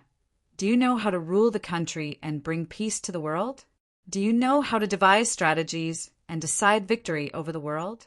Do you know how to unite the vertical and horizontal, befriend the distant, and attack the nearby? How does Milord plan to revitalize the Uzin Plateau? 30 years. What can't he do? Humph, Milord doesn't even have the strength to truss a chicken. I'm afraid that's just wishful thinking. Ha ha ha, don't we have you? Huishu, we've lost again. The Tang dynasty is stronger than we imagined. Are you going to give up? No, I'll never give up. The Uzin Plateau is still too weak. Give me 30 years, and I'll definitely make the Uzin Plateau the strongest existence. Since that's the case, if Prime Minister doesn't mind, let me be your right-hand man for 30 years. Scenes of the past flashed past his eyes like lightning. Looking at Huishu Wuzong's pale corpse, Daluin Ruozin's tears kept flowing. Huishu, this time I've harmed you. You and I have known each other for half of our lives. Let me accompany you. The 2 of you listen up. Immediately send General Huishu Wuzong's corpse to the plateau. If anything goes wrong, bring his head back. Yes. 2 of Daluin Ruozin's loyal guards seemed to realize something. They lowered their heads in unison, their eyes showing a trace of sorrow. Wang Chong, being able to exchange blows with you is the greatest pride of my life. Daluin Ruozin took a deep breath. Looking at Wang Chong, his eyes regained some of their vigor. Don't worry, you won't regret this deal. Daluin Ruozin faintly smiled, once more returning to that energetic and wise minister of the past. Imperial Minister, Tsempo, Daluin Ruozin, doesn't have the face to see you. In 2 campaigns, 400,000 Uzun cavalry died. Daluin Ruozin can only atone for his sins with death. Qi. Before Wang Chong could react, Daluin Ruozin suddenly drew his sword and slashed it across his own neck. In an instant, a fountain of blood spurted into the sky. Daluin Ruozin's expression was calm. He raised his head high and gazed into the depths of the sky, gazing into the distance. Finally, his eyes lost focus, and he slowly fell from his horse. Pum! As his slender body slowly and heavily fell to the ground, dust rose into the air. At this moment, the entire battlefield seemed to have fallen silent. Gao Xianji, Cheng Qianli, Li Sai, Xue Qianjun, and everyone else were stunned by the sight. The famous minister of the Uzun Empire, the most renowned sage of the Ngari royal lineage, the man who had stood in the way of the tiger of the empire, Zhangqiu Jianqiong, had died in front of everyone in such a tragic manner. Prime Minister. At this moment, on that long and narrow stone bridge far away, Huba Senji's eyes were about to pop out of their sockets. He suddenly let out a heart-wrenching scream. Wang Chong, one day, you will pay the price for today. The Uzun Empire will not lose. One day, I will avenge the Prime Minister and the General. Marquis, let me take some men to kill him. The Uzun Empire has lost all its elites, and they don't have Daluin Ruozin or Huishu Wizong. As long as we launch a surprise attack and catch up to them, there is still a high chance that we can kill Huba Senji and the soldiers of the Uzun Empire and eliminate all future troubles. A voice suddenly came from behind. Li Sai suddenly took a step forward and looked in the direction of Huba Senji on the stone bridge with a cold glint in his eyes.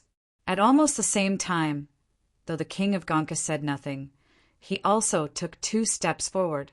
It was obvious that as long as Li Sai moved, the king of Gonka would definitely work with him. Given the strength of the two, there was an extremely high chance that they could kill Huba Senji.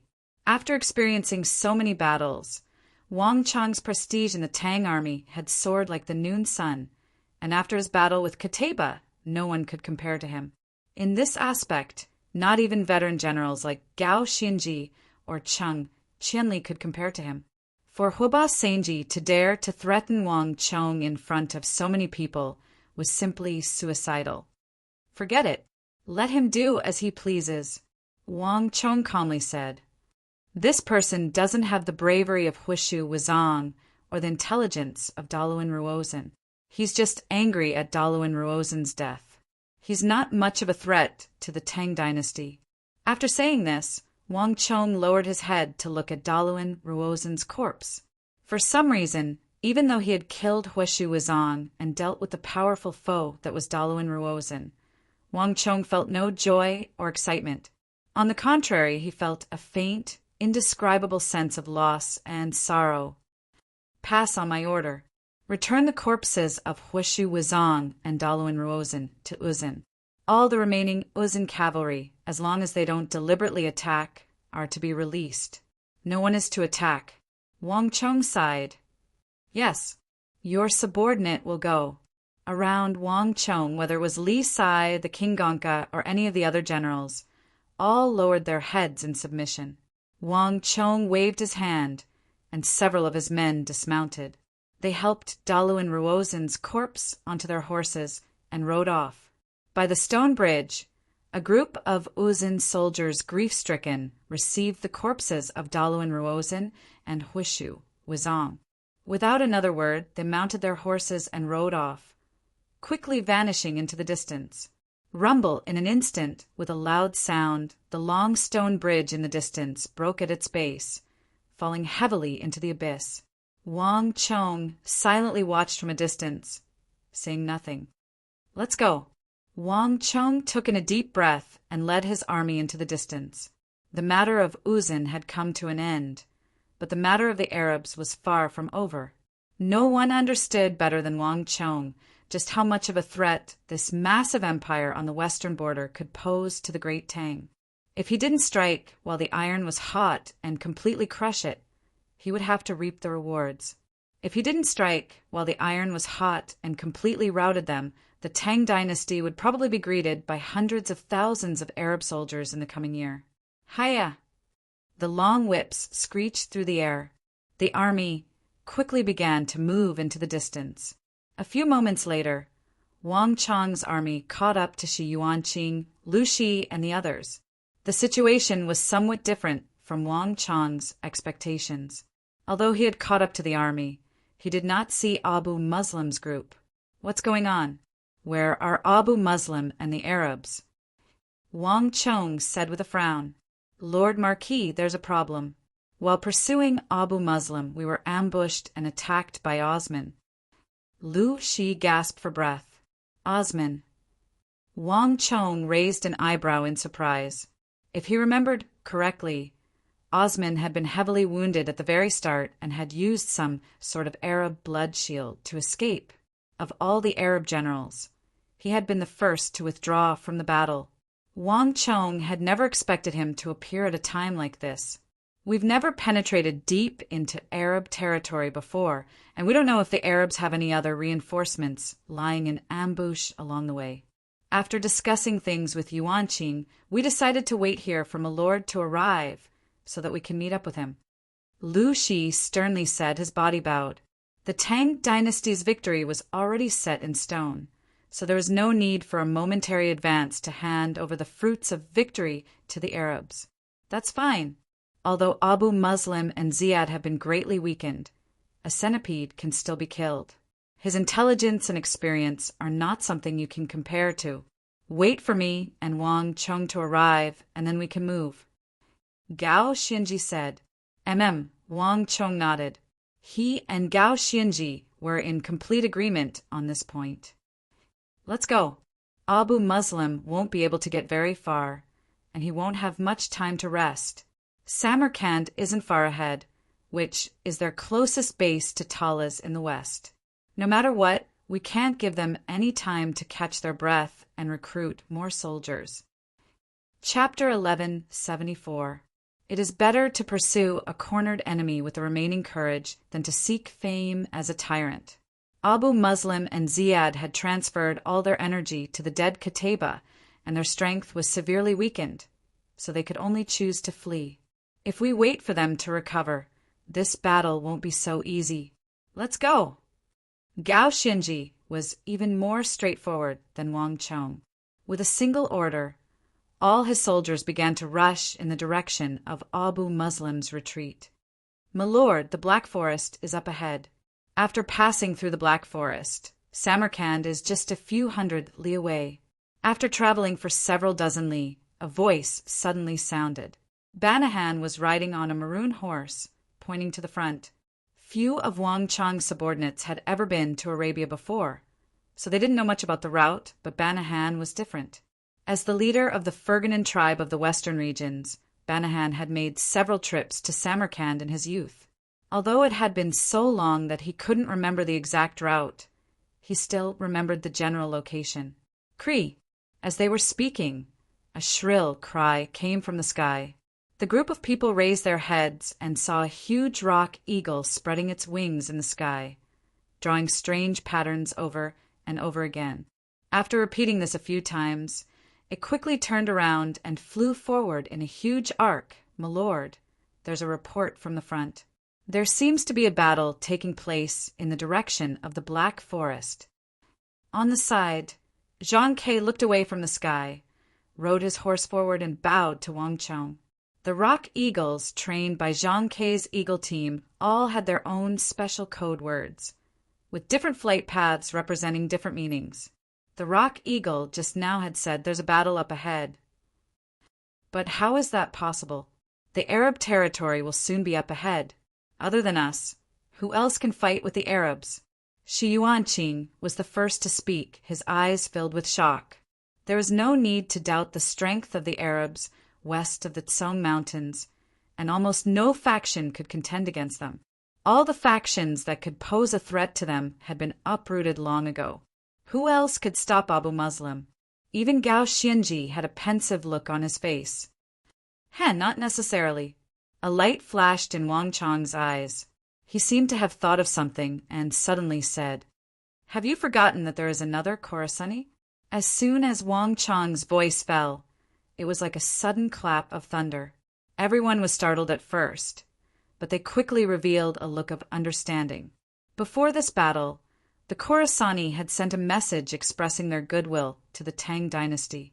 The Khorasani had sworn that as long as the Tang dynasty could defeat Abu Muslim and his enormous Arab army at Talas, they would send their strongest cavalry to work with the Tang dynasty to stop the Arabs on their retreat.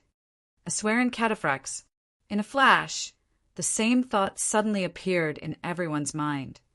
"Go!" Gao Xianji squeezed the horse's abdomen and led the group forward. The 20,000-some great Tang soldiers followed closely behind him, filling the sky as they advanced toward the Black Forest. When the group arrived at the edge of the Black Forest, it only took a moment for a dozen heavily armored cavalrymen to form a neat formation and gallop towards the group. The physique, appearance, and armor of these people were similar to those of the Arabs, but they were also very different. "It's the Khorasani!" Shi Yuanqing and Lu Shi exclaimed in delight. The two of them had personally received the Khorasani when they were lingering at Talas, so they could tell at a glance that the Khorasani were very different from the fierce and warlike Arabs. Great General Wang Chong is up ahead. When the Khorasani was still several hundred paces from the group, a hawk-eyed and high-nosed Khorasani suddenly spoke in the language of the Tang dynasty. "That's me." Wang Chong's eyes flashed as he waved a hand behind him. "Someone, go to the back and invite Wan Shuyang and Sir Yuan over." One of Wang Chong's personal guards quickly left. A few moments later, Wan Shuyang rode up from the rear on a Turkic horse with a glossy white coat.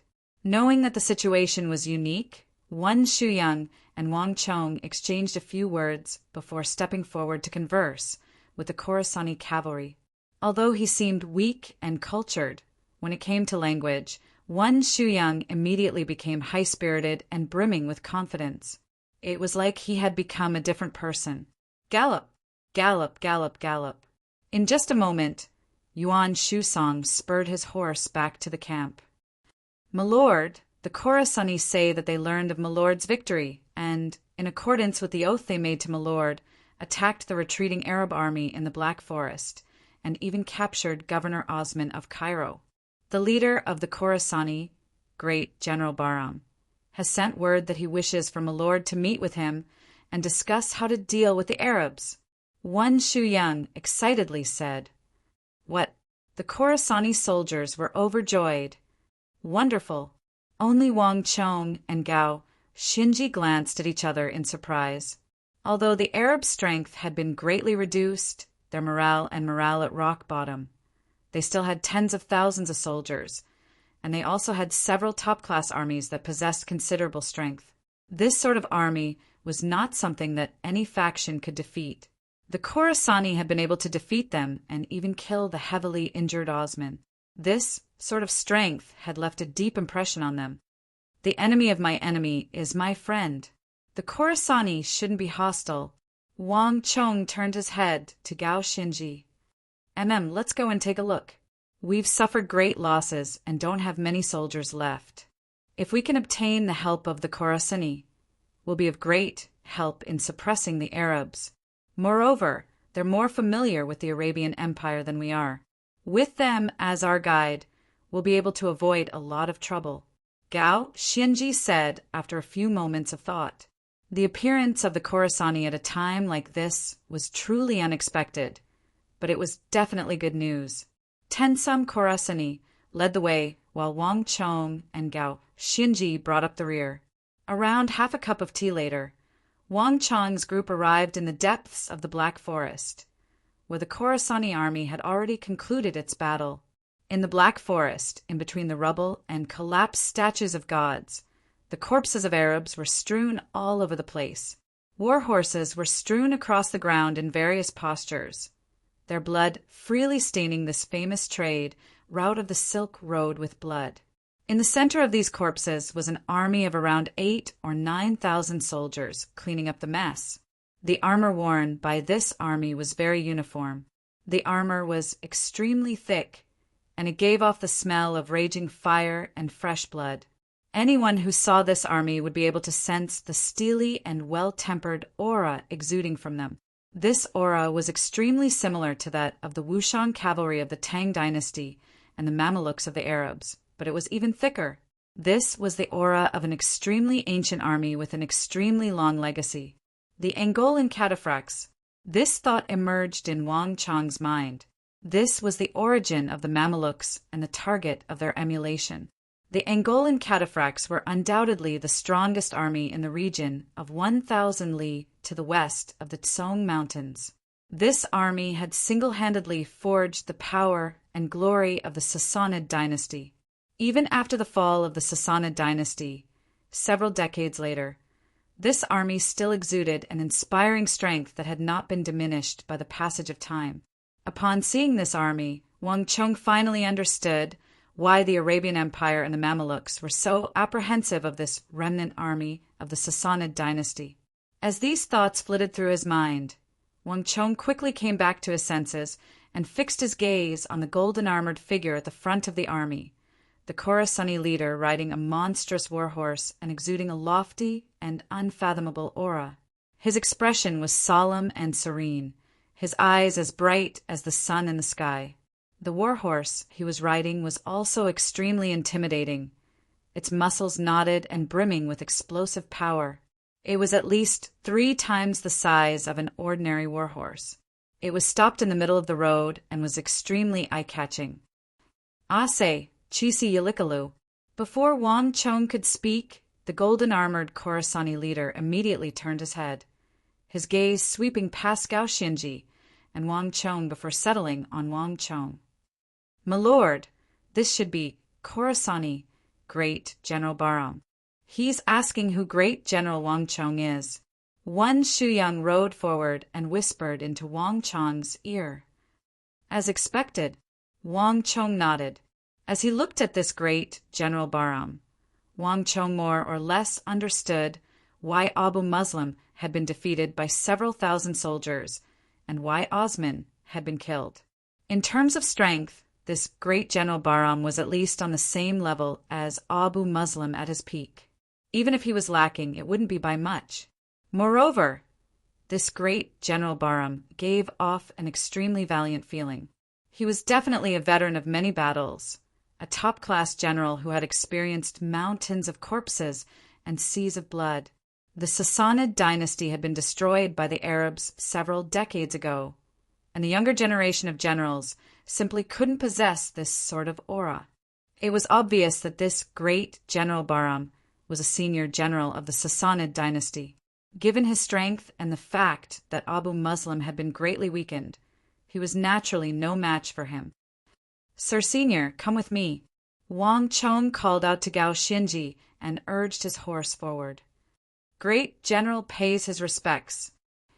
Chapter 1175. Clang! There was a heaven-shaking clang, and before Wang Chong could react, the Khorasani leader had unsheathed his sword and raised it in the air. At the same time he lowered his head, his expression solemn. Wang Chong and all the people behind him were dumbfounded by this sight. "My lord, he wishes to exchange swords with my lord. This is a custom of the Sassanid dynasty. An exchange of the most precious sword is a show of courtesy and respect to the most esteemed guest.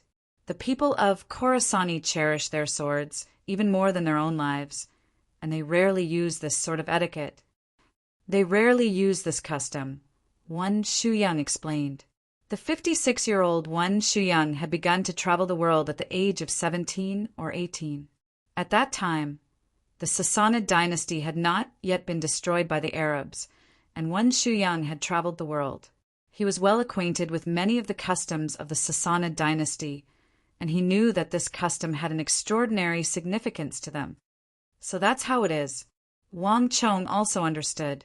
After a moment of thought, he unsheathed his Wuzi steel sword and offered it with both hands.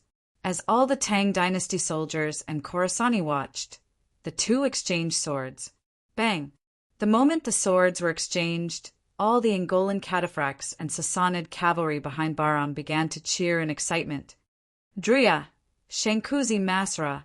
At this moment, Bahram spoke once more, his expression one of utmost respect. Great General Bahram says that the Arabs are the eternal foes of the Sassanids. Milord has killed their enemy Ibak, Qutayba, and more than 400,000 Arab soldiers. The Sassanids are eternally grateful to Milord. As long as Milord wishes to deal with the Arabs, the Sassanids are willing to serve Milord and become Milord's staunchest allies to the west of the Tsong Mountains. Wen Shuyang translated, Great General is too polite. Wang Chong quickly replied, We've also heard about the plight of the Sassanids. The Arabs are vicious and cruel, delighting in conquest and destruction. In this matter, we share a common enemy. The Tang dynasty is also willing to become the staunchest ally of the Sassanids in dealing with the Arabs. Wang Chong said in a deep voice, General Wang's words are more than enough. Bahram's eyes brightened. As he spoke, he stretched out his thick and powerful right palm. Wang Chong smiled and extended his right hand as well. Two steel-like hands clasped tightly in the void. At that moment, no one knew that this simple and forceful handshake had formed the firmest alliance on the continent west of the Tsong Mountains. It had also forged the Tang dynasty's strongest, most loyal, and most reliable ally in the region between Samarkand and Khorasan. Ha ha ha! As Wang Chong and Bahram released their hands, the entire Black Forest resounded with the cheerful laughter of the two armies.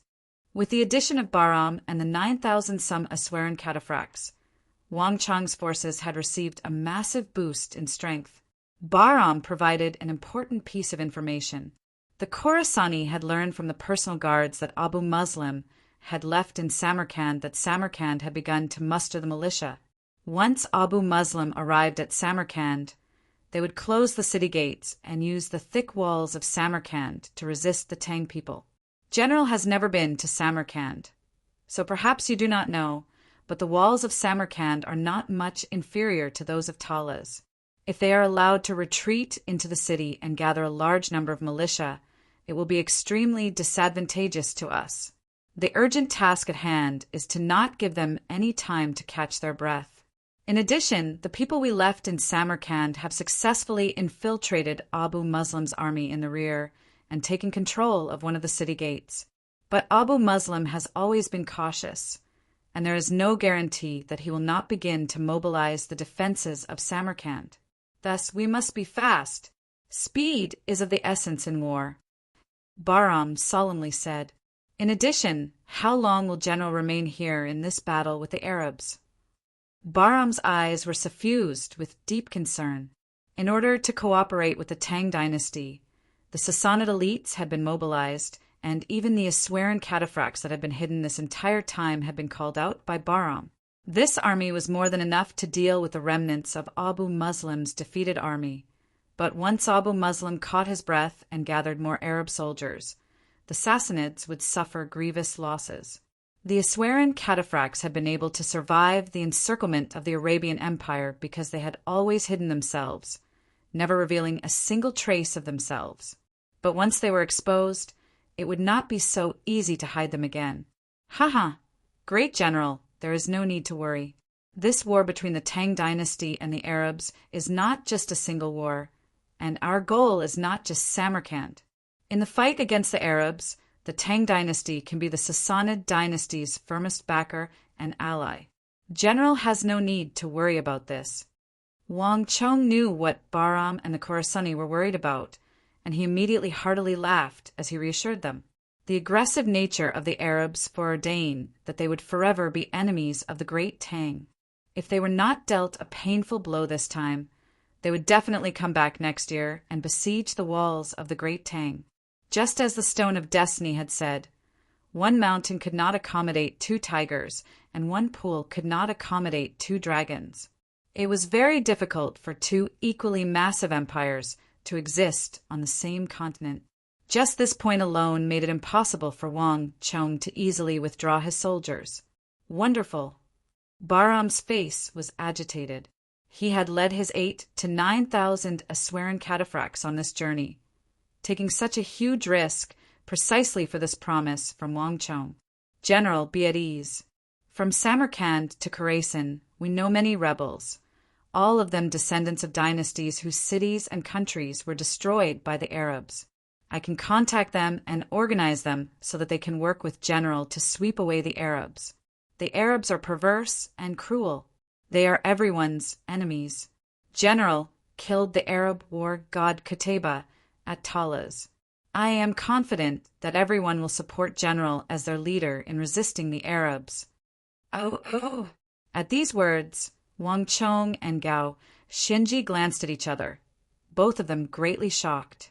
Although the Tang dynasty had defeated the Arabs in this campaign, it had also suffered grievous losses. Of its more than 100,000 soldiers, only 20,000 to 30,000 remained. This time it had only had 8,000 to 9,000 Aswaran cataphracts as allies, a force that was still too weak to conquer the Arabs. But now, it seemed that the Tang dynasty would be able to obtain far more assistance than this. This was definitely a pleasant surprise. Great General, this is excellent. Let us proceed according to Great General's plan. Wang Chong turned his head and smiled at Bahram. The Tang dynasty soldiers were extremely exhausted from the battle, and the war with the Arabs was bound to be long and drawn out. Wang Chong ordered the army to rest for a while, replenish their strength and food, and then work with the Aswaran cataphracts to set out once more. Speed was paramount in war, and this time the two armies made no more stops. They passed through the Black Forest and headed toward Samarkand. About 2 hours later, a huge city that towered into the clouds like a towering mountain came into view. What a massive city! Li Sai covered his brow with his hand as he stared at this majestic city, his eyes widening. The city of Talas was already massive, but this city was even larger and more majestic than the city of Talas. The thick and sturdy walls extended into the heavens. From a distance, one could tell that this city was even more difficult to breach than the city of Talas. Around Li Sai, Cheng Qianli, Shi Yuanqing, Lu Shi, and Xue Qianjun all had similar looks in their eyes. It was clear that this fortress of the East had left an extremely deep impression on them. Begin! In the distance, Bahram, mounted on his monstrous war-horse, waved a signal banner at the high walls. In the next moment, with a rumble, a huge city gate that was 30 to 40 meters tall suddenly opened slowly, revealing a passageway that led to the military town of Samarkand. The opening of the gate made everyone feel like a heavy stone had been lifted from their hearts, and they instantly felt much more relaxed. Kaiyel! Clang! With a clang, Wang Chong sat on the white-hoofed Shadow's back and took out the sword he had exchanged with Bahram. The sharp tip of the sword was aimed at the heavens, its cold light reflecting off of it. Rumble! In the next moment, it was as if the mountains were collapsing and the earth was cracking. The two armies and nearly 30,000 elites surged forward like a mighty tide, charging toward Samarkand. Ziad, listen to my order. Reinforce the defenses and change all the defenses. Increase the number of soldiers stationed at each gate, and increase the number of soldiers stationed at each gate by 4 to 5 times. Samarkand's walls are high and thick. This will be our most important tool against the Tang people. As long as we have this city, the Tang people will find it very difficult to break through, not even in a year. Within Samarkand, Abu Muslim was pacing back and forth in the domed hall, his expression tense and his eyes brimming with unconcealable worry. If one looked carefully, one would even notice that his eyes were bloodshot. In the Battle of Talas, the Arabs had suffered an unprecedented defeat. Aibak had been killed, the Mamelukes had been heavily wounded, and Osman had been ambushed and killed by Bahram. Most importantly, even the governor of War of the North, Qutayba, had died at the hands of the Tang people, as well as more than 400,000 Arab elites. Just the thought of such a miserable defeat would make any Arab governor's scalp go numb. Even now, Abu Muslim didn't know how he should explain this to the caliph, nor how he should face the furious caliph. Yes, this general will do so. Chapter 1176. This time, the tens of thousands of Arab soldiers were truly panicking like stray dogs. They had traveled from Talas to Samarkand, and the number of soldiers gathered around Abu Muslim and Ziyad had long since dwindled to less than 30,000. Fortunately, they had Samarkand. When he thought about how sturdy Samarkand was, Ziyad immediately calmed down. At the very least, the two of them could use this city to catch their breath. Reporting. Ziyad had barely taken 2 steps out of the hall when he heard a frantic voice. The two of them tensed up and turned their heads to see an Arab messenger rushing in, his face pale and panting for breath. Reporting. The second gate of Samarkand has been broken. The Sassanids have led more than 20,000 Tang people into the city. The moment the messenger entered the hall, he immediately kneeled down, his body drenched in sweat as if on the verge of collapse. What? Abu Muslim and Ziyad shuddered at these words, as if they had seen a ghost. How could this be? Where are the scouts? Why didn't we receive any news of such a major event? How could we not have seen such a massive army approach? Ziyad's eyes were round, not even daring to believe it. An army of more than 10,000 was such a massive target that only a blind person could have missed it. But they hadn't even received any news of the enemy's approach. "My lord, the scouts have already sent out the news."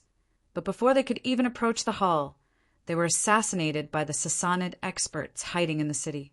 Right now, the Sassanid spies in the city are committing arson, assassinations, and uprisings. Samarkand is in chaos. "My lord, we should quickly withdraw." The messenger's face was fraught with worry. Although the messenger's last words were only a few words, they were like a thunderclap in the ears of Abu Muslim and Ziyad, causing their minds to tremble and their faces to pale. The words, "My lord, let's evacuate quickly," were even more shocking than when Wang Chong and the Sassanids joined hands to attack the city. The army had been defeated, and if Abu Muslim and Ziyad recovered their strength, they would still be able to fight to the death, but the morale of the army had been shattered. Even if Abu Muslim and Ziyad recovered their strength, they would be powerless to reverse the situation. Qutaybah's death in front of tens of thousands of soldiers had dealt a massive blow to the army. The army no longer dared to fight with the Tang army. As these thoughts flew through his mind, Abu Muslim raised his head to the sky and gave a long sigh. This time, they might not have any hope of turning the tables. "Pass down my order. All troops retreat. Leave Samarkand to the Tang people." Abu Muslim's voice was tinged with unwillingness, but there was nothing he could do to reverse the situation. Ziyad stood to the side, a complicated expression on his face. "Yes, sir." Finally, Ziyad stepped out of the hall. A few moments later, the signal flag was waved, and all the Arab soldiers in the city were swept away from Samarkand toward the distant Khorasan. What? Abu Muslim and Ziyad fled so quickly? In Samarkand, Wang Chong couldn't help but sneer when he heard the news. "I originally thought that there would be a major battle, but it seems like there's no need for that. Sukhi, write 2 letters in my name. One is to Feng Chanqing, who has been left behind in Anchi, and have him send an army to Samarkand. The other is to the imperial court. Now that the war is over, the imperial court will need to send someone to take over the aftermath." Talas had been destroyed, so the Tang dynasty's best bridgehead against the Arabs was Samarkand. Once this strategic fortress was occupied, even a small number of soldiers would be enough to contend against the Arabs. "Lord Wang Chong, the road west from Samarkand is practically flat. There aren't many fortified cities that we can rely on. Abu Muslim doesn't have a strong enough defense, so he'll definitely flee to Khorasan. This is the best chance for us to launch an attack and encircle the Arabs," Bahram sternly said.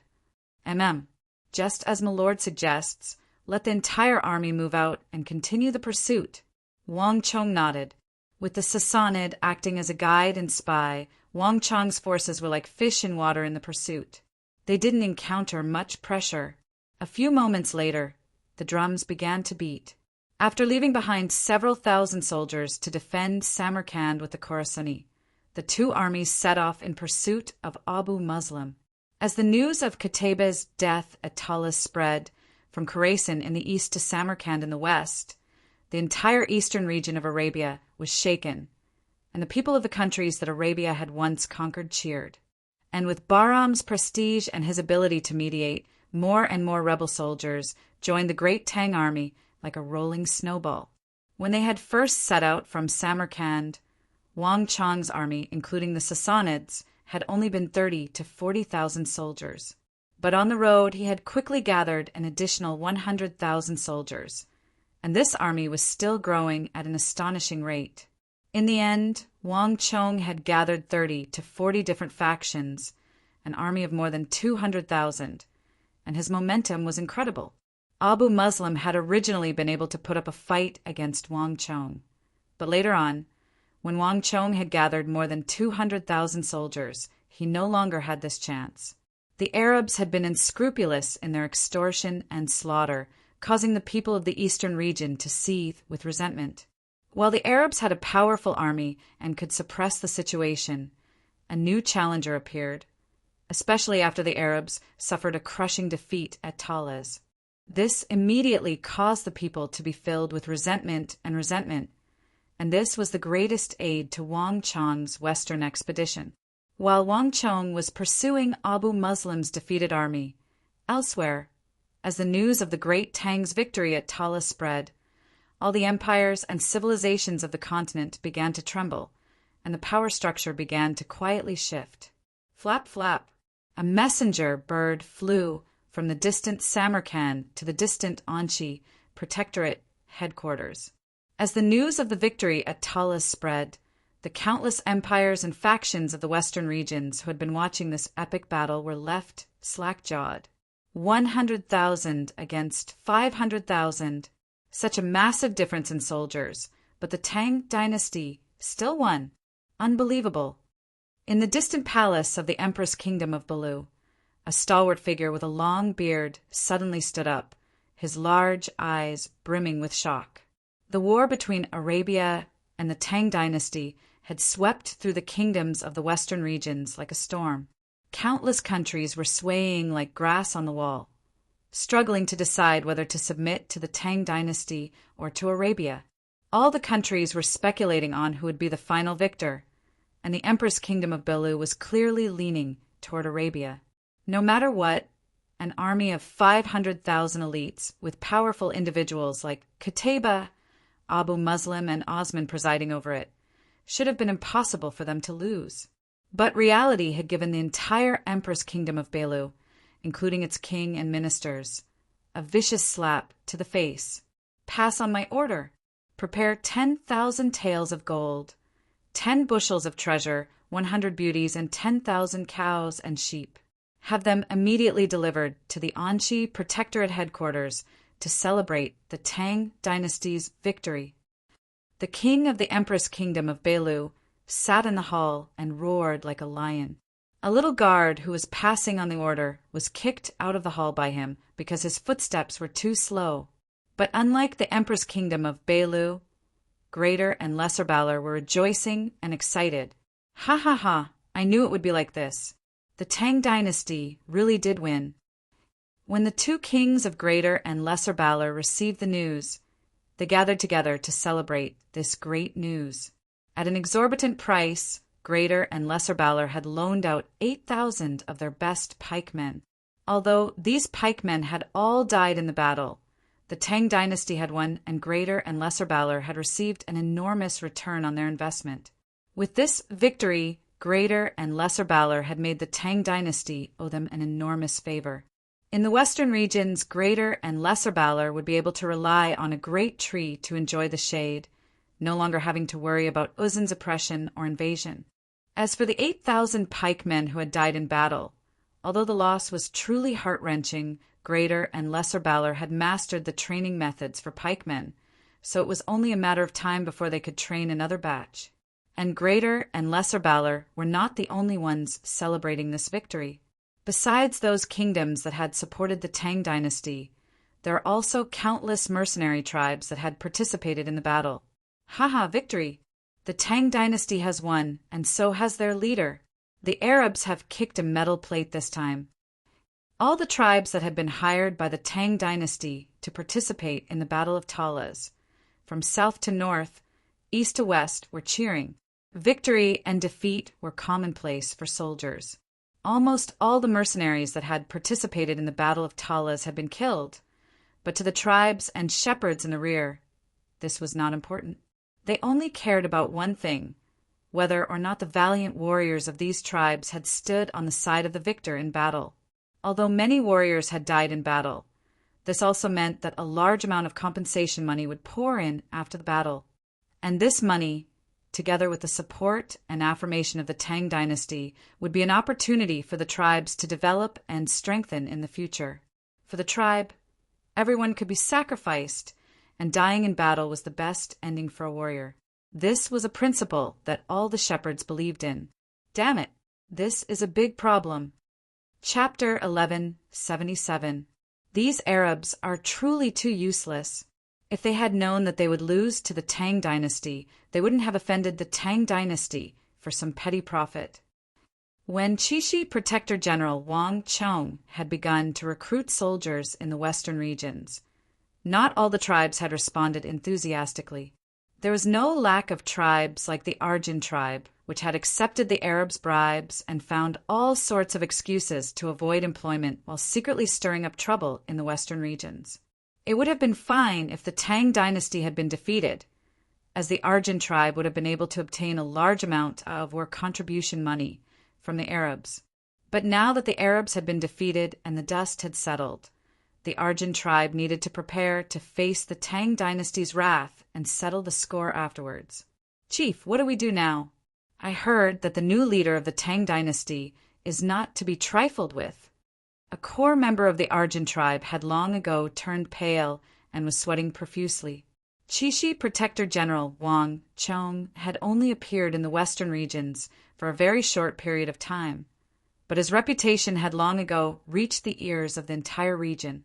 For the sake of the Gonka tribe, this Tang dynasty commander had exterminated the Saka tribe on the grounds of treachery, and in the war with the Arabs he had killed another 400,000 Arabs. This was a truly callous and bloodthirsty Azura great general. No one dared to imagine what sort of fate awaited these tribes once he returned and settled the score. There's nothing else we can do. Bring me a brush and paper. Go to the Anshi Protectorate headquarters and bring gold and silver to beg for forgiveness from Anshi's garrison commander Feng Chongqing. Say that we were forced by the Arabs and had no other choice. We had no intention of opposing the Tang dynasty. As the one-eyed Argent leader spoke, he suddenly gritted his teeth and increased the stakes. In addition, send me 100,000 cows and sheep, 100 beauties of the western regions, and 10 beauties from the Arabs. If Feng Chongqing doesn't agree, we can only flee to the far north, to those desolate and uninhabited lands of ice and cold. I hear that there are some barbarians there. When the time comes, we might have to fight with them. Yes, similar events were occurring throughout the western regions, and the great victory at Talas intimidated all the tribes. Unlike in the past, the Tang dynasty had defeated the Arabian Empire west of the Tsong Mountains, a power that everyone acknowledged to be the strongest, proving that it was the #1 power on the continent. Now, all the countries were filled with deep reverence for the strongest empire on the continent.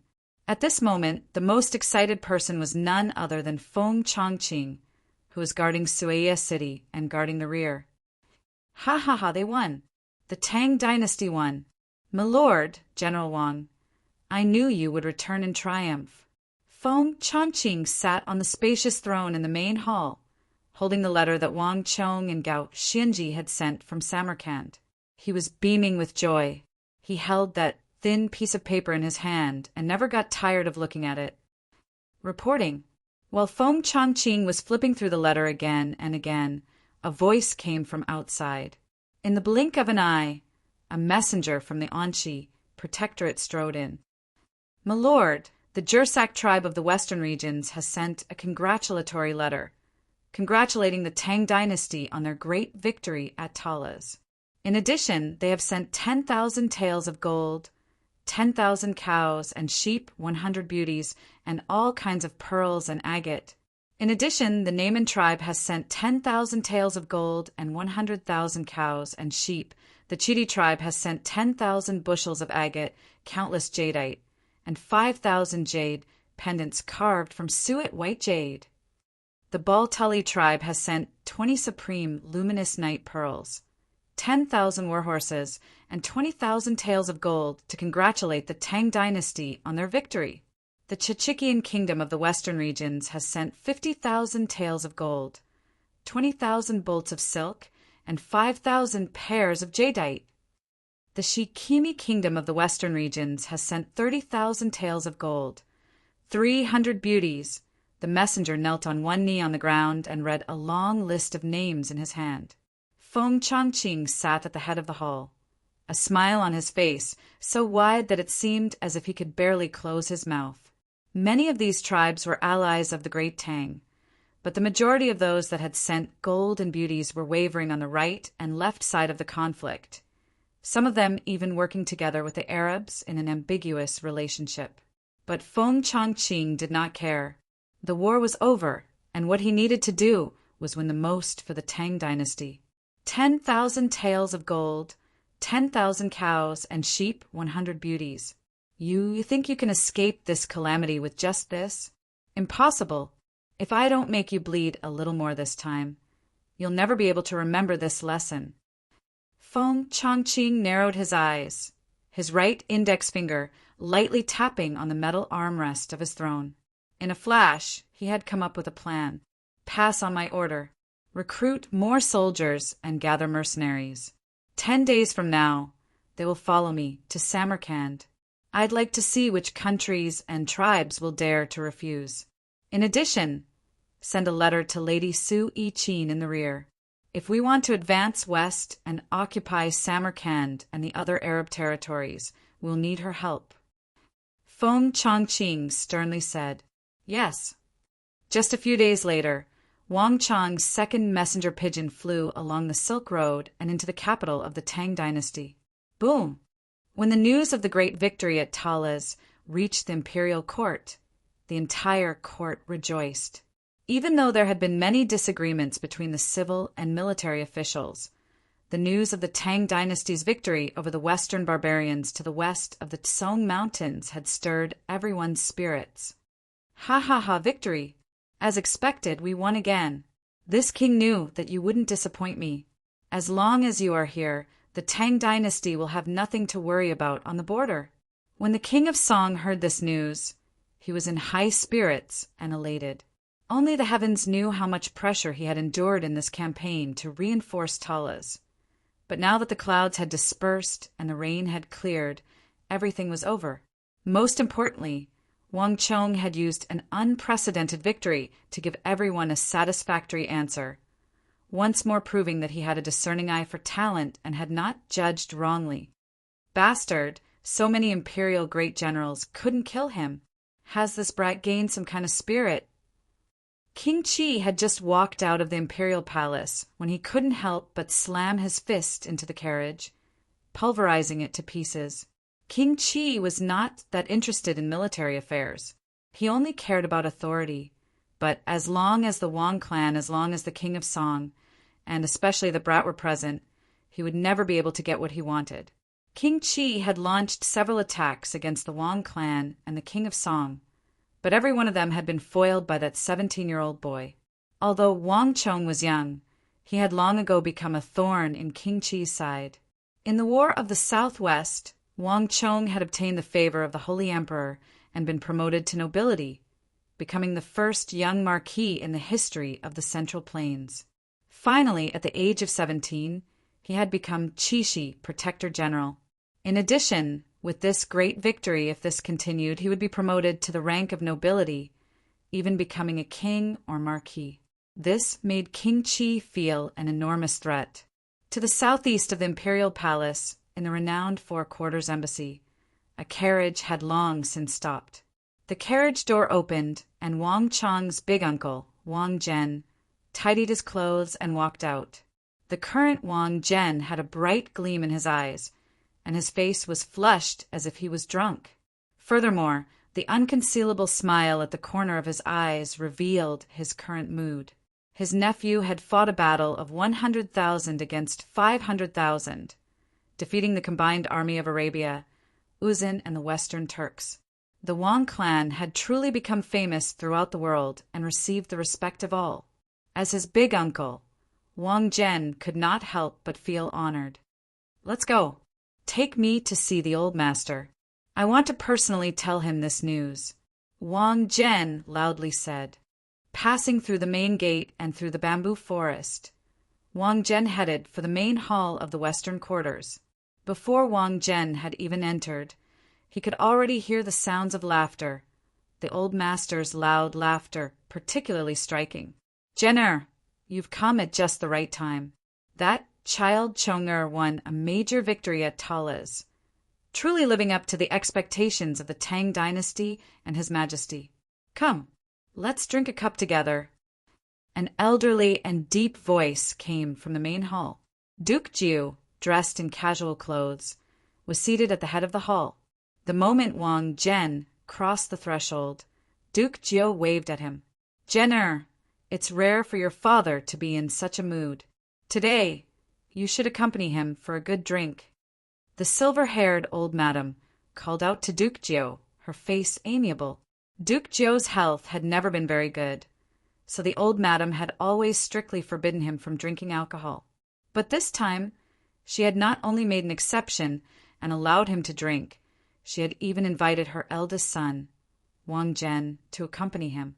Wang Zhen had been confused at the start, not understanding how the old master had learned of the news so quickly. But when the figure at the old master's side turned his head, Wang Zhen instantly understood.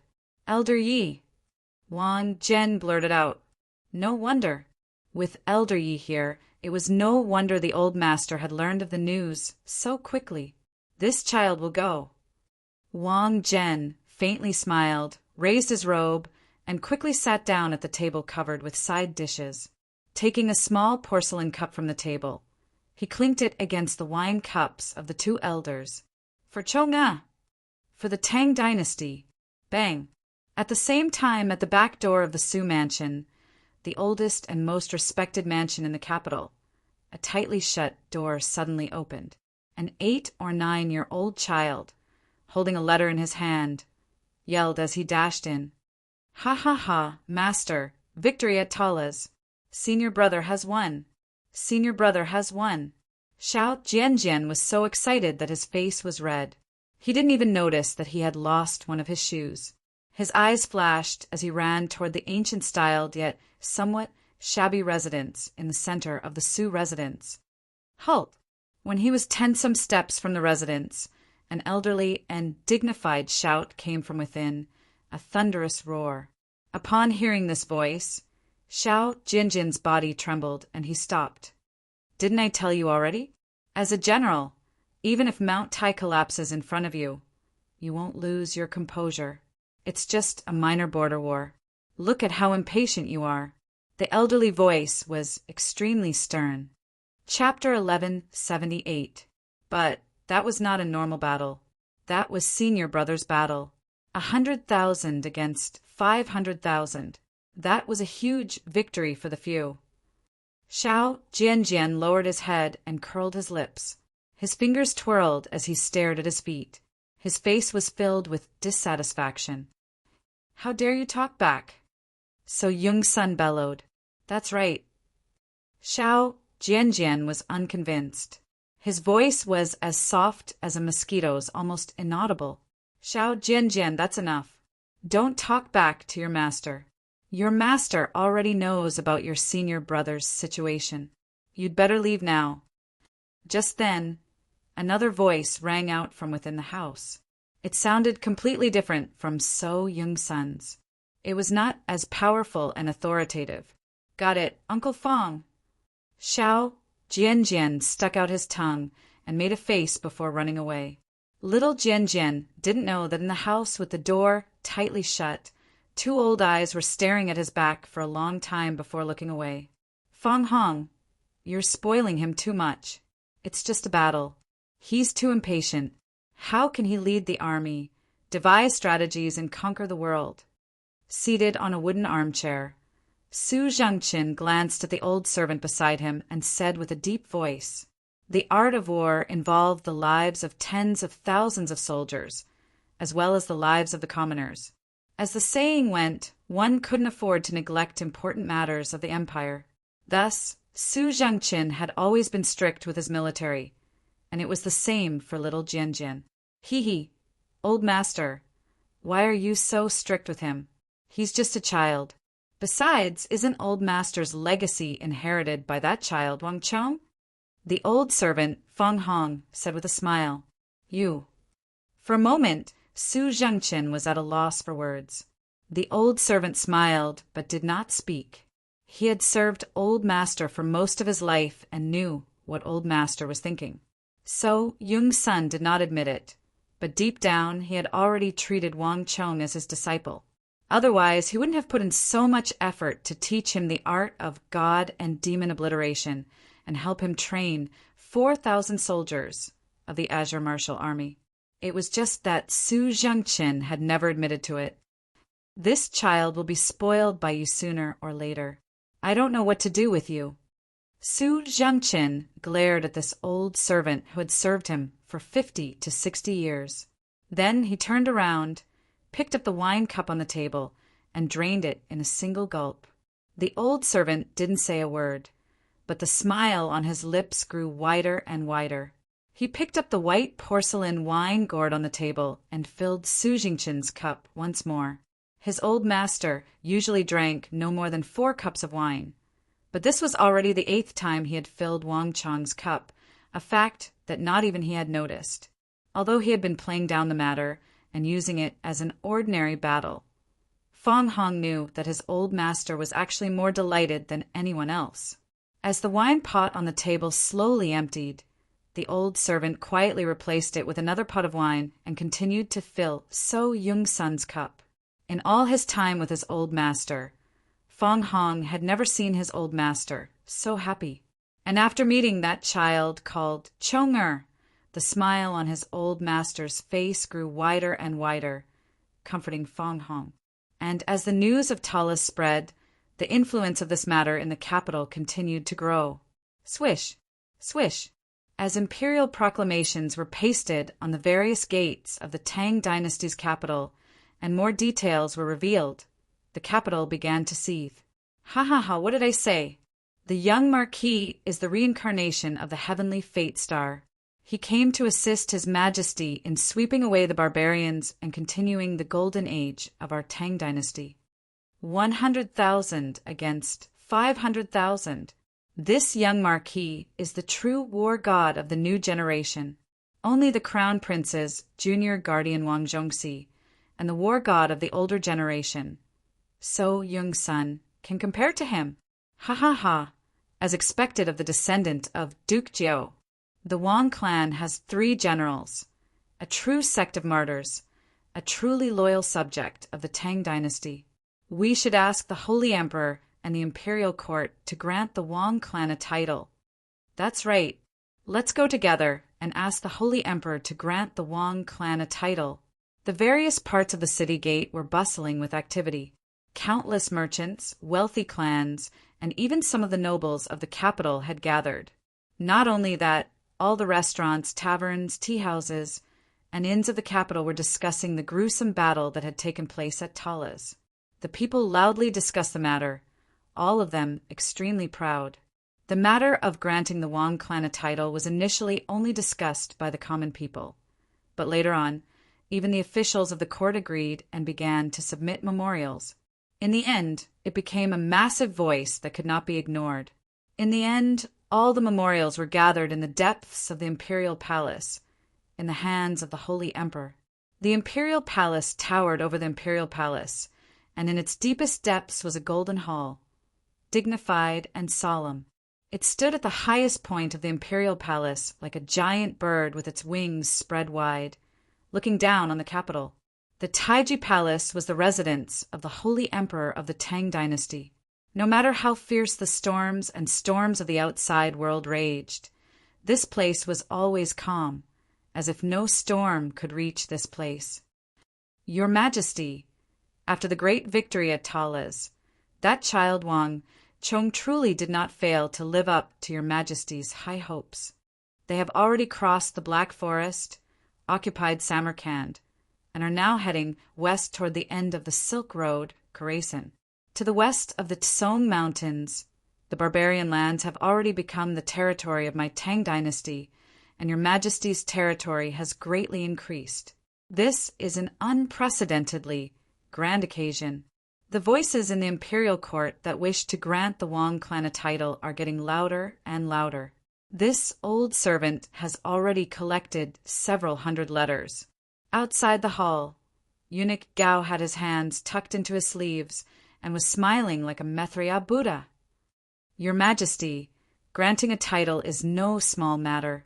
Starting with His Majesty Gaozong, the imperial court has not granted a title to any great clan for several decades. Moreover, once a title is given, it will be equivalent to having the iron scroll of the alchemy edict, a golden medallion of immunity. This might cause a new upheaval in the imperial court. The imperial court rarely granted titles or commendations to any particular clan, and this was not just out of caution.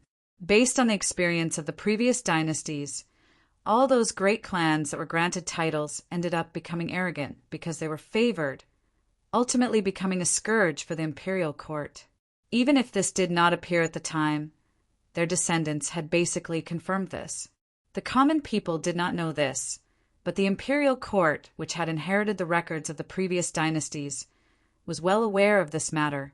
And that was not all. Because the successive dynasties rarely granted titles, the granting of titles itself had a very deep meaning. In the minds of the officials, it represented the emperor's special favor. As a result, in a short period of time, an enormous faction quickly formed around these noble clans, intensifying the factional strife in the imperial court and destroying the original balance. This was the reason why the imperial court was so cautious when it came to conferring titles. This did not mean that titles could not be granted. Only clans that were extremely loyal to the imperial court and could be completely trusted could receive such an honor. The hall was quiet, as if it was in another time and space. No one knew what the Holy Emperor was thinking at this moment. Your Majesty, why don't you allow this old servant to refuse? Gao Lisher said after a moment of silence. Although public opinion was at its peak and the voices for petitions were at their strongest, with even the civil and military officials of the imperial court participating, it was not too difficult for the imperial court to refuse. There were thousands of reasons to refuse. This was how politics worked. There's no need. A moment later, a dignified voice rang out from the most authoritative hall in the world.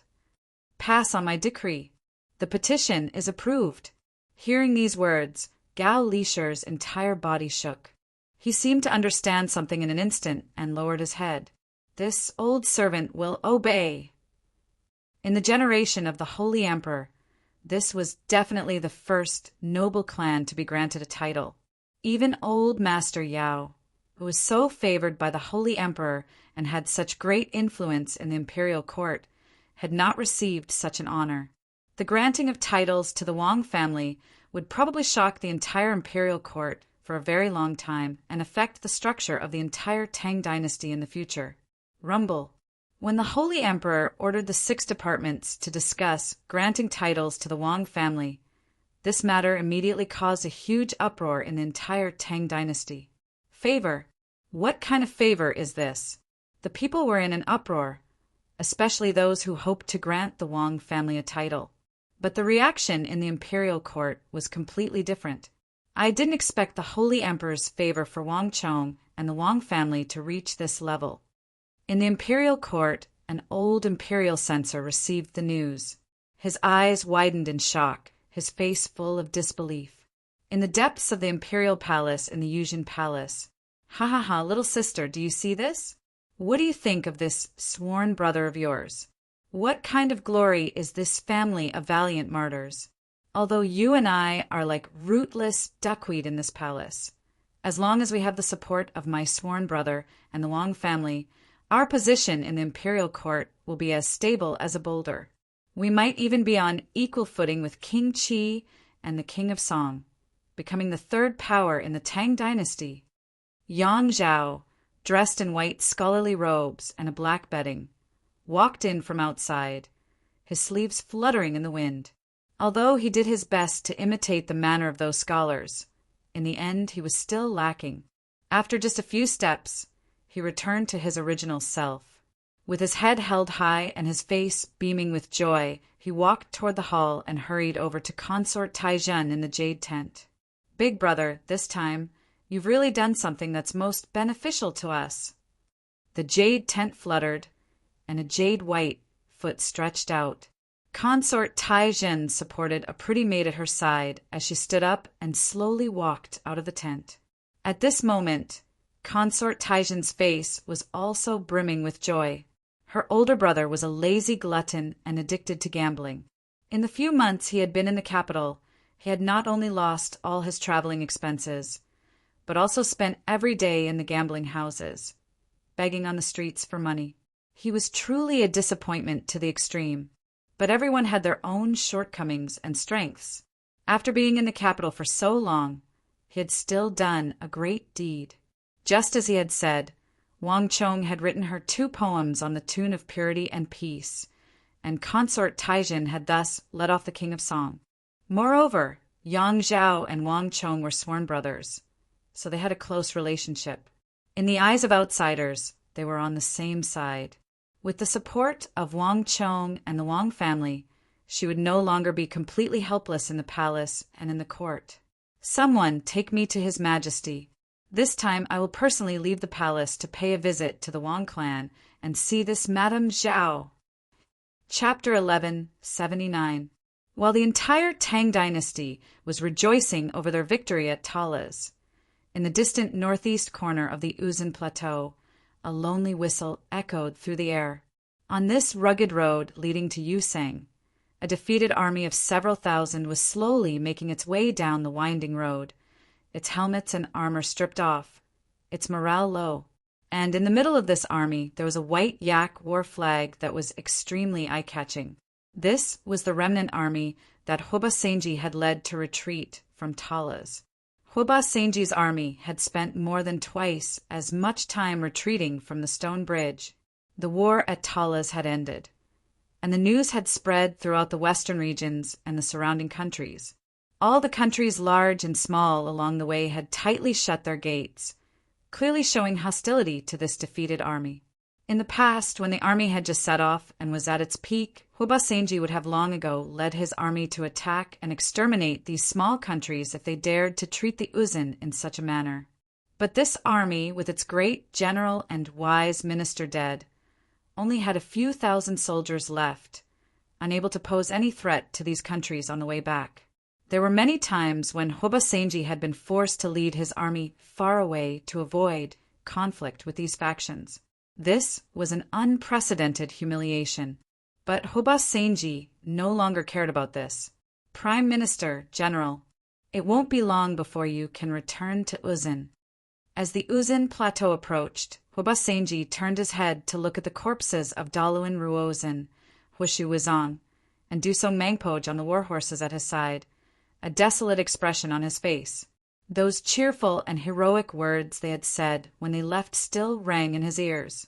The grandiose and invincible army of 100,000 seemed like it had only been yesterday. But in the blink of an eye, all this had vanished like smoke, leaving him alone with his several thousand defeated soldiers. Hoba Senji could not help but reveal a sorrowful expression when he thought of that. However, he quickly calmed himself down. He no longer cared about anything else. There was only one thought left in his mind, and that was to bring the corpses of the great minister and the others back to the plateau, no matter what. General, look up ahead. As he was immersed in his sorrow, he heard a cry of alarm as an Uzan soldier pointed forward. Hoba Sang was startled, and he subconsciously raised his head. At the start he had been dumbfounded, but he quickly saw a dense army resting on the distant Tibetan plateau. From a distance, it looked like an ant. Translated by Hypersheep 325, edited by Mike here, it's the Western Turks. Hubba Senji's eyes widened as if he had been provoked, and he raised his head, his mind much clearer than before. Almost at the same time, the army resting on the plateau also noticed the new army. Under the green flag of the Golden Wolf, a tall and burly figure rode on a war horse and galloped forward a few steps before stopping. "My lord, it's the Uzin. They've also retreated." A voice suddenly rang in his ear. Chekan Benba urged his horse's abdomen to catch up from behind, looking at the direction of Hubba Senji below the plateau. Duwusili's face was pale and his aura extremely weak. His gaze swept through the air and met Hubba Senji's gaze. At this moment, Hubba Senji's eyes were brimming with rage, but Duwusili couldn't help but feel a little embarrassed. At the most crucial moment of the Battle of Talas, Duwusili had been frightened away by Wang Chang's palm, completely abandoning his allies. For someone of Duwusili's status as the Celestial Wolf Great General to say such a thing was an extremely humiliating matter. How could Duwusili not feel embarrassed now that he had run into Hubba Senji's group of Uzin soldiers? But a moment later, Duwusili turned his head and looked past Hubba Senji, quickly landing on the corpses of Daluin Ruozin, Huishu Wuzong, and Dusong Mengpoj. Duwusili had a complicated expression on his face, a hint of sorrow in his eyes. Although he had not been in an alliance with the Uzin for very long and had often schemed against each other, the fox mourned the death of the rabbit. Daluin Ruozin, Huishu Wuzong, and Dusong Mengpoj had been killed by Wang Chong and the Tang people, and Duwusili and his Western Turkic army had suffered the same fate. How could Duwusili not be moved by this? "Great General, should we go and meet with them before we leave?" Che Benba said, "There's no need." Duwusili shook his head and quickly returned to normal. "The Battle of Talas is over, and our alliance with the Uzin is no more. In the future, we will have to fight our own battles and face the even stronger Tang dynasty and the retaliation that can come at any time. There is no need for us to meet again." A similar conversation was taking place with the remnants of Uzin's army on the plateau. Without any pause, Duwusili turned his horse around and led the remnants of his army into the distance. At almost the same time, Hubba Senji set off with his army. Although they were also heading toward the plateau, they were going in a completely different direction. The two armies acted like they had never known each other before, forgetting each other. At the same time in Khorasan, tens of thousands of li from the capital, the northern winds were blowing. At this moment, this western terminus of the Silk Road was covered in withered grass and frost, and the temperature was as cold as ice. And in the withered grass outside Khorasan, tens of thousands of war horses stood in a vast sea. In the middle of the army, a huge 5-clawed dragon banner fluttered in the wind, and around this dragon banner of the Great Tang were countless other banners, each one pointing to the clouds. The 20,000-some soldiers of the Tang dynasty and the 180,000 rebel soldiers of the various dynasties, for a total of 200,000, were lined up in front of the gates of Khorasan, the air somber and somber. "General, it's about time. Everything is ready." Great General Bahram rode up on his monstrous war horse and whispered into Wang Chong's ear. Wang Chong nodded, and then he turned to the imposing and impregnable walls of Khorasan. The black Arab war banners covered the walls, and countless Arab soldiers had gathered above the walls. In the center of these Arab soldiers stood Abu Muslim and Ziyad side by side. The two of them had unleashed a storm of energy that seemed to pierce through the heavens as they confronted the 200,000 soldiers of the alliance.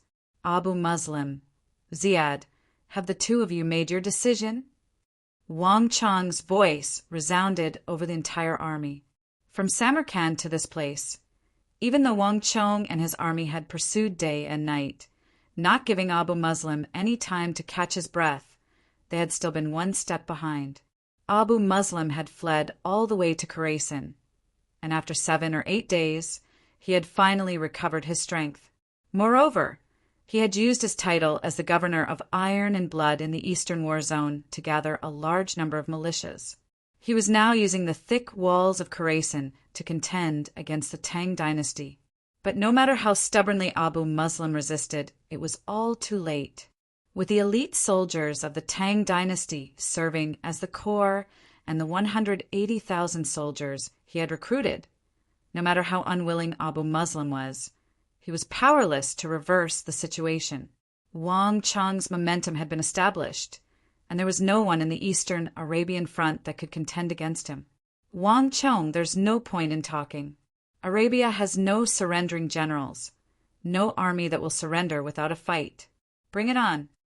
Abu Muslim stood like a mountain on the walls, a firm expression on his face. Wang Chong, don't get carried away by your wishful thinking. We've already replaced all the guards at the gates of Khorasan. What happened at Samarkand will not happen again. So what if you have 200,000 soldiers?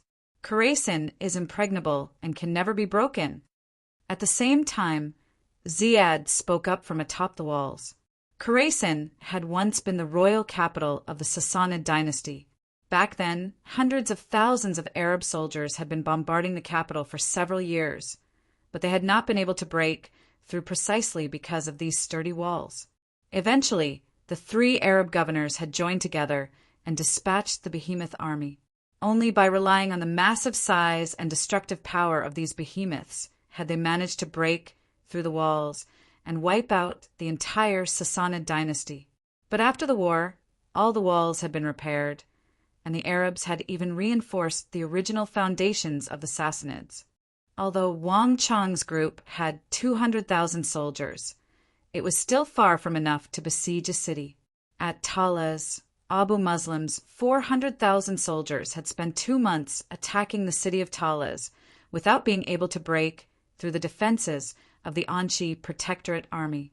Moreover, Wang Chang's current army was much smaller than Abu Muslim's. Haha, it seems like you're prepared to put up a stubborn resistance and fight to the death. Wang Chong faintly smiled, not at all surprised by Abu Muslim and Ziyad's reactions. Since that's the case, I'll fulfill your wish. On the walls of Khorasan, Abu Muslim and Ziyad widened their eyes at Wang Chong's words. The walls of Khorasan were extremely smooth, and the 2 of them did not believe that Wang Chong's soldiers could break them. But Wang Chong's confidence and ease were truly unsettling. Wang Chong, what do you mean? Ziyad couldn't help but say, "Huh." Wang Chong faintly smiled, paying no attention to Ziyad. He had not brought his army here to exchange heartfelt thoughts with Abu Muslim and Zid. "Great General Bahram, if you're ready, let's begin." Wang Chong turned his head to Bahram. "Understood.